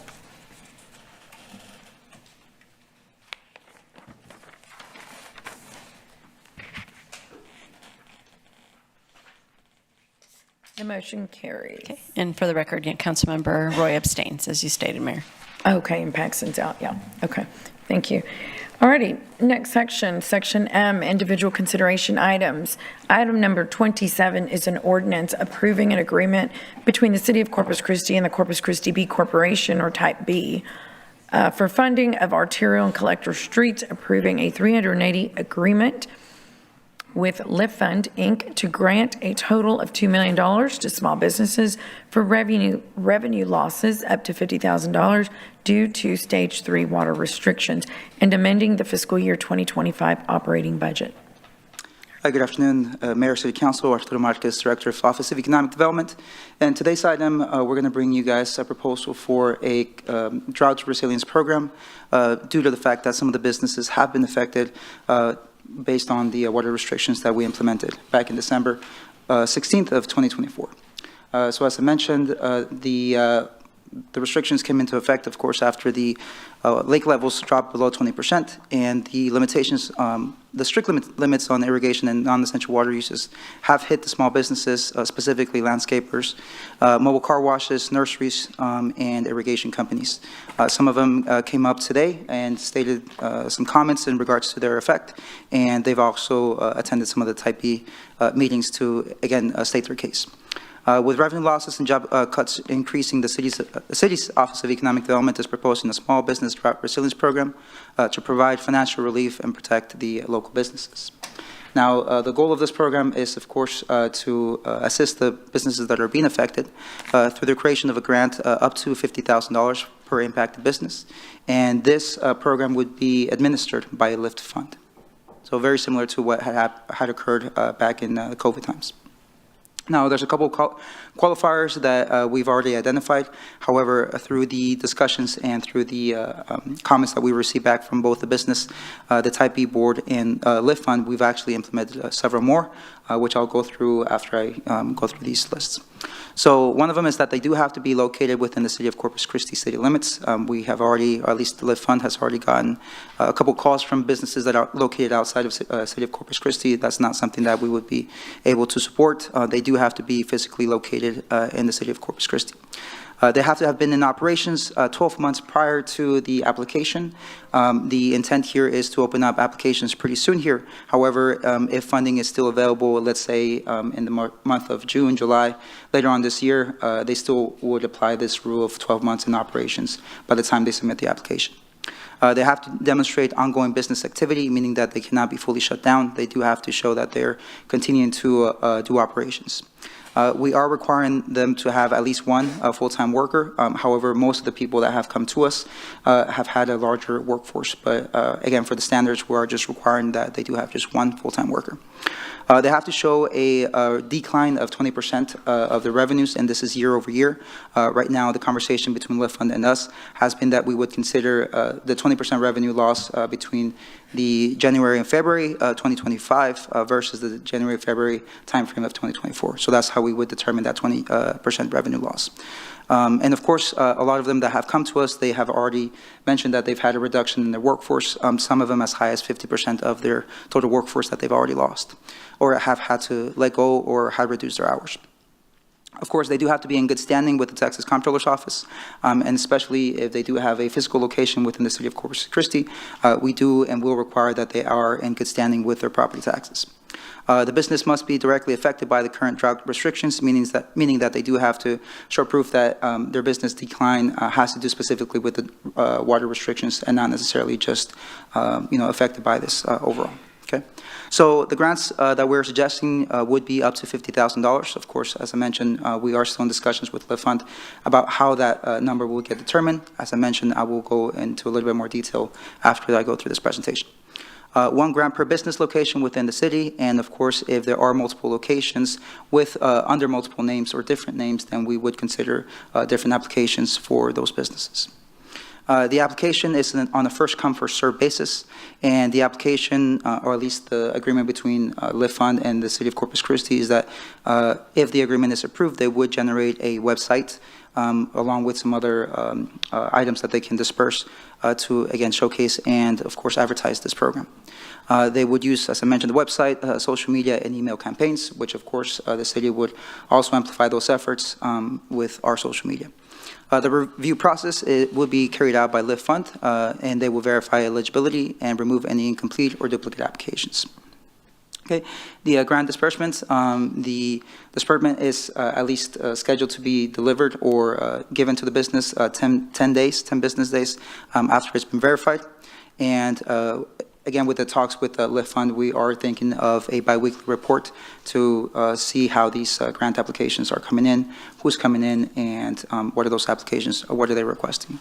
The final program analysis, again, we're asking for $50,000 in assistance for about roughly 40 businesses, so we're roughly speaking of $2 million. And we do anticipate that to go pretty quickly. So we are looking at a final report from a LIFT Fund to be scheduled for July 31st of this year, to just kind of give us a recap of what has happened with the grants and who has received them, how much has been given out. The City Council would authorize the transfer of funding equal to the amount of assistance proposed to the City of Corpus Christi's street maintenance. So that funding will come from Type B's street fund over to the specified streets that are on the item, and then that would relieve those funds from the general fund to be able to create this program. As I mentioned, so the Type B transfer will replace the city's general fund, transfer to the streets maintenance fund, equal to the amount of funding for the program, freeing up funding for the small business assistance program. Okay. This program will provide critical financial relief to small businesses affected by, again, the ongoing water restrictions.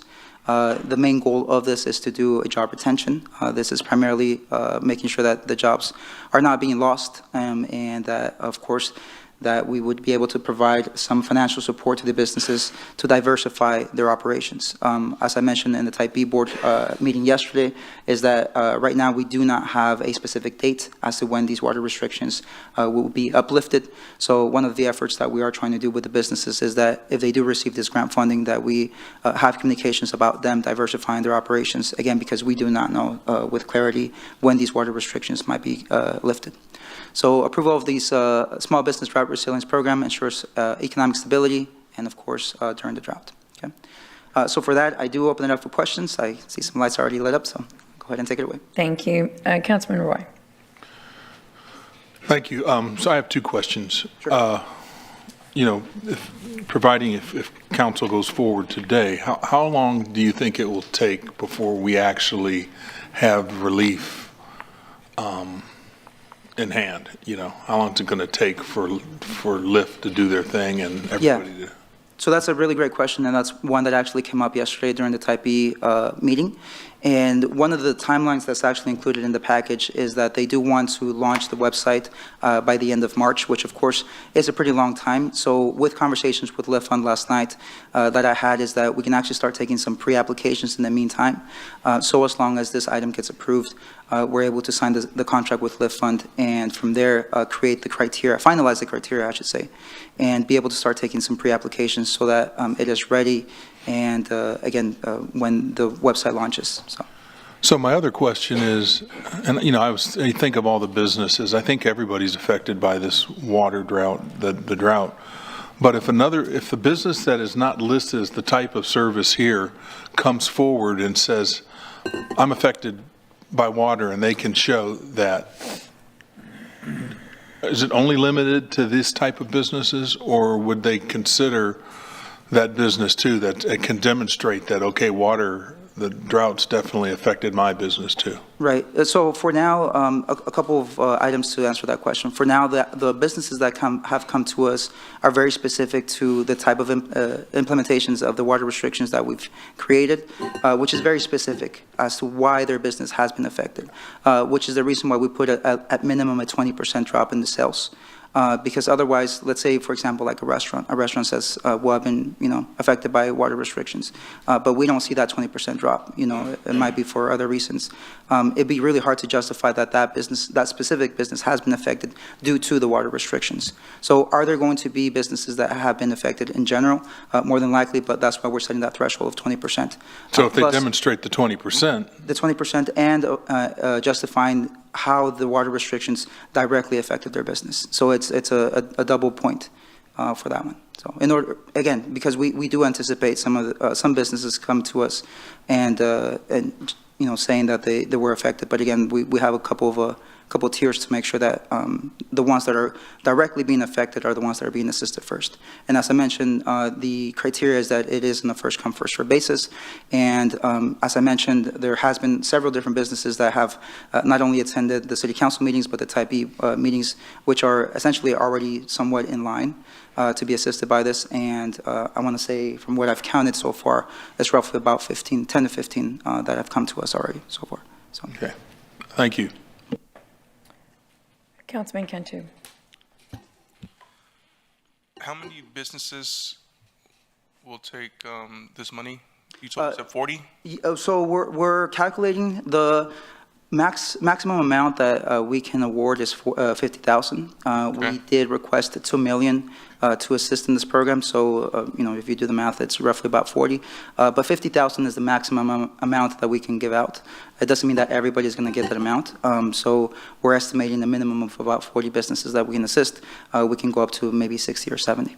So it could be 15,000, 30,000, it's not a max or minimum 50,000? Correct, yeah. So the $50,000 amount is not a one number for everybody.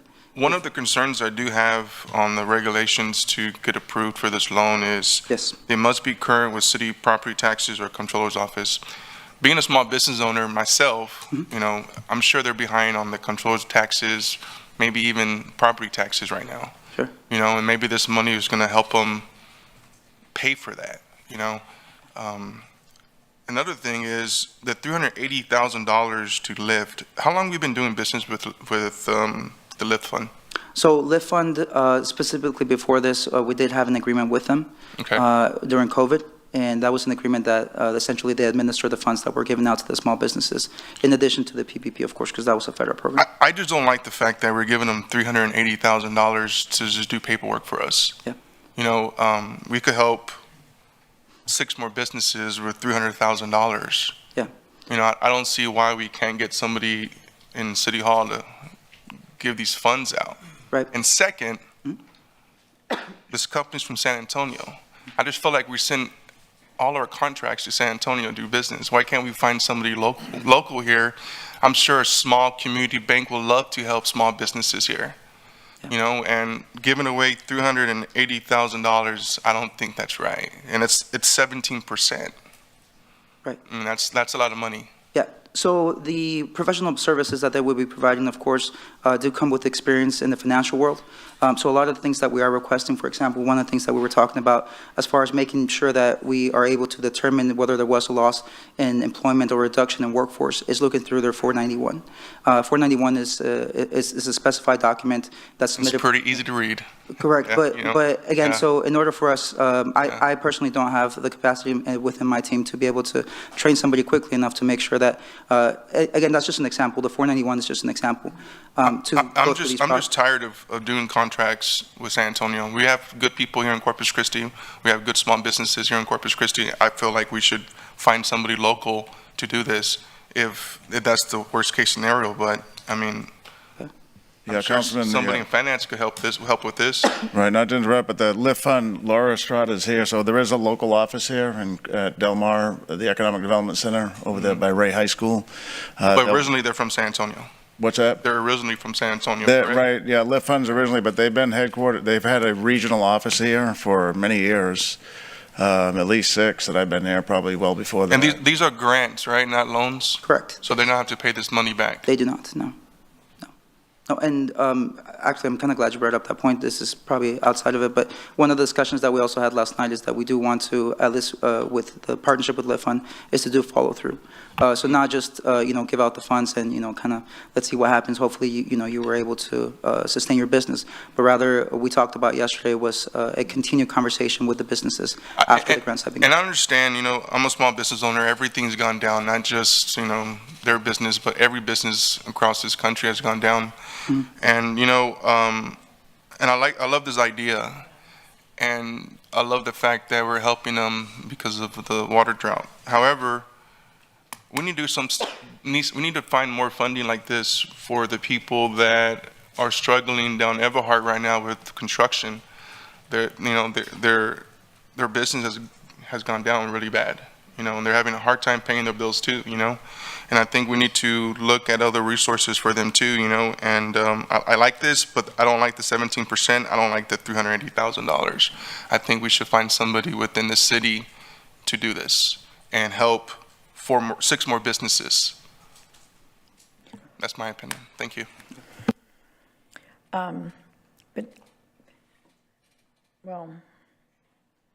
There's a cost of doing business, right?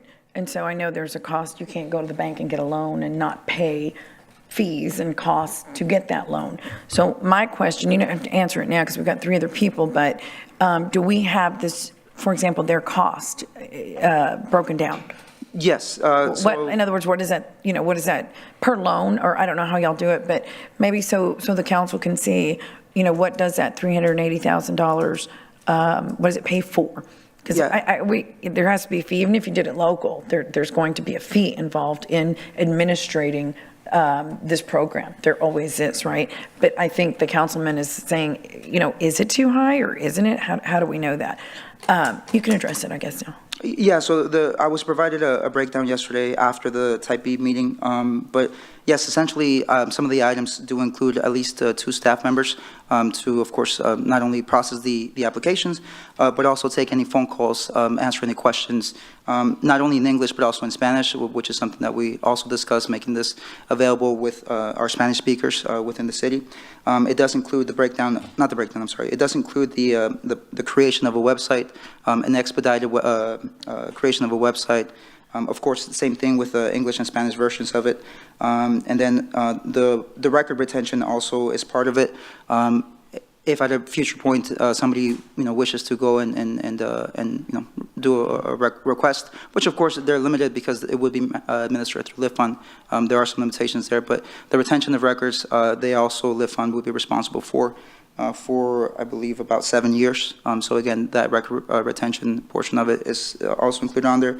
And then, of course, there's other items in here like legal questions, like let's say a business comes to them and, there's a little bit of legal conversations that needs to happen.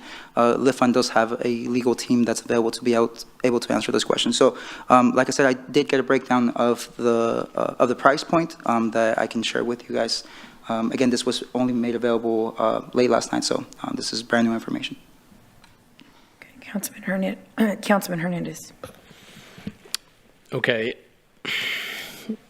I know it's great to be Santa Claus in this kind of thing and try to address it this way, but I'm not sure why we're doing it this way.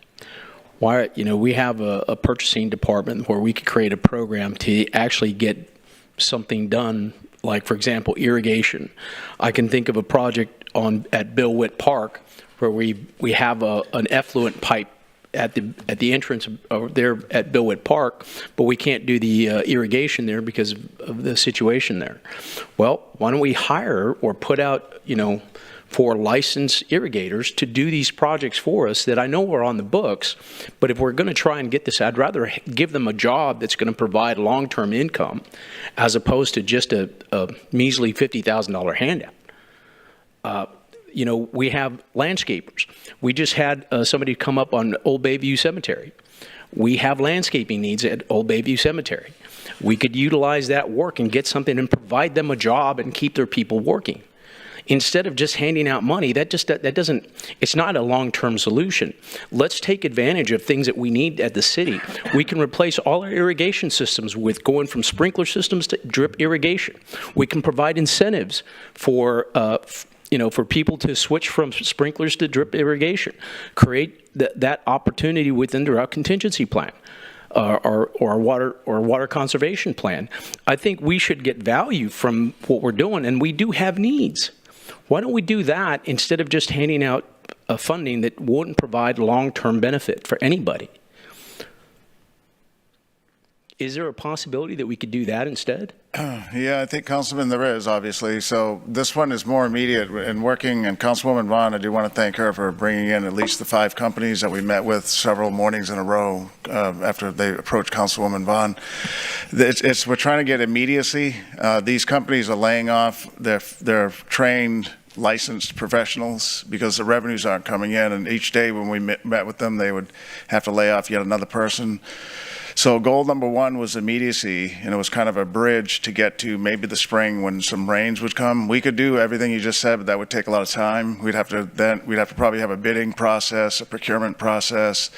We'd have to line up inspectors. We'd have to design projects. We'd have to get inspectors, engineers. So it could be done, but it'd probably be several months before we could Well, we're looking at the end of March for this particular program. I mean, we could be That's doing for the things. website. Yeah, the end of March is for the website. Then we're trying to expedite this to where loans can be grants. Okay. They will be given out sooner than that. Yeah. Okay, I understand what you're trying to accomplish here, Right. but I think if we look at it this differently, and we could, you can do an emergency proclamation for procurement and go straight forward and offer, I think and we can offer it to licensed irrigation companies. It'd right? have to be a life safety thing. I'm not sure about that, but yeah. I don't know. We can figure something out to get, because we have needs that irrigators can do for us. And I would hate, I always think of that proverb, give a man a fish, feed him for a day, teach a man to fish, feed him for a lifetime. Well, I'd rather have them working and doing something that they believe in and they're trained to do than to give them just, pennies on, We really should incentivize work. And then on the other side, we should incentivize people in the community to go from sprinkler systems to drip irrigation. And we could, do something with development services on that side, have lower cost on permit fees. We can incentivize them for everyone that they do, we give them a certain amount of money from this fund for going to drip irrigation. I think in the long term, that's a more beneficial thing for the city as a whole. So once we get out of these drought conditions, we already have drip irrigation that saves water. So I think we're looking at this wrong. I don't want, because once that money runs out and we've helped 40 people, that's only going to keep them afloat, especially large multi-employee companies, for a few days, for a few weeks, a few months. Right. Let's put this money to work and expand it so we can get some benefit out of it as a city. They get benefit, we get benefit, we all win. It's a win-win situation, right? Does that make, can we do that? Can we turn that around pretty quickly? Yeah, I don't know about quickly, but it's an option we can look at. I don't think it's going to provide as immediate relief as this program would. Yeah. I just think we're not doing this right. We need to get some value out of this. They need to get to work. As much as a person, I would rather be working and earning money than having my hand out for social work. I don't think that's the right thing to do. Okay. I think we should work on something. We could turn that around pretty quickly. Thank you. All right. Councilman Scott. Well, I'm really disappointed we're in this position, and I want to be delicate because it doesn't matter, but I just want to express my great disappointment that we're having this conversation because of the position we're in. Second, when can the first, I heard a great explanation. I didn't understand most of it. I just want to know when you think the first grant can be given.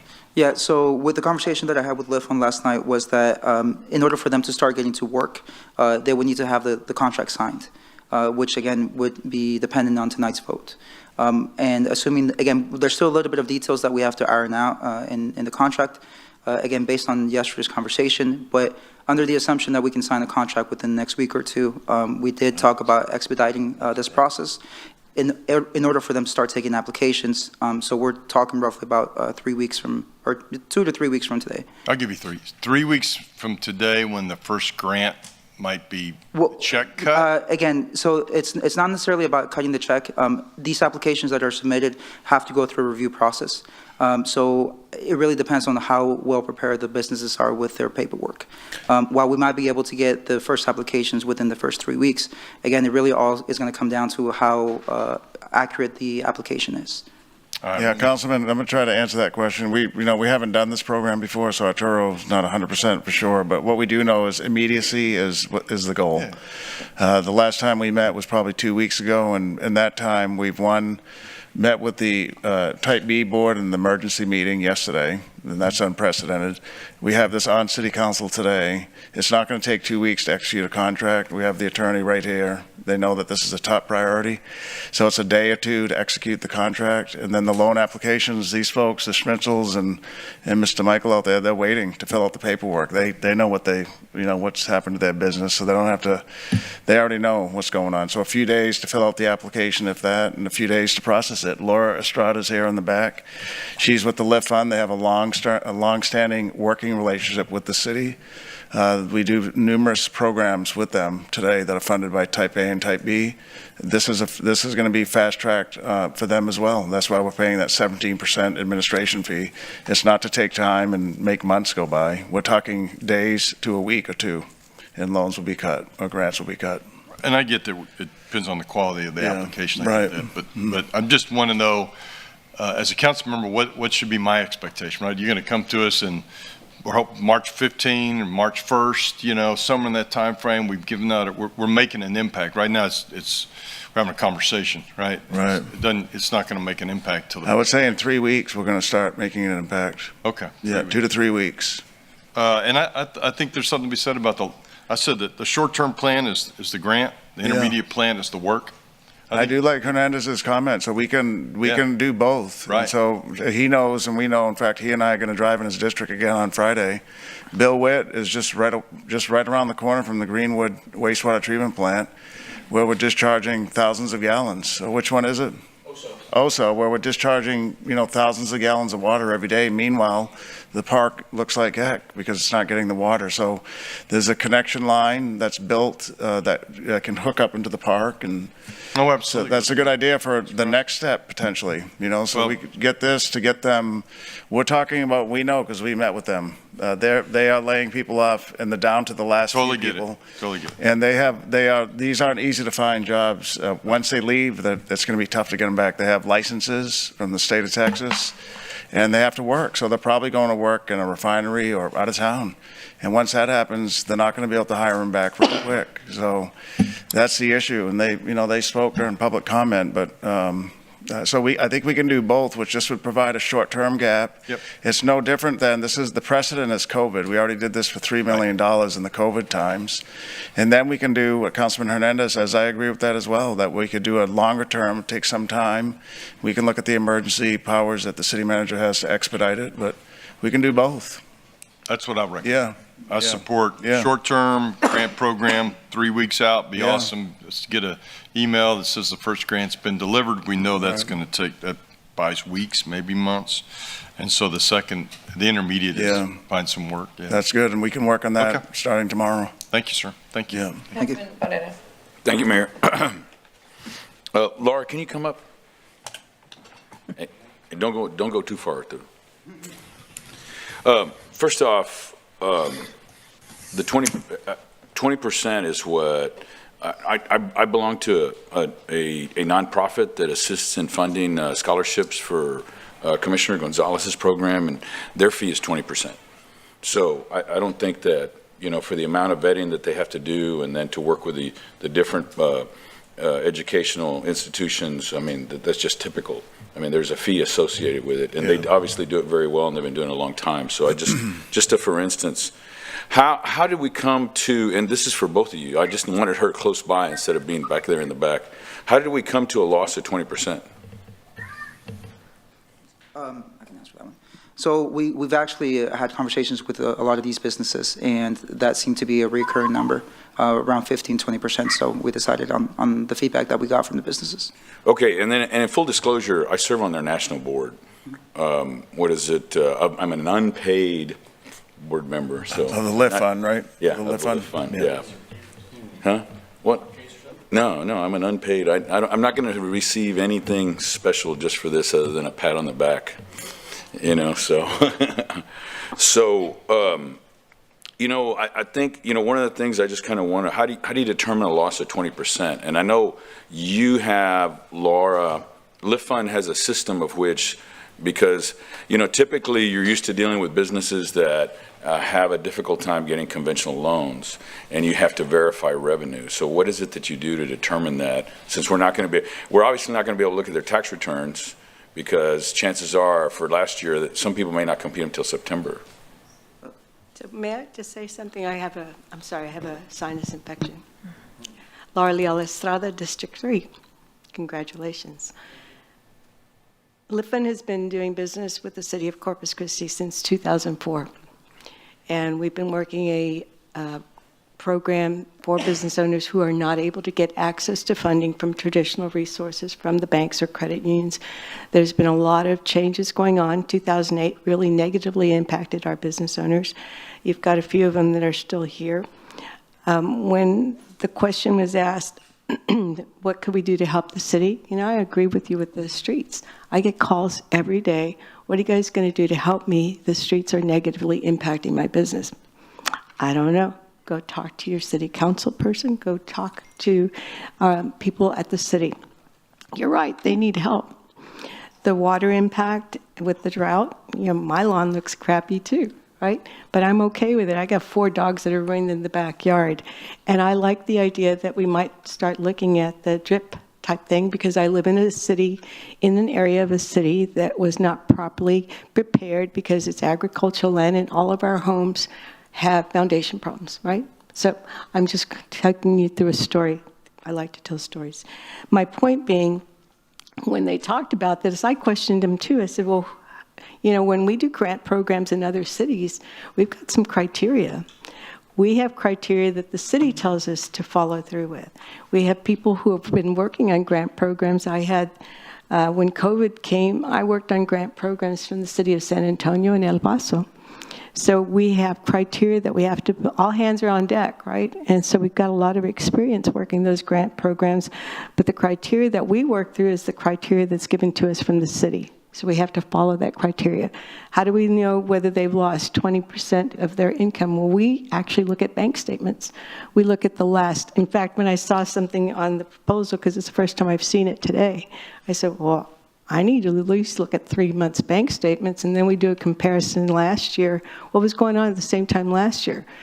Remember, though, our seasons have changed a little bit. We had negative bad weather last year, earlier in the year. So I don't know what's going to be happening, because it's going to be a different situation.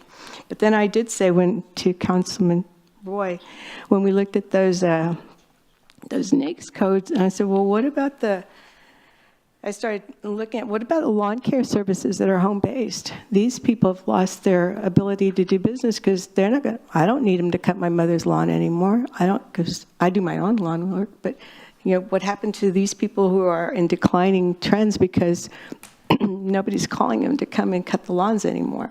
No, what about the city programs when they're out there, the contractors, did they lose their contracts because the city doesn't need for them to go out there and cut the lawns anymore because the water is not on to keep the grass growing?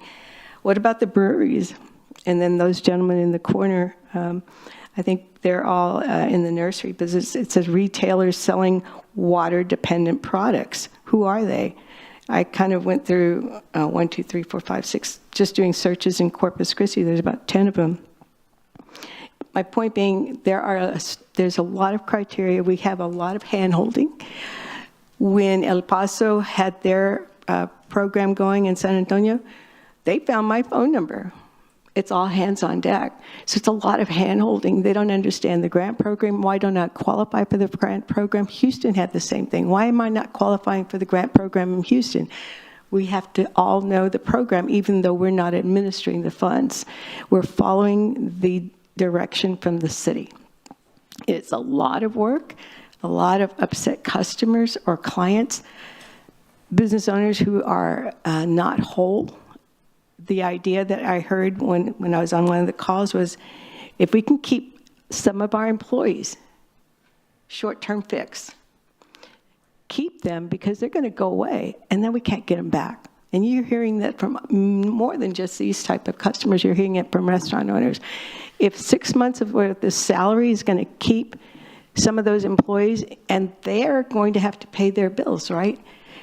Yeah, we can do that. We need a long-term fix. That's a given. But the short-term fix, when this proposal came up, was let's try to give them money to retain their employees, maybe a little bit of working capital, so they can pay their own bills. These business owners have their own debts to take care of. So, is it a good thing that we're here? No.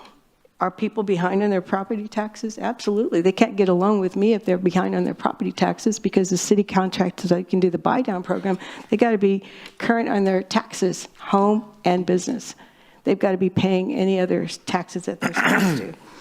So the idea was to give them a short-term fix, make these folks whole for a period of time, if that will sustain them. If they're already failing, it's not going to sustain them. We know that, but there are so many different projects that are necessary in our community. What hole do you fix first? Right now, the drought is a huge impact, and I'm not used to listening to so much negative stuff all day long, and that's hard on you guys, and I understand it. But, that's why you're in your roles. So the decision is, one, do you want to do it? Yes or no? And there are a long-term fix and there's short-term fix. Is the short-term fix going to help them? I don't know. They're sitting over there. Ask them. I'm not in their shoes. It's the idea that you're coming to a company that has a lot of experience. We got really good at it, and we pay a lot of attention. I was told when I was working one of the grant programs that I was a little bit conservative on what I was allowing the business owner to have, because I was following the rules, right? And they'd say, well, you're a bit conservative. You're not giving them enough money. And I said, well, you look at it. I'll give you the second look of eyes. So are we going to give them $50,000? No, we're going to give them what we believe is the right justification based on what they can give us for the program, what we're asking for, whether it's 3 months of personal. A lot of business owners aren't using business bank accounts. So three months business bank accounts, same time frame, show me them. Let's see what you're doing.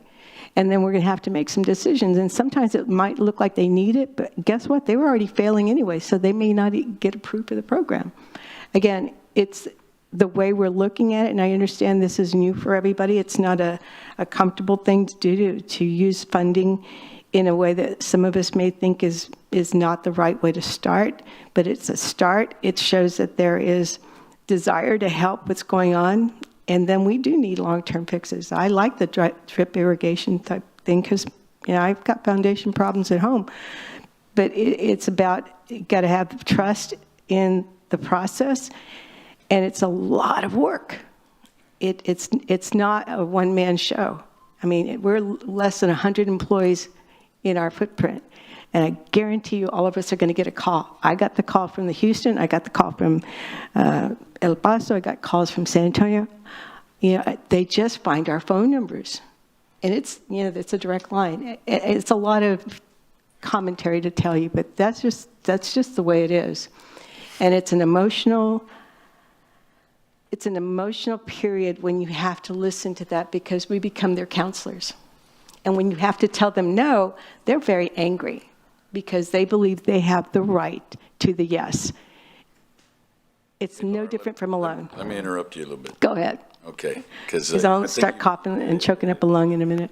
So you're basically going to go back and look at bank statements. We do. It actually says it in your contract. I was reading it. Laura, Yes, I'm with you. I'm your advocate, Laura. Oh, yeah. I'm on your team. You don't have to convince me. And okay, so what is it? I'm just asking those some specific questions, okay?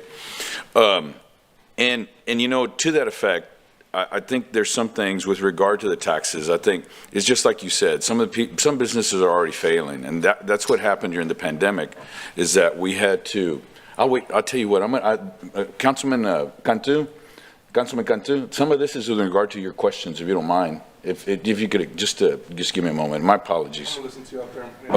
Okay. So that sounds good. So what is it? Some of this is as a result, because when we put together this program, actually for the pandemic, it was as a result of what we saw that Bexar County was doing with Lift Fund, right? So that's how we kind of went through this process of bringing it through this here. And so we duplicated it here to be able to move from that perspective. How many loans did you do, just roughly, during the pandemic? 148. 148 for the city, for the Coastal Bend region. Mm-hmm. Okay, so for the Coastal Bend region, what is it? The other component is, I think it's important that we ensure that their taxes are paid to date, because that's an indicator of whether or not they're a failing business already. We don't want to extend that life and keep them on, keep them on life support. We want to help those ones that, number one, if they have a key employee that they don't want to lose, and they're going to need that. Hence like the Paycheck Protection Program. I never thought that I would be affected by it, and the program that I went through wasn't through Lift Fund, but we utilized the Paycheck Protection Program because as businesses grew smaller, our block of businesses grew smaller. So we had to deal with that same challenge too. Now, the founder is from Corpus Christi, correct? Janie Barrera, yeah. No relation. Janie Barrera, no relation. As far as we know. Yeah. What is it? And one of the largest investors here in Corpus Christi is the Sisters of the Incarnate Word, correct? That's right. They invest in our program.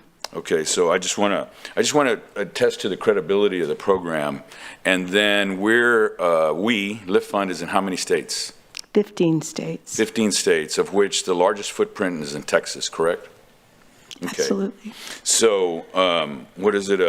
And then, how many people do we have? Because basically, I guess Janie took this program. And then, what is it? Did she start it here or did she start it in San Antonio? No, she left Corpus Christi and she started the program in San Antonio in 1994. Okay. And then and then Corpus Christi was one of the first to contribute. What was the first to contribute on the interest buy down program? This is first in our footprint, correct. So you were the master in showing us how to do that in other communities. And how many years have we been doing that? Since 2004. Since 2004, so for 21 years, yeah. Yeah, I don't do math. It's okay. I would think so. If you're approving loans, then you should. No, I didn't. And then, how many other markets are we doing the interest buy down program in? In Texas, possibly, maybe we're right at 10, and then we're looking at outside of the state of Texas. So Corpus Christi is one of the trailblazers when it comes to programs like this. Good word. Yeah. Corpus Christi is one of the trailblazers when it comes to it. Okay, and then, once again, I guess I just want to ensure that I'm a firm believer that we do both as well, because I think there's times that we need to work with procurement. I know that there's at times that my colleague over here to my right suggests that we hire more landscapers, and I'm one of the ones that thinks that we could contract with more landscapers, and that way that we're able to do that. So I obviously support this. I really truly believe in their mission, and thank you for coming over here when you're sick. And I just want to comment to Laura. She's and I use this word often, she's a crusader for small business. She truly is. Because she does a ton of hand-holding. And she works with a lot of small businesses that they're spending their time out in the field. They typically don't have a CPA. They typically don't have professionals that are behind them because they're running their business. And, Laura, thank you for all the work you do, and thank you for your team. Thank you. Thank you for the promotion. I will say something. The city libraries, I know we're not talking about libraries anymore, but I am doing I'm going to make the rounds in the city library offering personal and business financial education literacy. I started that early the last quarter last year, and I'm hitting all the libraries throughout the city, and then we'll start working on Nueces County, but we'll let you know that they are premier in their processing of the literature so that I can do that training. Roland went to visit there so we could see what they're doing, and promoting literacy, financial literacy. I used to be the chair of the Corpus Christi Literacy Council. They're over there at the Greenwood and Hornwood. So literacy is not just, learning to read, write, but also financial literacy. And that's something because I needed to start working with business owners because of their lack of financial literacy. So it was about getting them ready and prepared so that they can come and have access to traditional funding. Thank you. Councilman Cantu. You can have it. Sure, yeah. For the record, Roland, if I was going to give away $2 million, I wouldn't give him $360,000 more. That's a lot of money. $380,000 more, and I'm sure she does a great job, and the Lift Fund does great and everything. But I think at this point, I think that $380,000 is a lot of money, and we could help more businesses. And I'm all about small businesses. That's the backbone of this community. I don't like the city property taxes and the controller taxes being a regulation to get the loan. I mean, I'm sure these small businesses are behind on those taxes. When the city decided to put a brand new street in front of my car lot, I went out of business. I owed those taxes. I owed city taxes, and I owed comptroller taxes and stuff, So I've been there. I know how it is. So I feel that we need to exempt that, because they're already falling behind, and $50,000 is not a lot of money. They're going to spend that money within a week to pay their bills. And I'm with Gil with the work, but frankly, the city has so much red tape to do business with them. And I hope that we can allow them to do business with us and not have all that red tape, to do business with Corpus Christi. But I feel you guys, and I've been in your shoes before, and 2018 was one of my worst years in my life. But I came on top, and you guys can do the same. Don't give up, and hope this money helps you guys. Thanks. Councilwoman Campos. Wow. Well, let me just say this, that after, listening to, I think just about everybody spoke on this issue, I think the consensus that I, heard was that, yes, we realize that this type of industry needs help, and I'm so glad that it is being tied to the drip irrigation system, because we do need that system incorporated into all of our city services, wherever we're putting up any kind of shrubbery or whatever, trees mostly. But I also want to say that it was fast. I mean, I think this is the fastest that I've ever seen the city move on when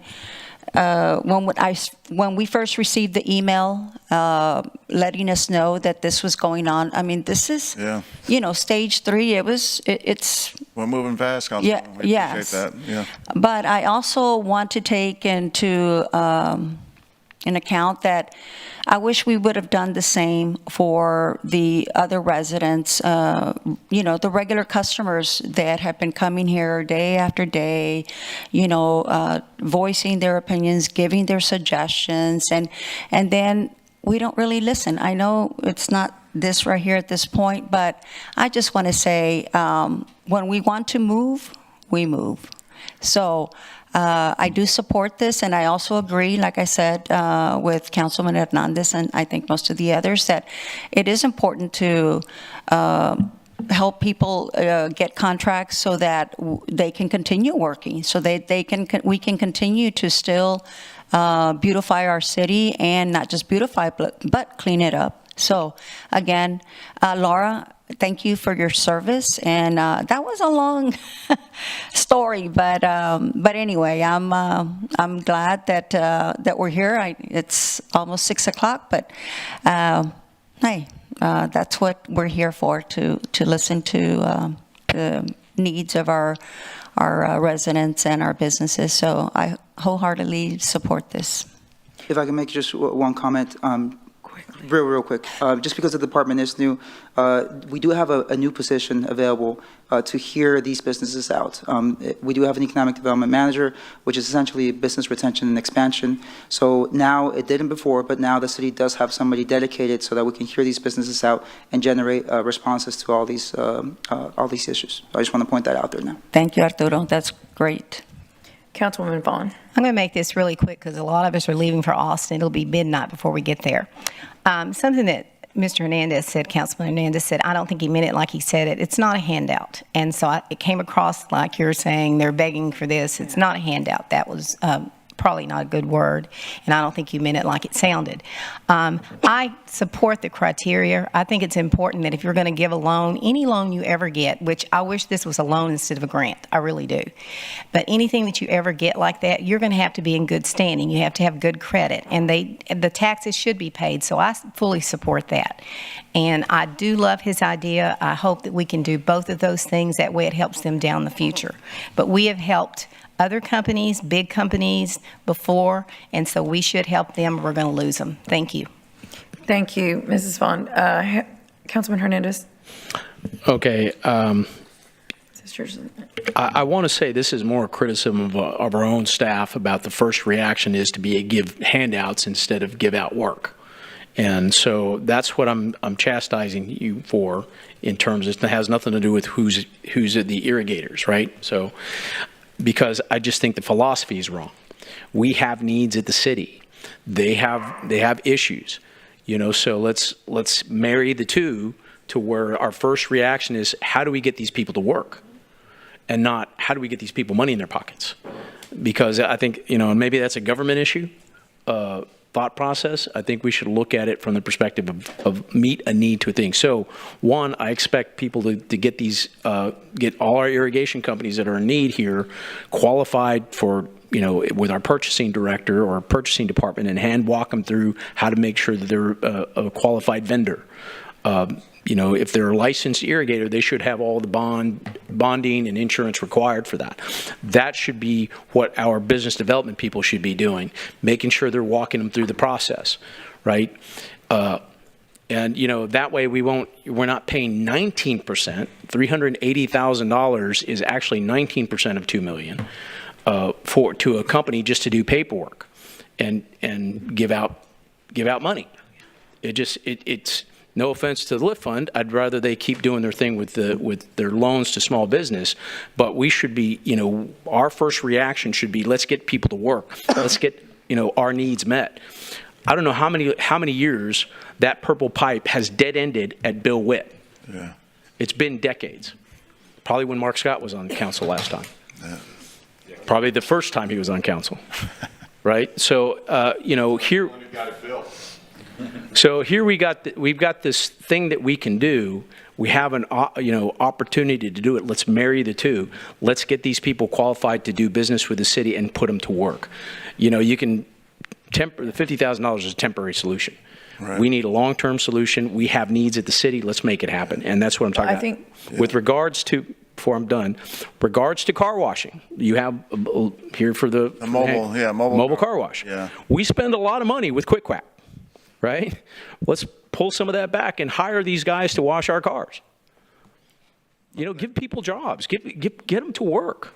I'd rather give somebody work, and so they can feel like they've done something. And water to wash the cars. Well, I mean, something, if they can hand wash with a 5-gallon bucket on the drought contingency pan, they can wash our cars. Yeah, since the mobile car washes are probably taken care of with changes in the drought contingency plan, you can now wash a vehicle with a 5-gallon bucket. We have plenty of cars they can wash, right? I think, and if I may, I don't want to interrupt you.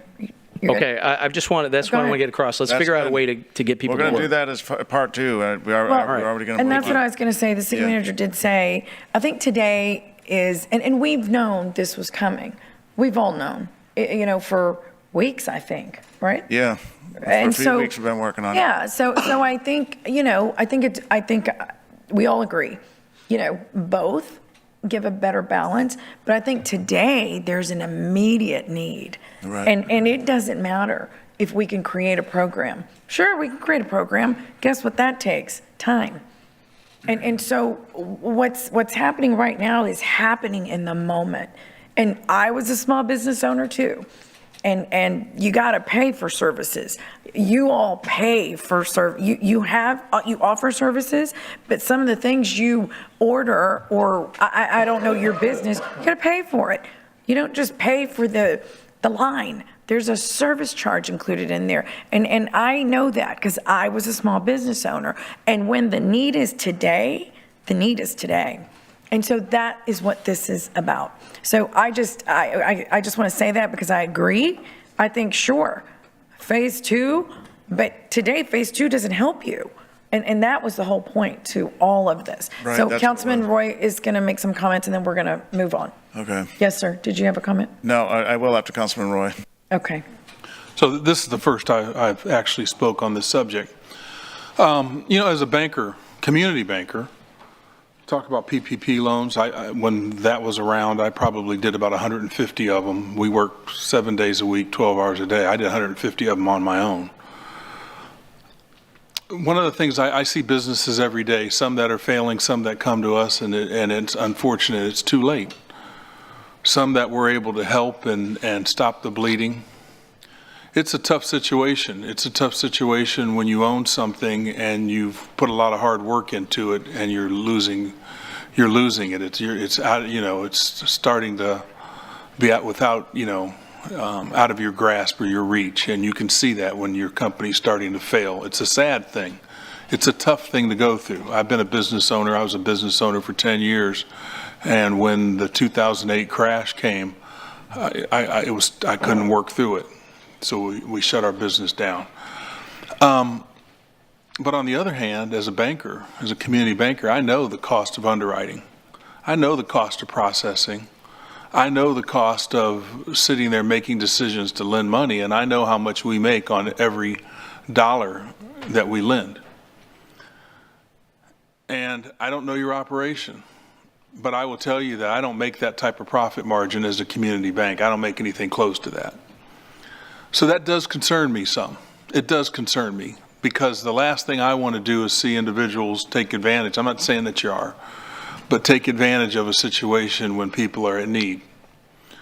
But I think in this particular case, it's an emergency. We've got to do something.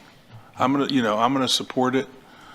I really think we need to take a hard look at the cost. The other thing is when you talk about, maybe this is phase one, but I think it would be also great. We're giving grants away. They don't have to pay those grants back, but it would also be nice to be able to have some money that they could do a smart loan or a low interest rate loan also to qualify for. And I do think also, when I look at somebody that hasn't paid their taxes as a banker, or because they're struggling right now, I do take that into consideration. And a lot of times, depending on where they're at, we'll make sure that we make them whole by paying their county taxes or whatever their taxes are, and lend them the money. So I think I do think that in this particular case, whether you're delinquent at the penalty phase where you're at, I think we need to look at that. I don't know if we need to take a hard stance and say, okay, you haven't paid your taxes. We're cutting you. You can't talk to us, or we're cutting you off. But I feel for this industry, because we got to keep jobs, and I think if these businesses go out of business, that they won't be coming back. So that's all I have. Yeah, Mayor, that's good. I just, again, want to thank Councilwoman Vaughn for helping us with this, and the businesses that have stuck with us all day. So the goal has been for immediacy, and Councilman Hernandez, we're going to be bringing back that program soon, like maybe next week, some parameters of it, because Councilman Hernandez is right, too. We need work, and there's more work to do, more than just $50,000. So there's great ideas. This is captioned for a two reading ordinance, but we should have captioned it for a one reading emergency ordinance, so it can become effective tonight with the vote. So whomever's making the motion, Rebecca will probably help with the parliamentary procedures, but we do need an emergency two reading ordinance this evening so we can activate the program. Correct. So as the city manager stated, staff is requesting a one reading ordinance. Right now it's posted as two readings. So we do, so it would be in order to have an amendment, a motion to amend right now to change the ordinance into a one reading ordinance. Okay. Okay. Great. And I'm not going to ask if we have any. I'm sorry, sir. Go ahead. You're going to need to actually amend the emergency declaration into the ordinance. Oh, okay. So you want to add a section? Yes, you'll add the section. This section constitutes a written request by the mayor or majority of the members of the council for this ordinance to be passed finally on the date of introduction due to emergency. The city council finds and declares an emergency due to the need for immediate action necessary for the efficient and effective administration of city affairs, and suspends the city charter rule that requires consideration of and voting upon ordinances at two regular meetings, so that this ordinance is passed and takes effect upon first reading as an emergency measure. Okay. That's what I was going to say right there. Very good. We'll take it. Okay, and it was seconded by Councilmember Vaughn. Mm-hmm. Okay, please submit your vote. Well, actually, could we do this one voice? Oh, sure. Thanks. All in favor, say aye. Aye. Any opposed, say no. Okay. Councilman Hernandez voted no. Okay. So now Motion we just carries. Thank you. And now we just would approve it as amended. Okay. You want to approve as amended? Well, Carolyn was going to do it. Can you second? Since she, yeah. Second. Okay. All in favor, say aye. Aye. Any opposed, say no. Oh, we had a public comment, Mayor and Council. Did. Oh, my goodness. We had a public comment. We didn't put that last vote through. Sorry, guys. Yeah, We've in got fact, it here. Okay, so we have Victoria Holland, who had signed up to speak at the item. So let's get her on, and then we'll move it along. I apologize so much when I know y'all all ready to get going and get gone. I was on the Type B board when we unanimously voted to send this to y'all. We all really wanted this to be an opportunity for us to do some good for businesses who provide employment in the city. At the same time, we all had some reservations, and some that I would just like to highlight for y'all today is that we are being told that LIFT Fund, their fee is 17% on this. I'm told they originally asked 20%, and I was told that was standard. I really believe the folks at LIFT Fund, they're good people. They're trying to do good work. I really believe that our city staff, are also similarly trying to do good work. That said, the average for grant administration is much closer to 8% nationwide, not 17%. And for grants that are simply, you pay the money and it's just a deliver with no follow-up, with no full service, that number tends to be between 2 and 5%. For full service grants, that includes record keeping, that includes follow-up, that includes everything we're really asking for, that oftentimes can go up to 10% without being too far away from national average. I believe the federal government will usually cap such grants at 10%, indeed, for administrative fees and costs from the processor. So I'm concerned about that, and several members of Type B expressed concern about that. Again, I believe the people at LIFT Fund are good people trying to do good work, and I would hope that they, in this instance, would perhaps consider making what is standard for LIFT Fund closer to what is standard for the nation in this effort to do good work. I understand we're trying to be expeditious. I understand we're trying to do things fast. It's equally important for us to do things right. The other thing is I think that we could get into trouble turning this into a 1-year only operation required, and we're also opening it up to sole owner operators. We're only requiring 1 full-time employee, so that will include sole proprietorships. I mean, I've run a sole proprietorship. There's no shade on that. That's a lot of work, but it's not an employer. That person is not doing the extra insurance, the extra paperwork, the extra costs involved with having employees. That's something like this we would hope would offset. So that was another reservation of the Type B fund was, is there a way that we can prioritize those who are employers? They keep saying that it's going to be first come, first serve. Well, I'm sure LIFT Fund has worked with and helped through their loans sole proprietorships who may know about this pretty early. But golly, it would be a shame if, employers, local employers in the city weren't able to get the relief they need to keep their employees because we got a bunch of, I don't know, mobile car washes. Sorry, I'm sorry. I don't have a timer in front of me. The timer, it did go off, Ms. Holland. Thank you so much for your comment. I'm so sorry. Thank you for your time, and sorry for all this. Hope we do some good with this. Bye. Thank you. So is that negotiable to a different degree? I mean, Can I add that point? yeah, put your, Councilman, Well, the reason that is, it's that the fee is like that is because it's a lot of hand-holding. Grant administration is typically done. We always say, well, we need another grant writer. We need another grant writer. Otherwise, we can get more grants. That grant administration is usually handled by somebody that knows how to write a grant, somebody that knows how to submit all that information, somebody that knows how to do that, and it's usually a competitive process with which that person has to follow. I mean, just much like the deal that we had today with the interest buy down with affordable housing. You have to have somebody that's experienced to do that. This is a program where somebody's going to submit an application and they've got to do a lot of hand-holding that businesses, is like I said, that typically don't have that skill set. Mm-hmm. So there's a fee associated with it. And that's really the component. And I mean, if we can negotiate it down, I mean, I don't have any opposition to that. I just don't want it to seem like you're comparing apples. It's not apples to apples when you carry 8% with grant administration, because we go through that same process when we don't always qualify for grants. So anyway, my point. Okay.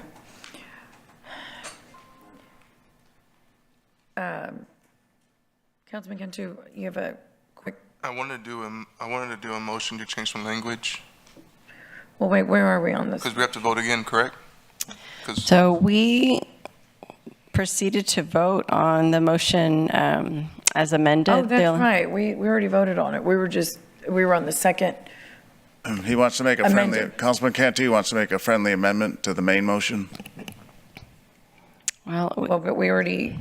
Have we voted on the main We motion? did the main one and we were on the second one, weren't we? We're on the amended. We were in the process of voting on as amended, so we have one amendment, so. Yeah, can he do another What is amendment? your- That's the question. I just want to change the language if they're behind on taxes to give them Oh, an opportunity You're going to make another amendment? Okay. Yeah. So are you okay with? to consider, you know, I mean, if it's $5,000 and they're going to use this money for their taxes, I mean, Yeah, but what was the intent? Job retention. So we can't do that. The intent, the whole scope of this was job retention. That's how I understood it. so how will you guys know they're going to give the money to the employees? Mayor and Council, if I can, because I was talking to Councilman Cantu over here earlier. So the issue is, under the prior loan program, if there was any back taxes owed, they were not eligible to apply. What Councilman Cantu's motion would be is to say, to let them at least have a conversation with the loan officers at LIF Fund, not to exclude them. And depending on the severity of what's owed in back taxes, then they could decide whether or not to process them. You know, if it could be if they have taxes in arrears, then the business could go out of business, right? And you lose the employees. So what Councilman Cantu is saying is just at least evaluate them, not to say they're going to get processed, but give them a chance and let the loan officers, like Laura said, there's a lot of things that you evaluate when you're looking at these. Give them at least a chance to talk to the loan processors or grant processors rather than just excluding them altogether. That's all. Who put that in the agreement to We begin did, with? yeah, because it was consistent with the COVID agreement, Right. you know. And that was because? Now we have a council member that. Because that's the best practice, though. And And I guess Laura or Arturo whoever can tell us, well, yeah, the reason we do it this way is because, someone should explain that. But you have to come. Yes. Yeah. Well, That provision is a contractual agreement with the city. In other contracts, that's not in there. So I might only be behind $1,000 on taxes to Nueces County. I can't pay it. Then they can't use our program with you. It's not typically the program with other municipalities. So that's a contract that has been, over time, that provision has been in there. Yeah, we had it in when we had the COVID, so Laura, thank you for saying that all your other loan grant programs don't have it. That's correct. So that's why, upon second thought, we would say exclude it for this one if the council chose to do that. Okay, Councilwoman Vaughn. I totally disagree with that. Let me tell you something. I owned a business, and if I was behind on my taxes, my business was probably already in trouble before this emergency happened. And how do you think the citizens out there in a pawn shop the other day, a jewelry store, a man came in there to sell his wife's jewelry because he couldn't pay his taxes. Now, we're going to look at this and we're going to say, we're going to give them a loan, but you already paid your taxes, but they don't have to. I want them to get the money, but I do not want to give that away. I think there should be a criteria. If you're a business owner, you should be stable. And if you can't pay your taxes, that is a warning to me. That's a flag. And so this is not what got you here. It wasn't because of the drought. So I'm not going to vote for that. I just want to do a friendly motion. Hold on a second. If you'll put your light on, please. Go ahead. I just want to do a friendly motion. If I get the second, great. You know, I just think that these people need some help, and I'm pretty sure majority of the people that are going to get this money is behind on some type of taxes. That's just reality of small businesses. So, I mean, But okay. small businesses that are struggling, I think it's a reality. Councilman They're Scott. probably behind on payroll taxes, sales tax.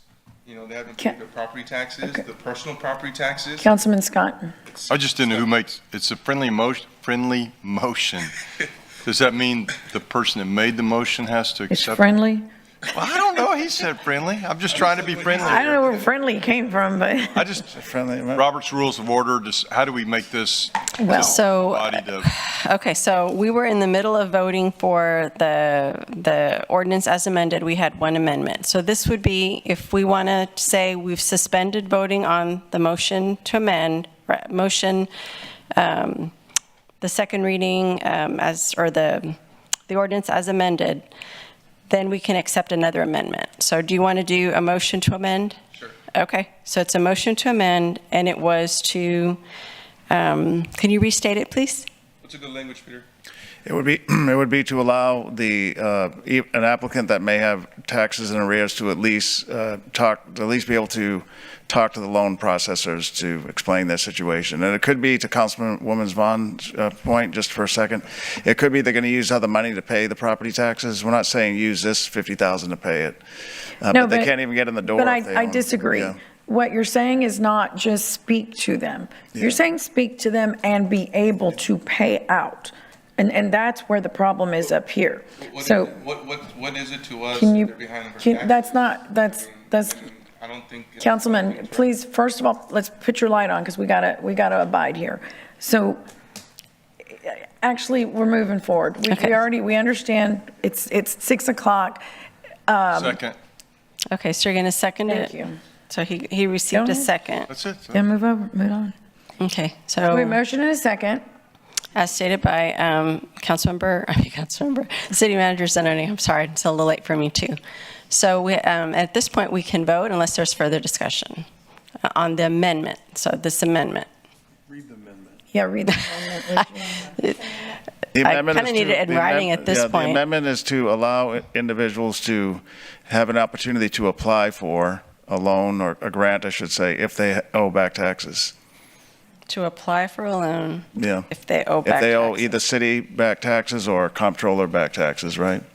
It's not to say they're going to get the grant, but it's still allow them to at least to apply to further vet their financial situation. Correct. Is And I that just want clear? to reiterate on the criteria. Yeah. We are intended to get a biweekly report. Yeah, So that's good. if that is Okay, something just, that can. Arturo, just so we can process this. Okay, that's it. That's the motion. Okay, and I hate to say this, but everybody has spoken twice, even more. Yeah, more So than that, actually, nobody at can this speak point. more on this, so we're moving on. So does everyone understand? Yes, We're the voting on- motion to amend that Mr. Gunther is making. Okay. About Please. back taxes. Yeah, please submit your vote. Okay, I didn't get a chance to program that. If you want to do a Okay. verbal, that'd be great, a voice vote. Okay. All in favor, say aye. Aye. Any opposed, say no? No. No. So we have 3? So is it 4? Let me see. Okay, well, let's Can we just do- go roll. Let's Yes, do a roll call. Let's do a roll call from your Okay, side. so I'm going to do it in the order I have here. Councilmember Barrera? No. Campos? Yes. Cantu?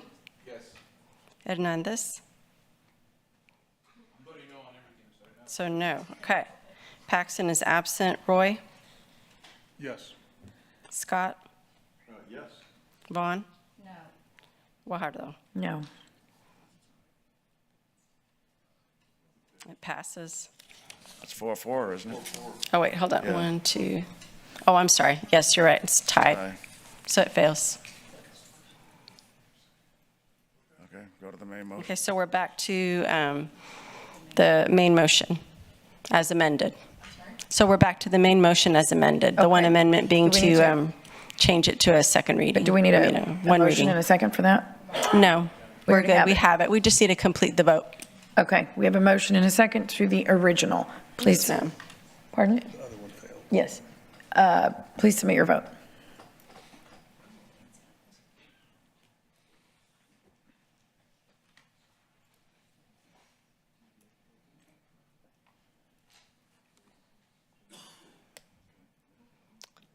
Okay, the motion carries. Okay.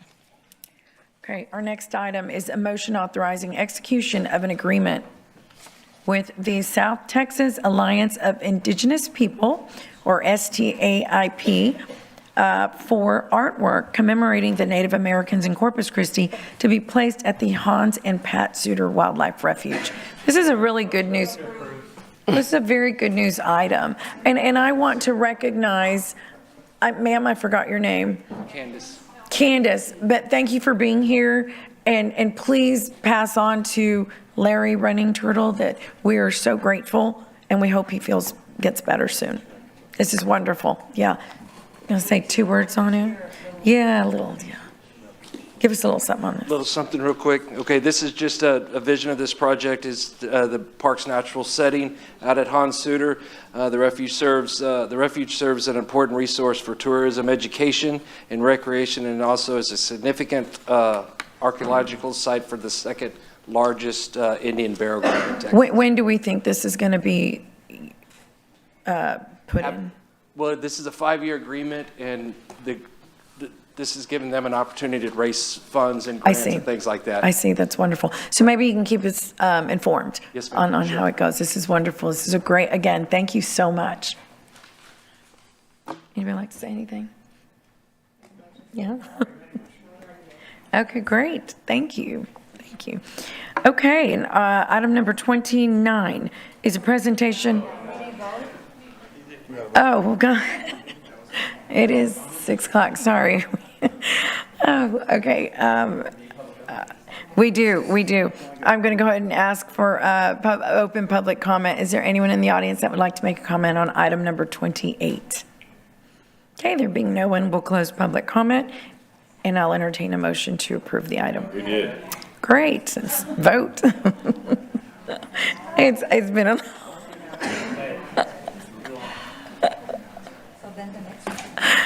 Exactly.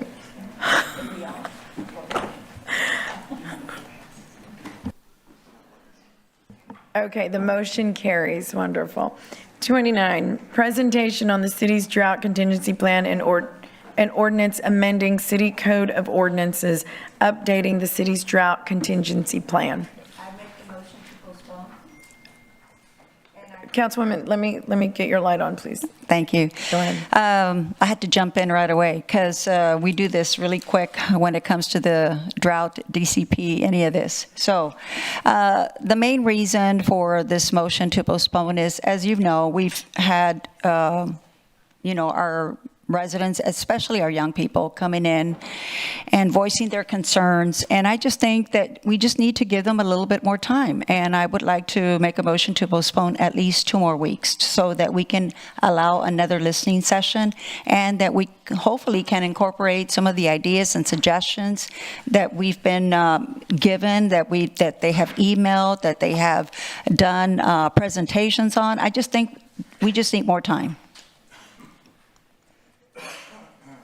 Okay, so we have a motion? To postpone. To postpone. We do not have a weeks. second? Second.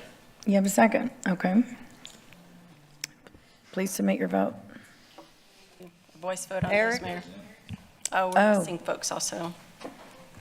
Mark and Eric.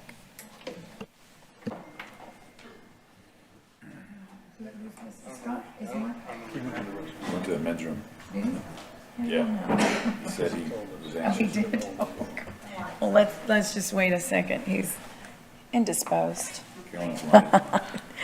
You do? Councilwoman Vaughn. Let me ask you something. It's baffled me why this drought contingency wasn't done before now. We're 2 years behind. So I'm not real sure what the big rush is now. That's why I want to ask you, is this going to cause any problem by postponing? Because it is huge, and we need some time to discuss it. We really do. So I don't object to that, but I still don't want us to get in trouble. Is it TCEQ? Are y'all waiting for something? What is the big deal? Do you want me to answer that? Okay. Yeah, go ahead, Drew. So let me just take us back a few steps and explain how we got here today. So the answer to the question is we would have liked to have gotten this done last year. Okay. We started the process of getting it done last year. I'll be the first to tell you, I got a little sick last year. I got COVID, and so it kind of delayed the opportunity for us to get this in front of council. As the year kind of progressed into the fall, the thought was, and we were talking to TCEQ, we wanted to make sure that our new council who was going to be seated had an opportunity to have ownership of this plan, if you will. And so The plan was in fact, the old plan that we had last year, we had met with all of the council members in the fall. And I can tell you that all of the council members last year, when they saw the proposed plan, now it has changed a little bit since last year, were on board with the plan. But recognizing the fact that we were going to have a new council, we wanted to bring this plan to the new council and make sure that the new council is comfortable and good with this plan. So that's where we're at. Now the reality is we've been talking to TCEQ. TCEQ has told us that the old plan meets all the requirements. So, you know, we could take the old plan and check the box and send it, and that old plan would be perfectly fine for TCEQ. We felt that the old plan was not in the best interest of our community. We've got a presentation, and we'll kind of summarize some of the slides and some of the things that we heard from the listening session. So we think this plan is better. And, you know, if there's an overwhelmingly desire to wait, we can do that. It's interesting, I just got a text message from one of the folks that is in a small business, and he personally thanked us for the work that we've done over the last 3 weeks to try to bring a plan that may not be perfect, but it's a lot better than the one that we had before. So, you know, I think that we have definitely worked hard. Maybe in the eyes of some folks, we haven't worked hard enough, but we have done everything that I feel we can up until this point to put together a better plan than what we had in the past. Yeah, Councilwoman, can I add to that? Sorry to interrupt you, but so first, just for the record, because this is what happens, people say something and then it becomes truth. So this is not 2 years behind. We tried to get it updated last year. You know, we began last year and Drew mentioned it, and we made the call, you know what, let's get the new council, because you'll be sitting through at least 2 years of this plan. I want to make sure this new council approved it. That was a conscious decision. So we're not behind, certainly not 2 years behind. But recall that the landscape program and irrigator program that council just approved, the drought contingency plan is meant to help those businesses as well. So things like being able to hand water, that's in the revised plan. Things like being able to put on new business development, that's in the new plan. Having a fee, an impact fee or a surcharge fee that you can actually calculate and charge, that's in the new plan. So if we delay this, that means you can't do any hand watering. That means you can't do any drip irrigation until we bring it back. And so, yeah. Yeah. I did. Oh, no, leave it on like that. And, yeah. I'm just going to get my own microphone. I definitely think we need to update the plan, but I do feel like because it's so late in the end of the day, we're going to rush through this, and I don't like that. What about 1 week, Mr. Sinoni? And I have to say this on behalf of all the new council members. Thank you all so much for leaving such a hot item for the new council. There's a few more coming, but just one other notion too is that to be able to let hand watering and drip irrigation, which is not in the plan today, if council approve this tonight, you can always amend it in the future. It's not like once you approve it, we can never look at it for 10 years. So it's amendable any council meeting, anytime we meet. Yeah. So it can be passed, you must amend, or you must look at it again, right, every 5 years, but it can be amended. You can amend it. You can amend it as many times as you want. You can amend it any time. We'll just submit So the advantage, not advantage, but the, yeah, the, you know, as far as pros and cons, would be that the changes, the amendments, which are, they're not as strict. Right. Right? Compared to Yeah. what's here today. Right. Would go into effect right away? Tomorrow. Tomorrow. If council, because the first reading was already approved, so we're at the second Right. reading today. Right. And remember, it's being able to irrigate with a handheld hose, shrubs, trees around your home. Drip irrigation is allowed every other week. Under the revisions, it's not allowed today. And we just talked about businesses that are on their last string. And so this will allow them to sell plants, to encourage at least some landscaping at residential properties. Okay, let me get these comments going. Were you done? Oh, I'm done. All right, Councilman Cantu. What did y'all guys change from last week till now when all those people came and talked to you guys? Did anything get changed by chance? Yeah, yes, sir. So a couple things that changed. So one of the things that we changed was we moved the moratorium for no new water meters to the water emergency stage. So right now it's listed in the current plan. It's listed in stage 3. We met with the Coastal Bend Home Builders Association, and they were very concerned about having that identified in stage 3. After we talked to them, I mean, we recognized that stopping new economic development with building and putting in new water meters is devastating for the economy, so we recognized that, and so we moved it into what would be in the new plan or new proposed plan is a water emergency. So that's one change. The other change that we made was for non-exempt surcharge exemption, large volume users, we tripled the surcharge cost, right? So in the proposed plan up until January 28th, it was $1, $2, and $4 per 1,000 gallons, and now it's $3, $6, and $12. And the residential is how much again? $1, $2, and $4. And this was not a change since last week, but or 2 weeks ago.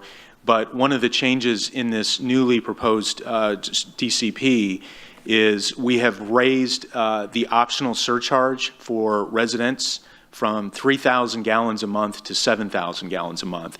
So one of the things, and we can talk about this in the presentation, but I get it, it's late in the day, and we've got slides to show it.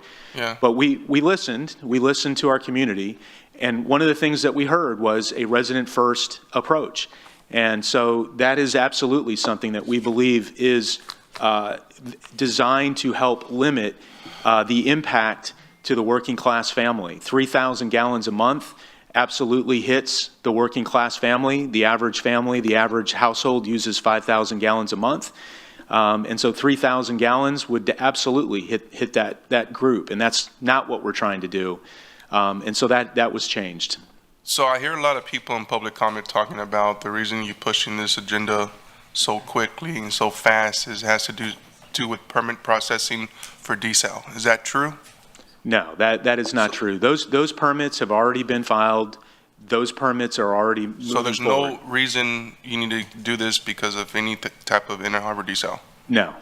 No. I will tell you that as we continue to work on future permit applications, which I'll be first to tell you, we are working on those. We have bed and bank permits that we're going to be trying to get through with TCEQ for this short-term water supply. The TCEQ is probably not going to be overly zealous to start looking at giving us or reviewing those permit applications for bed and banks until we have an updated drought contingency plan. Okay. Yeah. I just feel like, we need at least one more week, like one more solid week to get this approved. I mean, I'm going to be voting no on it today because I think we need more time, at least another week. And I understand the situation, but I think we need one more week because it's too fast. Understood. Okay, thanks. Councilwoman Campos. Thank you, Mayor. What do you think, Drew, was the main issue with most of the commenters? Did you make a list of because it didn't address that at all, which was the drought exemption fee? That's not even, it's not even mentioned. So I would still, I know it's a long shot, but again, it is about listening. I mean, why do we do this? We say we're going to listen, and then we're not given any time to actually do something about what they're commenting on. So, do you know how many people? So let me take you through the presentation because because I think what's important is that you understand that we have summarized the comments that we got from the listening session, and so this slide right here showcases that. And so just point out a few things. So we had the listening session from 6 to 7:30. We sat here for 90 minutes. It was a great reminder to me and to my colleagues that we have an awesome responsibility, and we don't take that lightly every day. So hearing that from our community is a good thing. And so we listened intently. We took notes. And here were some of the general buckets that we put the categories into from what we heard. So we heard certainly heard, comments about industrial large volume users. There were a number of folks that are not happy with drought surcharge exemption fund. What I will tell you is that the drought surcharge exemption fund does not negate large volume users from participating in being good stewards of drought conditions. So in other words, they can't do the same things that residents and commercial businesses can do. They can't irrigate outside. What they are allowed to do is they are allowed to pay a surcharge today so that they don't have to pay a surcharge down the road. And they pay that surcharge when there's no drought, or when there's some drought, or when there's a lot of drought.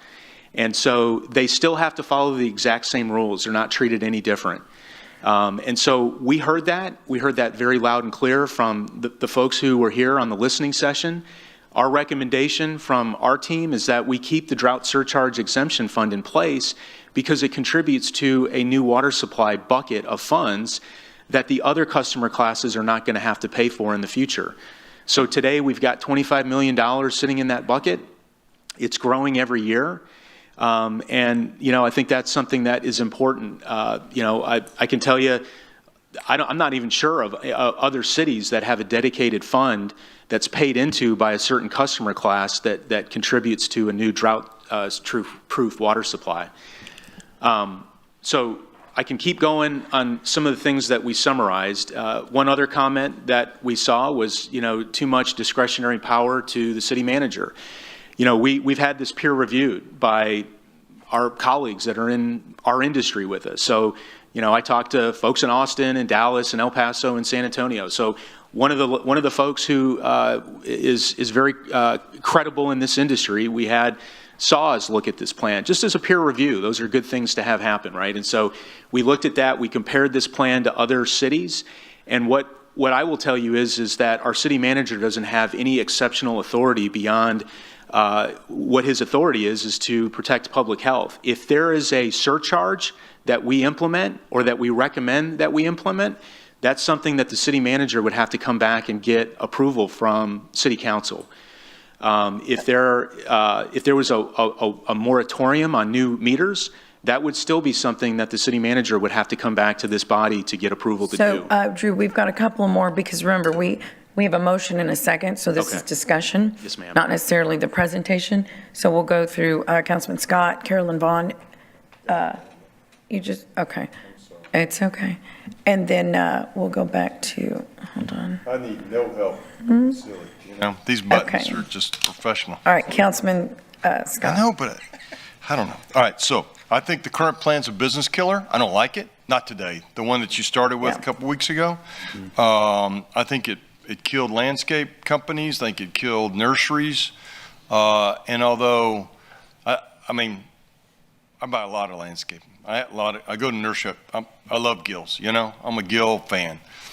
But if I can't hand water my new plants. Not that Gil. Not that Gil. If I can't. I'm a gill fan too. No, God. All right, so I've been written up in the Gills Nursery monthly newsletter from my zinnia garden. So, wow. I don't think that Gil's done that. But, so my point is, I don't think people are going to nurseries because you can't hand water. Now, there is a certain segment of our community that has told me, yeah, you can do whatever you want on your ordinance. When it gets dark, I'm watering my plants. So it seems like it's kind of silly.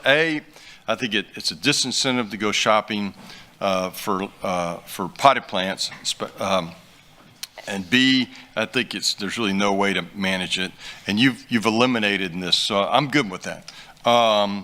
I think it's a business killer to new home construction. I hear what you're saying, that you still had to get permission, but if I'm a developer, man, I don't know that I'm going to go spend the money for the next phase, but I think you've eliminated that. You moved it down to the emergency section. I guess we still have to approve that. Right. I don't know what we did on pools. Did we do anything on the pools? So pools in stage 3, you're allowed to maintain pools, and that's been something that we have spent a lot of time talking to the pool experts, pool associations.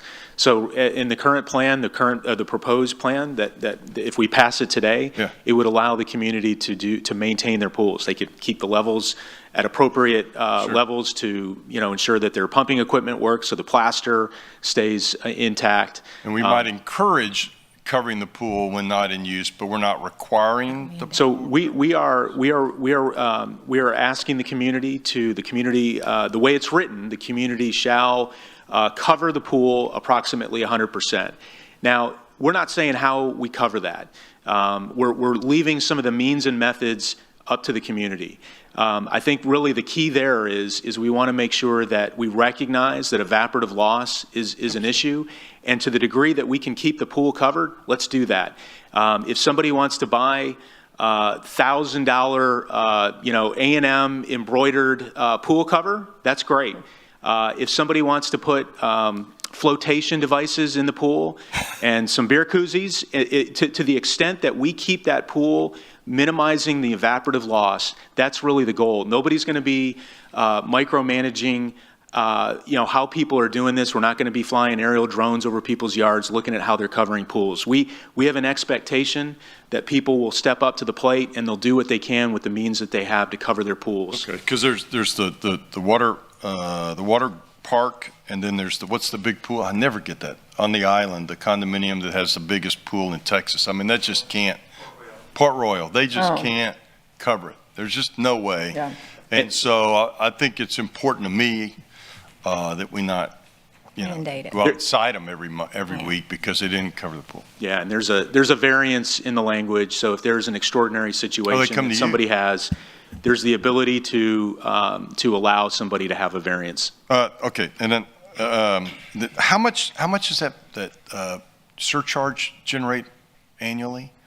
The drought surcharge exemption fund generates about $6 million a year. And generally, how long is a loan to build a big water project? Right. 20 or 30 years? So it's a 30-year note that we would pay. So over 30 years, it would generate about $180 million is what our calculations show. Okay. All right. So the last thing, Mayor, if it passes, awesome.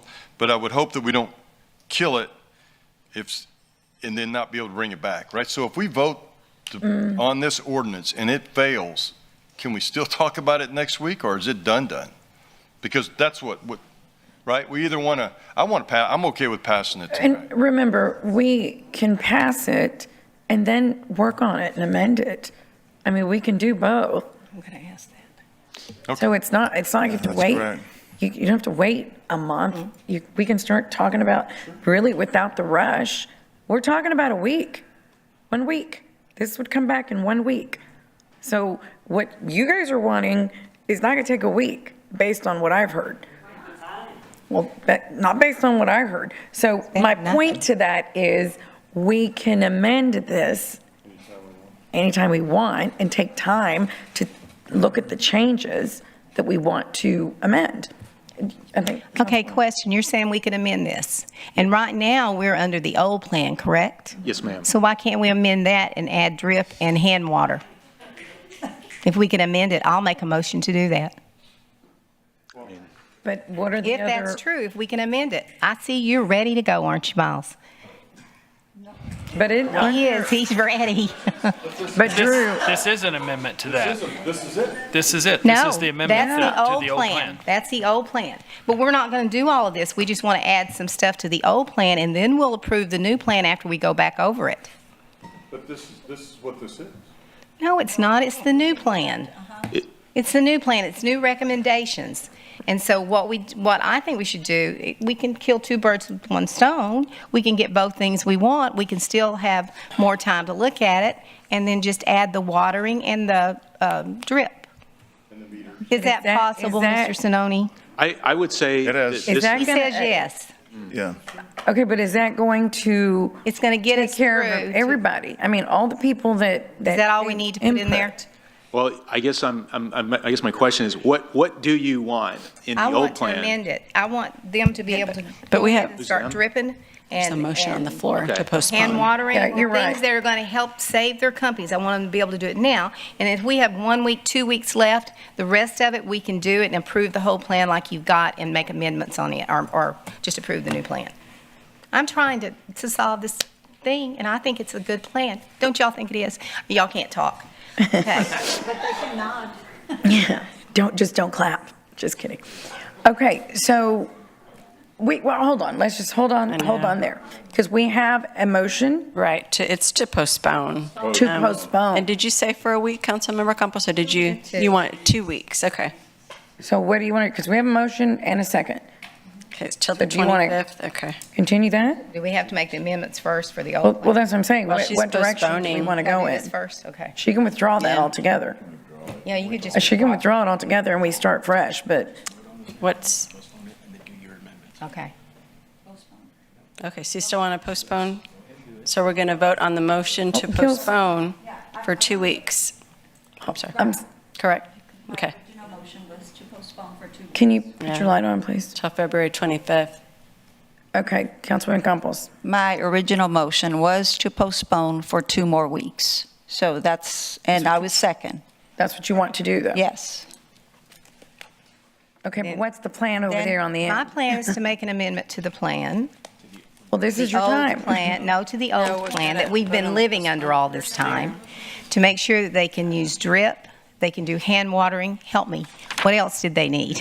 Okay, so moratorium on meters goes to water emergency, but then again, we've changed stage 4 to a water emergency. Yeah. So that would be something that Are you we getting would this, have to Rebecca? Because include. I'm not going to remember it. Ma'am, well, we've got it, we have to vote, the motion to Right. postpone is in order, the motion to amend is But I not. can come back. Okay. Yes, ma'am. So we just need to just get that motion to postpone out of the way. And the discussion really should be limited to the postponement. That's what Okay. we need to be talking about right now. Right. Okay, so we have a motion and a second to postpone for 2 weeks. Yes, ma'am. So if that passes, Then it's postponed for 2 weeks. And then, I thought you wanted to, okay. Okay, Last question before we yes. Well, actually, Councilman Sorry, Barrera. Okay, Councilman Roy. So I want to understand this. If we make a motion to postpone, the changes that you were talking about in terms of the average user going from 3,000 to 7,000 wouldn't take place. So that could be another thing that if we go back to the old plan, that we would ask for an amendment? So, I mean, it's kind of. We're kind of getting to the point where Yeah, we we're pretty much making have the new everything plan. that we've already put in the plan. In the new- I'm not sure what we're not putting in the, what we Okay, wouldn't I just- include. I Yes, wanted sir. to make sure I understood that. Yeah.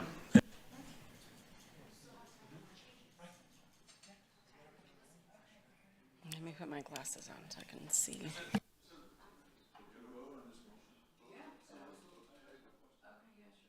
Okay, everyone please submit your vote on postponing for 2 weeks. Oh, go ahead. No, go. You want to put it on? Sure. Okay, all in favor, say aye to postpone for 2 weeks. Aye. Any opposed? I'm opposed. Nay. I'm opposed. But we lose. We tied again? No, it was 3. Mark, what was your? Nay. Oh, did you? Oh, so it's 4-4. Can we do a So it was 4-4. Okay, can we do a roll call, please? So now- Just for clarity, a roll call. Okay, so, Councilmember. Okay, you know what? All right. I'm going Okay, to do a roll call? I'm going Okay. to change my vote, so. All right, so I'm going to call the Start. roll. Councilmember Barrera? No.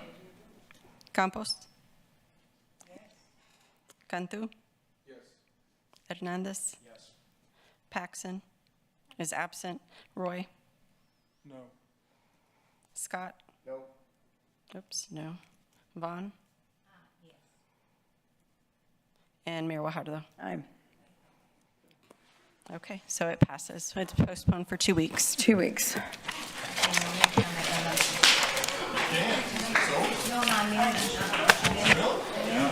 Can't talk about it anymore for 2 weeks. No. I Yeah. asked if I can make the amendment so. If the postponement failed, but, yeah, no, it was contingent upon that, if the postponement failed. But you can make it in 2 weeks. Yeah.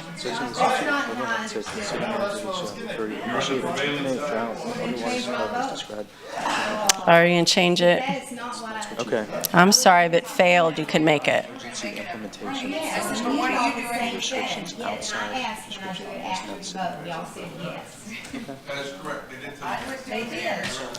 I'm sorry, I meant if it failed.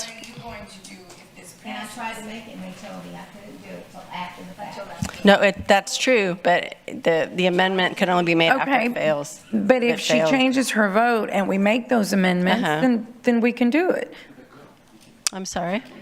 No, if she changes her vote. Because I thought she was making the amendment that she talked about. I'm sorry, Carolyn, I thought you understood And that. she thought she was going to make that amendment because you guys were over there. Gil was directing traffic, so I thought you were making that amendment. I said, you're not changing that. I was told yes. Do you want to It wasn't reconsider if it was a yes or no. I was told yes. I looked right at Mr. Sononi. He shook his head yes. And I trust that he knows what he's doing. A little confused right now, aren't we? Okay, so- Yeah, I would reconsider the vote if you wanted to. Yeah, and what I then want- make the yeah. amendments. And then make your amendments that we were talking about. Yeah, I'm sorry, that wasn't clear, Carolyn. Okay. Yeah. Councilmember Vaughn. Yeah, because Do that. we need to just make this change real quick. Yeah. Okay, I'm sorry. It's not your fault. Okay, so we're going to reconsider, so someone on the prevailing side needs to make that motion. So Councilmember Vaughn, would you like to? You want to make the motion to reconsider? You have a comment? Oh, I'm sorry. Go ahead. Okay, so there are two separate things. We're talking about the what we postponed for 2 weeks was the current plan that we have on the agenda. However, we still have we're still talking about the plan as the previous plan that this is supposed to replace. So they're two separate items, right? So I don't think we need to reconsider the previous item for the new plan to make an motion for an amendment to the existing plan to hold us over until we get the new plan completed. We're talking about this ordinance here. Right. That's so- not posted. I mean, I guess I have to ask Okay, Miles but- about that. And I'll state this, that we're talking about the drought contingency plan. It's posted that we're talking about the drought contingency plan. All these people here know that we're talking about the drought contingency plan. I know, So but we're you not- can't, we're it's not- hard to legislate on the dais, like right here. I mean, we would need. I'm not we need legislating. Attorneys need time to look at that. I mean, Okay. this is very important I ordinance. understand what you're I don't- saying.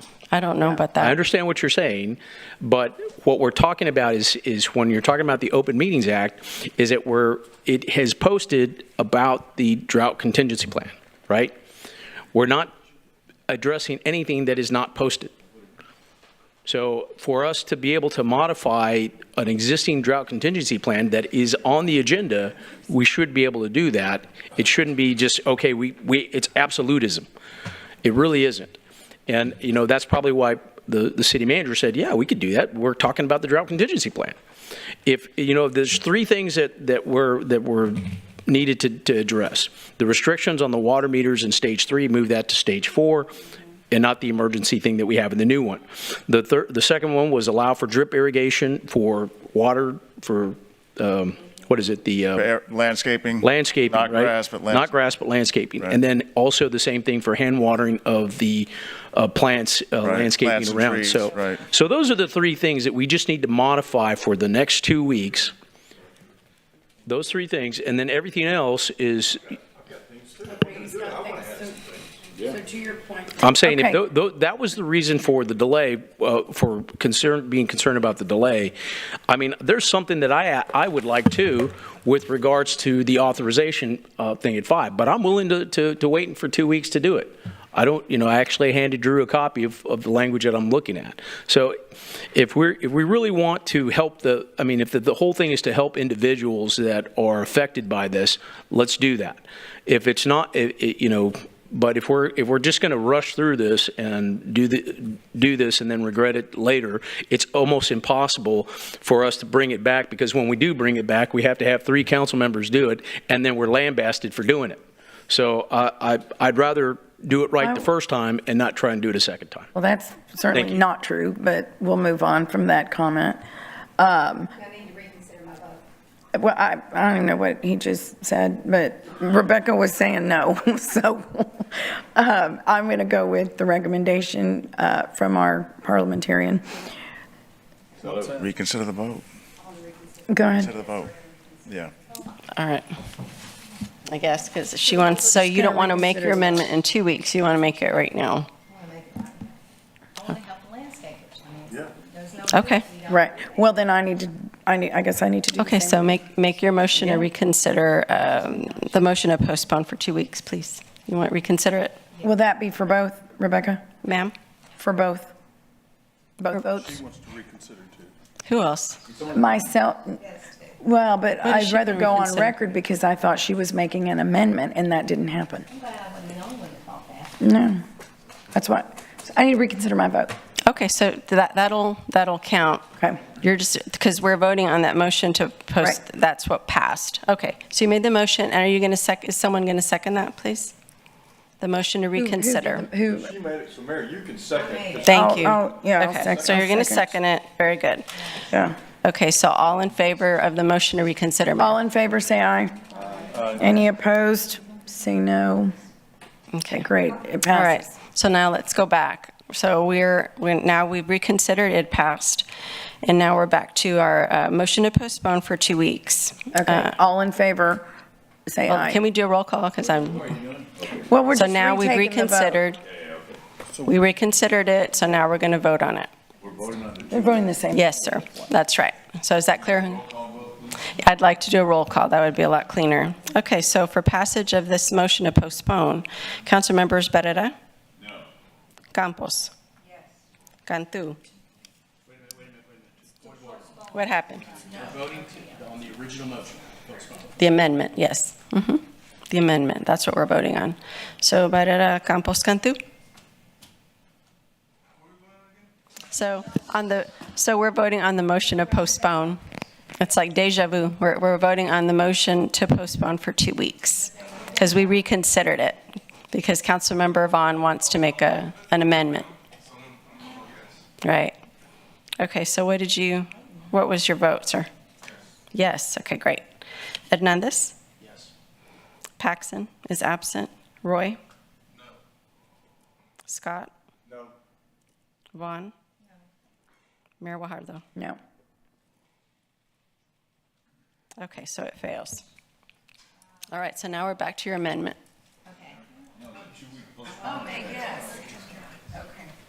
What's your amendment, ma'am? Make the amendment that we allow them to hand water, drip, what was the other one? To the original plan? Restrictions on water meter to stage 4. Allow for drip irrigation Allow for drip irrigation, stage 3, hand watering to plants in stage 3. in stage 3. Okay, so you're adding that to what? To the old plan. To the To the current. old plan. Yeah, to the current plan that exists. Okay, they so can do is it that, right now. is that in order? What else? We're not.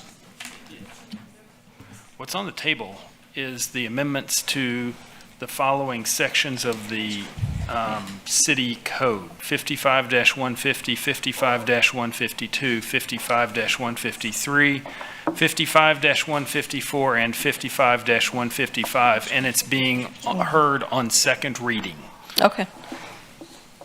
So we don't know what 55-1, 55-2, all that stuff is. Yes, and what you have in front of you is the sections that relate to the city's drought contingency measures.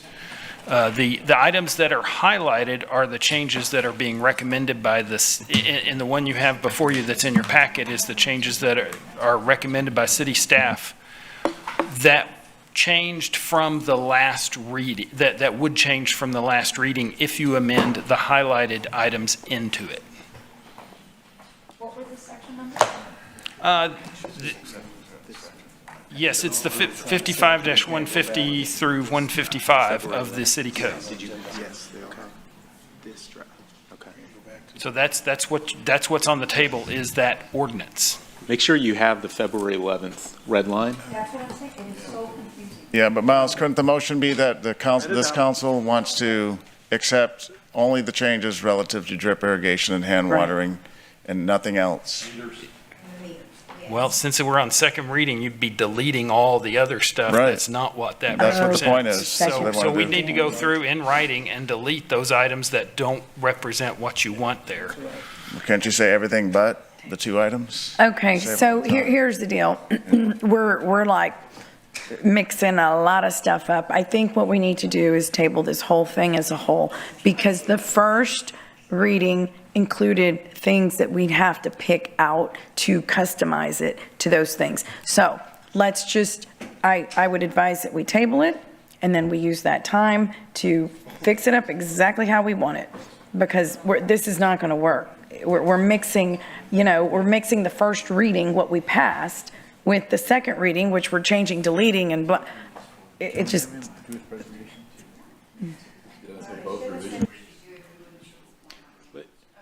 Can I make a quick summary that I think may help? So the only thing that has changed, we voted, council voted last time, January 28th, for all the things that we had on the 28th. And we've only added 3 additional items based on the input that we saw from the last 2 weeks. The first one was the moratorium. We moved the moratorium on new meters to the emergency water trigger stage. That is this slide right here. So that's one. And then the other one is for non-exempt large volume users, we've increased the surcharge, optional surcharge, from $1, $2, and $4 per 1,000 gallons to $3, $6, and $12 per 1,000 gallons for users who use over 12.8 million gallons a month. Those are really the only 2 changes. The next change that you see right there was really just an editorial change. So that's really it. So if the council liked what they saw on January 28th, then this is the only 2 changes that were made since then. okay, Councilman Scott.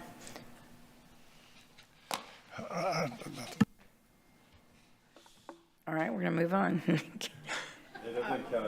Okay, Councilman Hernandez. Okay, so since we're all thoroughly confused, let's go back to the original motion of postponing for 2 weeks and come back and revisit this. I gave you what's important to me in terms of amendments, so you can add that to your list, but I make a motion to postpone for 2 weeks to the original motion. Yeah, I know. Well, that's what we had just said when you walked out. And the reason I say that is because we're going to be gone to Austin for the rest of this week for the most part. And so I don't think we'll have some time to address it this week. So that's why it's a good thing to have it for an additional week. Thank you. Councilman Barrera. So I just want, so right now, non-exempt high volume water users. Right, am I on? Yes. Non-exempt high volume water users, those that that requested that aren't part of the surcharge. So anybody using more than, I think I calculated like 400,000 gallons, 500,000 gallons a day is going to be charged a surcharge of $6, or it's 6 or 12? 6 in stage 3. 6 in stage 3. So anybody using more, and that's one of the things that I want to add on to the individuals that have been so passionate about coming to us on this, is that those that are large volume water users using more than 500,000 gallons a day are going to pay a surcharge of $6 per 1,000 gallons, or $3 in stage 2, $6 in the water emergency, and what's the 12,000? What's the $12? $12 is if we're in a water emergency. Okay, 12. So stage 2 is 3, stage 3 is 6. So right now we're 6. So some of our friends in San Patricio County are now going to have to pay the $6 immediately. If we implement surcharges, yes, sir. Okay, well, that's the thing. That's the thing I'm saying right now. So we're going to postpone that for 2 weeks. So Steel Dynamics is going to get a pass for 2 weeks. Steel Dynamics is going to get a pass for 2 weeks. Guys, So that's the thing that I'm not going to support, because I think those that chose not to be part of the surcharge, those are the ones that need to pay. Because they haven't been team players for the whole thing. And I want to vote on that today. I want to make sure those individuals that weren't part of the surcharge pay. So I don't know what motion was made, but I just want to make that very clear. Yeah. So I want them to start paying as soon as possible, and I want the meters to all of a sudden now, so those to go into to the water emergency, and the same thing that we go into drip irrigation. I don't understand what the complicated process is, because the thing is that I can tell you what a lot of these individuals that spoke when they came to public comment during the listening session is their frustration is that they want those to remove the surcharge and they automatically start paying. So that's going to be a topic that's going to be, that won't be resolved in 2 weeks. I can tell you right now. So right now, we can start charging those that chose not to participate right away. We can bring relief to the small business owners, so that way we can do the water in the lawns, the drip irrigation, the meters. So that way, if we approve this today, and then we can amend it in a month, we can have more listening sessions, but we can amend it in a month. All we're going to do is we're going to give small business the opportunity, just like I said, those 3 items. So if no motion has been made, I move for approval. Okay. All right. I'll then now vote that down. Thank you.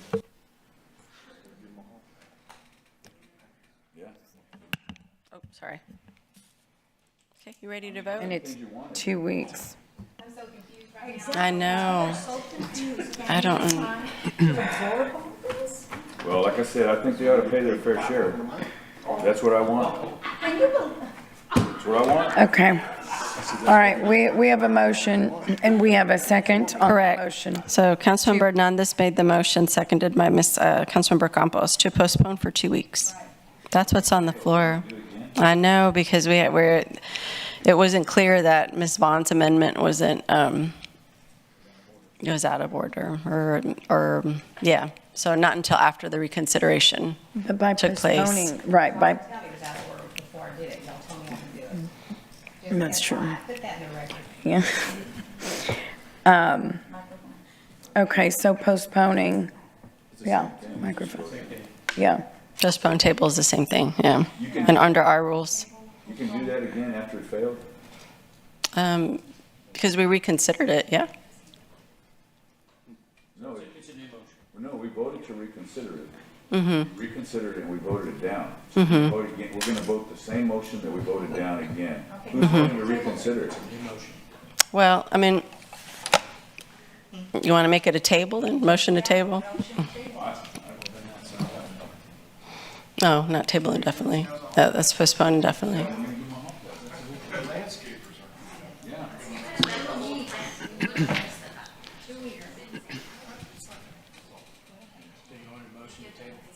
Yeah, we'll just change it to table. Okay. So it's a motion to table for 2 weeks. Okay, so I'm going to do a roll call vote. So Council Members Barrera? No. Campos? Yes. Cantu? Yes. Hernandez? Aye. Paxson is absent. Roy? No. Scott? No. Vaughn? Oh, okay. It is. Mayor Guajardo? No. It's a tie. Okay, so it fails. So it fails. Okay. Okay, I move for approval. Okay. Okay, we have a motion and a second.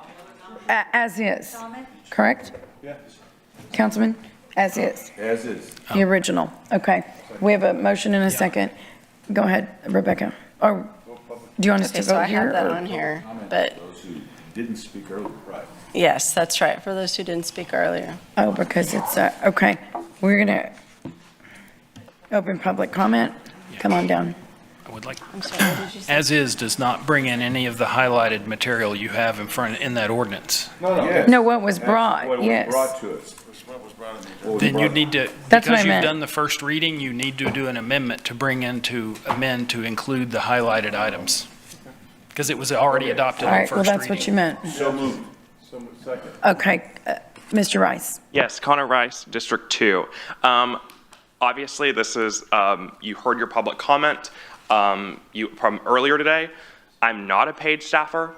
I will say that, make it very clear. I think this plan is, I think the city staff and the city water department is rushing this through. And they're trying to use your landscapers as a buyout to say, do you want to help your small businesses or do you want to help or not? And the reality is you can amend the current plan. And I think that motion should be made again because you can make it. It's already been posted as Councilmember Hernandez made. It is on city. The item has already been posted to the public. You don't have to put that whole entire description to exactly what you're doing. If you ask any of the Open Meetings Act lawyers who already highlighted this, you don't have to tell them exactly what you're doing. So you can make the motion to amend the current plan as is. Otherwise, I'd vote to kill this plan. Thank you, Mr. Rice. Anyone else? Mr. Paulson.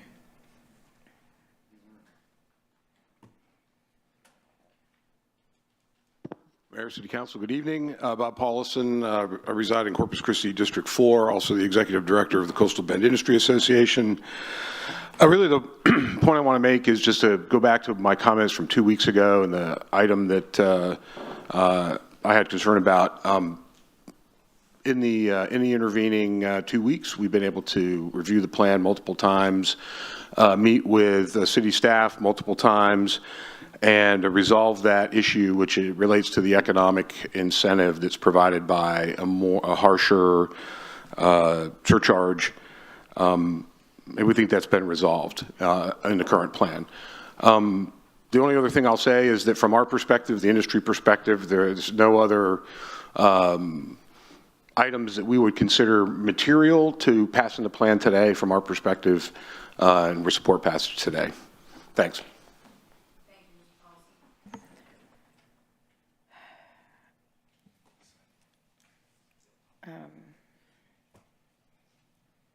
Okay, so we have a motion.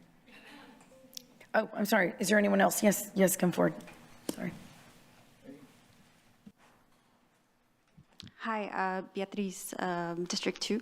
I just wanted to second what was said by Connor Rice. There was a lot of confusion, but clearly you can amend what was right. So, I mean, what needs to pass could pass today and give us the discretion that I think a lot of business owners have been given the time. So thank you. Thank you. Is there anyone else? Mr. Munster? Mark, did you already speak? I talked about other topics earlier. Is that correct? Yes. If you could amend the current plan now, why wasn't that offered to the irrigators and all the meetings with them? If that was the option this whole time to amend the current plan, why was that not done? That's what I don't understand. That was the whole reason that you're trying to get this passed, was for them. If that was available the whole time, what was those meetings about? I don't understand that, right? So yeah, I thought that using the small business owners was already. Mr. Munster, you did speak on the drought contingency plan. Oh, he did? A lot of stuff. Yes, sir. Don't act like y'all are following the rules. Yes, sir, you did. Lie in these chambers, sir. Yeah, I'm sorry. You already spoke. So Thank you. Is this the vote to approve the DCP? Drought contingency plan? Yes. Well, I mean, that's what we're discussing. They're going to be voting to accept the highlighted, I guess. What's recommended here and this is what we're The voting. highlighted sections prior to accepting the DCP. That's Everything that's in here is what we're voting. How can you be voting to approve a 5-year plan after Mayor. everything Mr. that's Munster. happened? I don't understand. Pardon me, Yeah. Mark, you've already spoken, and we got to follow the rules. It's been a really long day. So thank you. It's a Ma'am, I'm 5-year sorry. plan. We're It should gonna not be follow going decorum. forward. Guys, let's please follow decorum. It's the rules. Please. Ma'am, please stop talking. You should not Okay, be voting to please. approve this plan, please. Thank you, Mark. Okay, so please stop. Please, you're breaking decorum, ma'am. You're breaking decorum. I don't care. Y'all broken decorum. Please. You don't even understand. Okay, please stop. Rebecca? Yes, ma'am. We have a motion and we have a. Well, we were. Why are y'all voting for this? You're gonna postpone it? We have a motion and. So Councilmember Barrera made a motion to approve, and then the city attorney brought up that we do have highlighted sections of the ordinance that the council needs to accept into the ordinance. Isn't that correct, Mr. Risley? that was a The council needs to make an amend. amendment to, because it's been adopted already on first reading. In order to get that into second reading, the council needs to amend the ordinance to include the highlighted items. Yes. So that's what we would do. It would be a motion to amend. To amend, to approve, and to include the highlighted items. Yeah, that's it. Motion made. So, Mr. Barrera, that is your motion then? Okay. Councilman Scott. Mr. Scott, are you seconding that? Yes, ma'am. Did you have a comment? Yeah, Good. I just wanted to say that I advocated to expedite this. Right. The staff thing, I think it was council driven because we cared about the landscapers and the nurseries. And I also like that we Ma'am, added please, the surcharge please sit down for and people that are using too much Ma'am. water. And then Ma'am, finally, I like the please fact sit that down. No, there's a time. There's a time. We just closed. Ma'am, please have a seat. Please. This is the point of, like, frustration. Ma'am.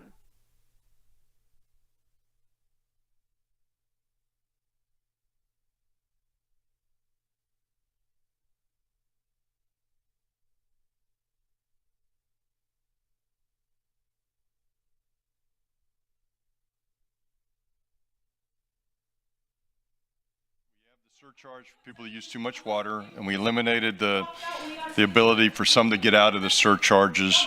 I like the fact that we're expediting to take care of small businesses, and I like the ability to move the meter down. Can you please help us? Sir, can you please help us? Okay. Absolutely. This is just not the way. This is unbelievable. There's decorum. There is decorum here. There is decorum. This is ridiculous. Oh my God.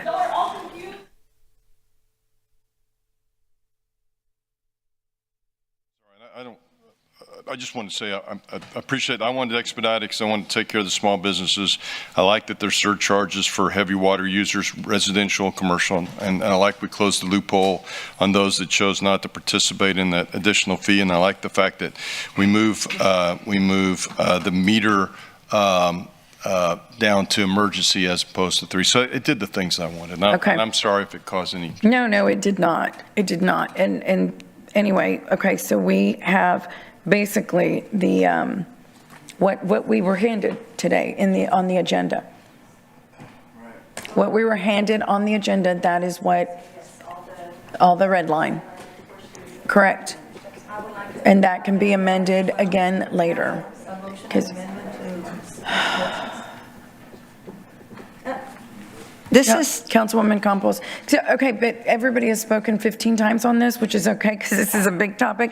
But we're Councilwoman. I want you to be able to say what you want to say, but please, we are never gonna get. Could you please? Please. Oh my goodness, here we go. I know.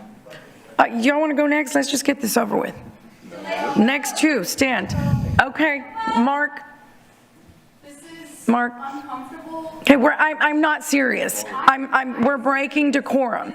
So we're moving on. Mark, please. And if anybody else wants to join them, be my guest. There are rules.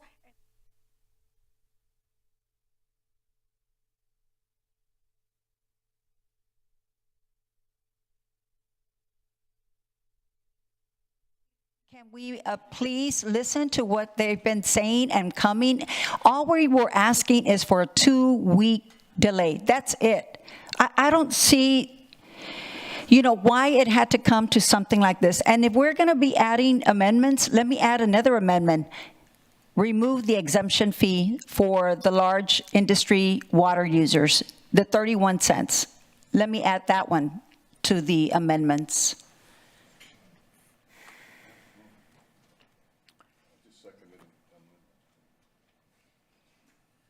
I just seconded while you're looking at it, I just seconded that amendment. That's the only thing I know that's on the table. Right. Okay, so, What was that again? Ms. Huerta? I seconded his motion to do this. Do this. I haven't read this. This is brand new today. Y'all just sent I this know, to us today. it is. I get what you guys are saying. It's online.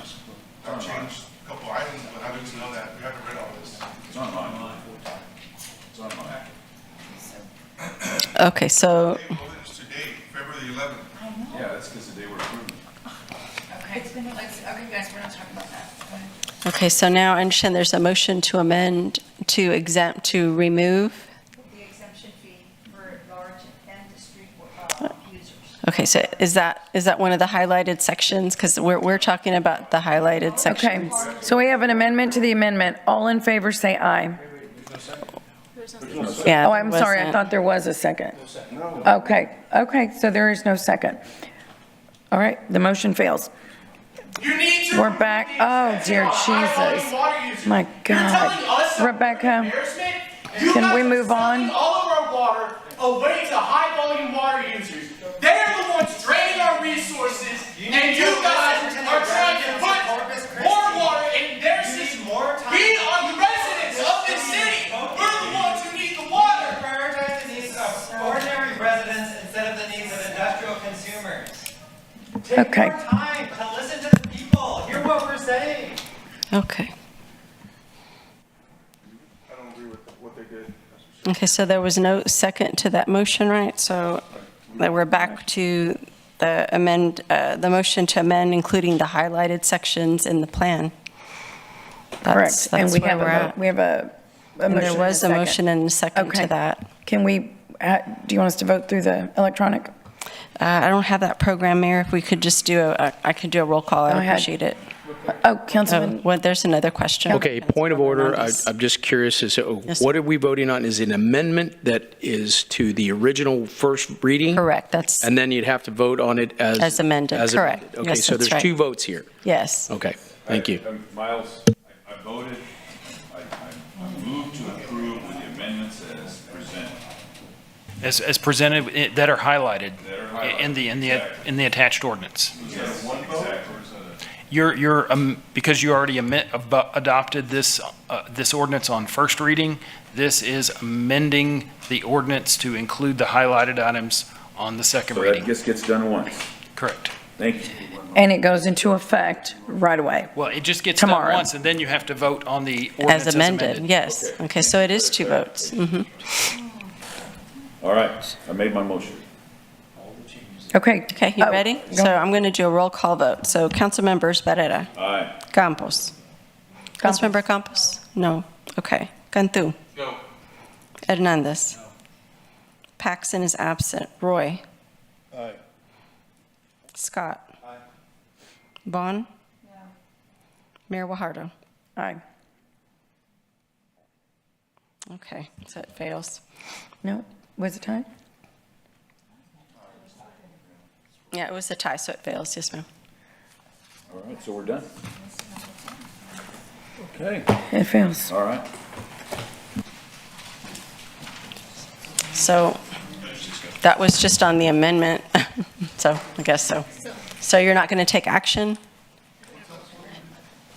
So we do have so we still have a second vote on the unamended. Right, the first reading still stands. It just doesn't include any of the amendments proposed by staff. So what passed on first reading is still out there. I just need clarity. Are you not voting on that either? Which includes help for the landscape and, I believe, is that correct? that's correct. So would you like to vote on the first reading without the amendments proposed by staff? Well, after their input from other folks, but yeah. No, I move for approval of the first reading. Right. Without the amendments now. Well, they were just doing the amendments. I don't know if they did, we didn't approve it. Is that? Unless you're quorum. Amend what? But you have to still have to make a motion and a second on that before you can. Yeah, to vote on it for the first reading. Before So- they can amend it, they have to. Well, they're going to do the first reading right now.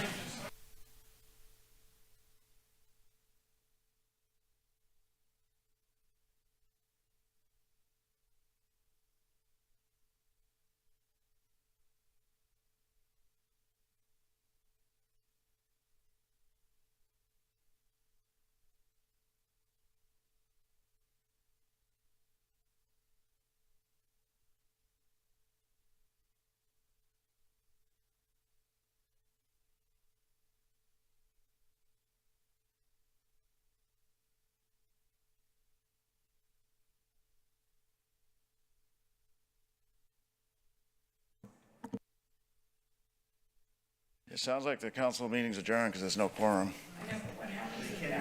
The item, we'll bring it back on Rebecca. next week. We're going to put it back on the agenda next week. Yeah. Okay. Yeah. Just so- Because it was a quorum, it's better that happened. Yeah. All right, this meeting is adjourned. Put it on the agenda for next week. I'm asking to do it.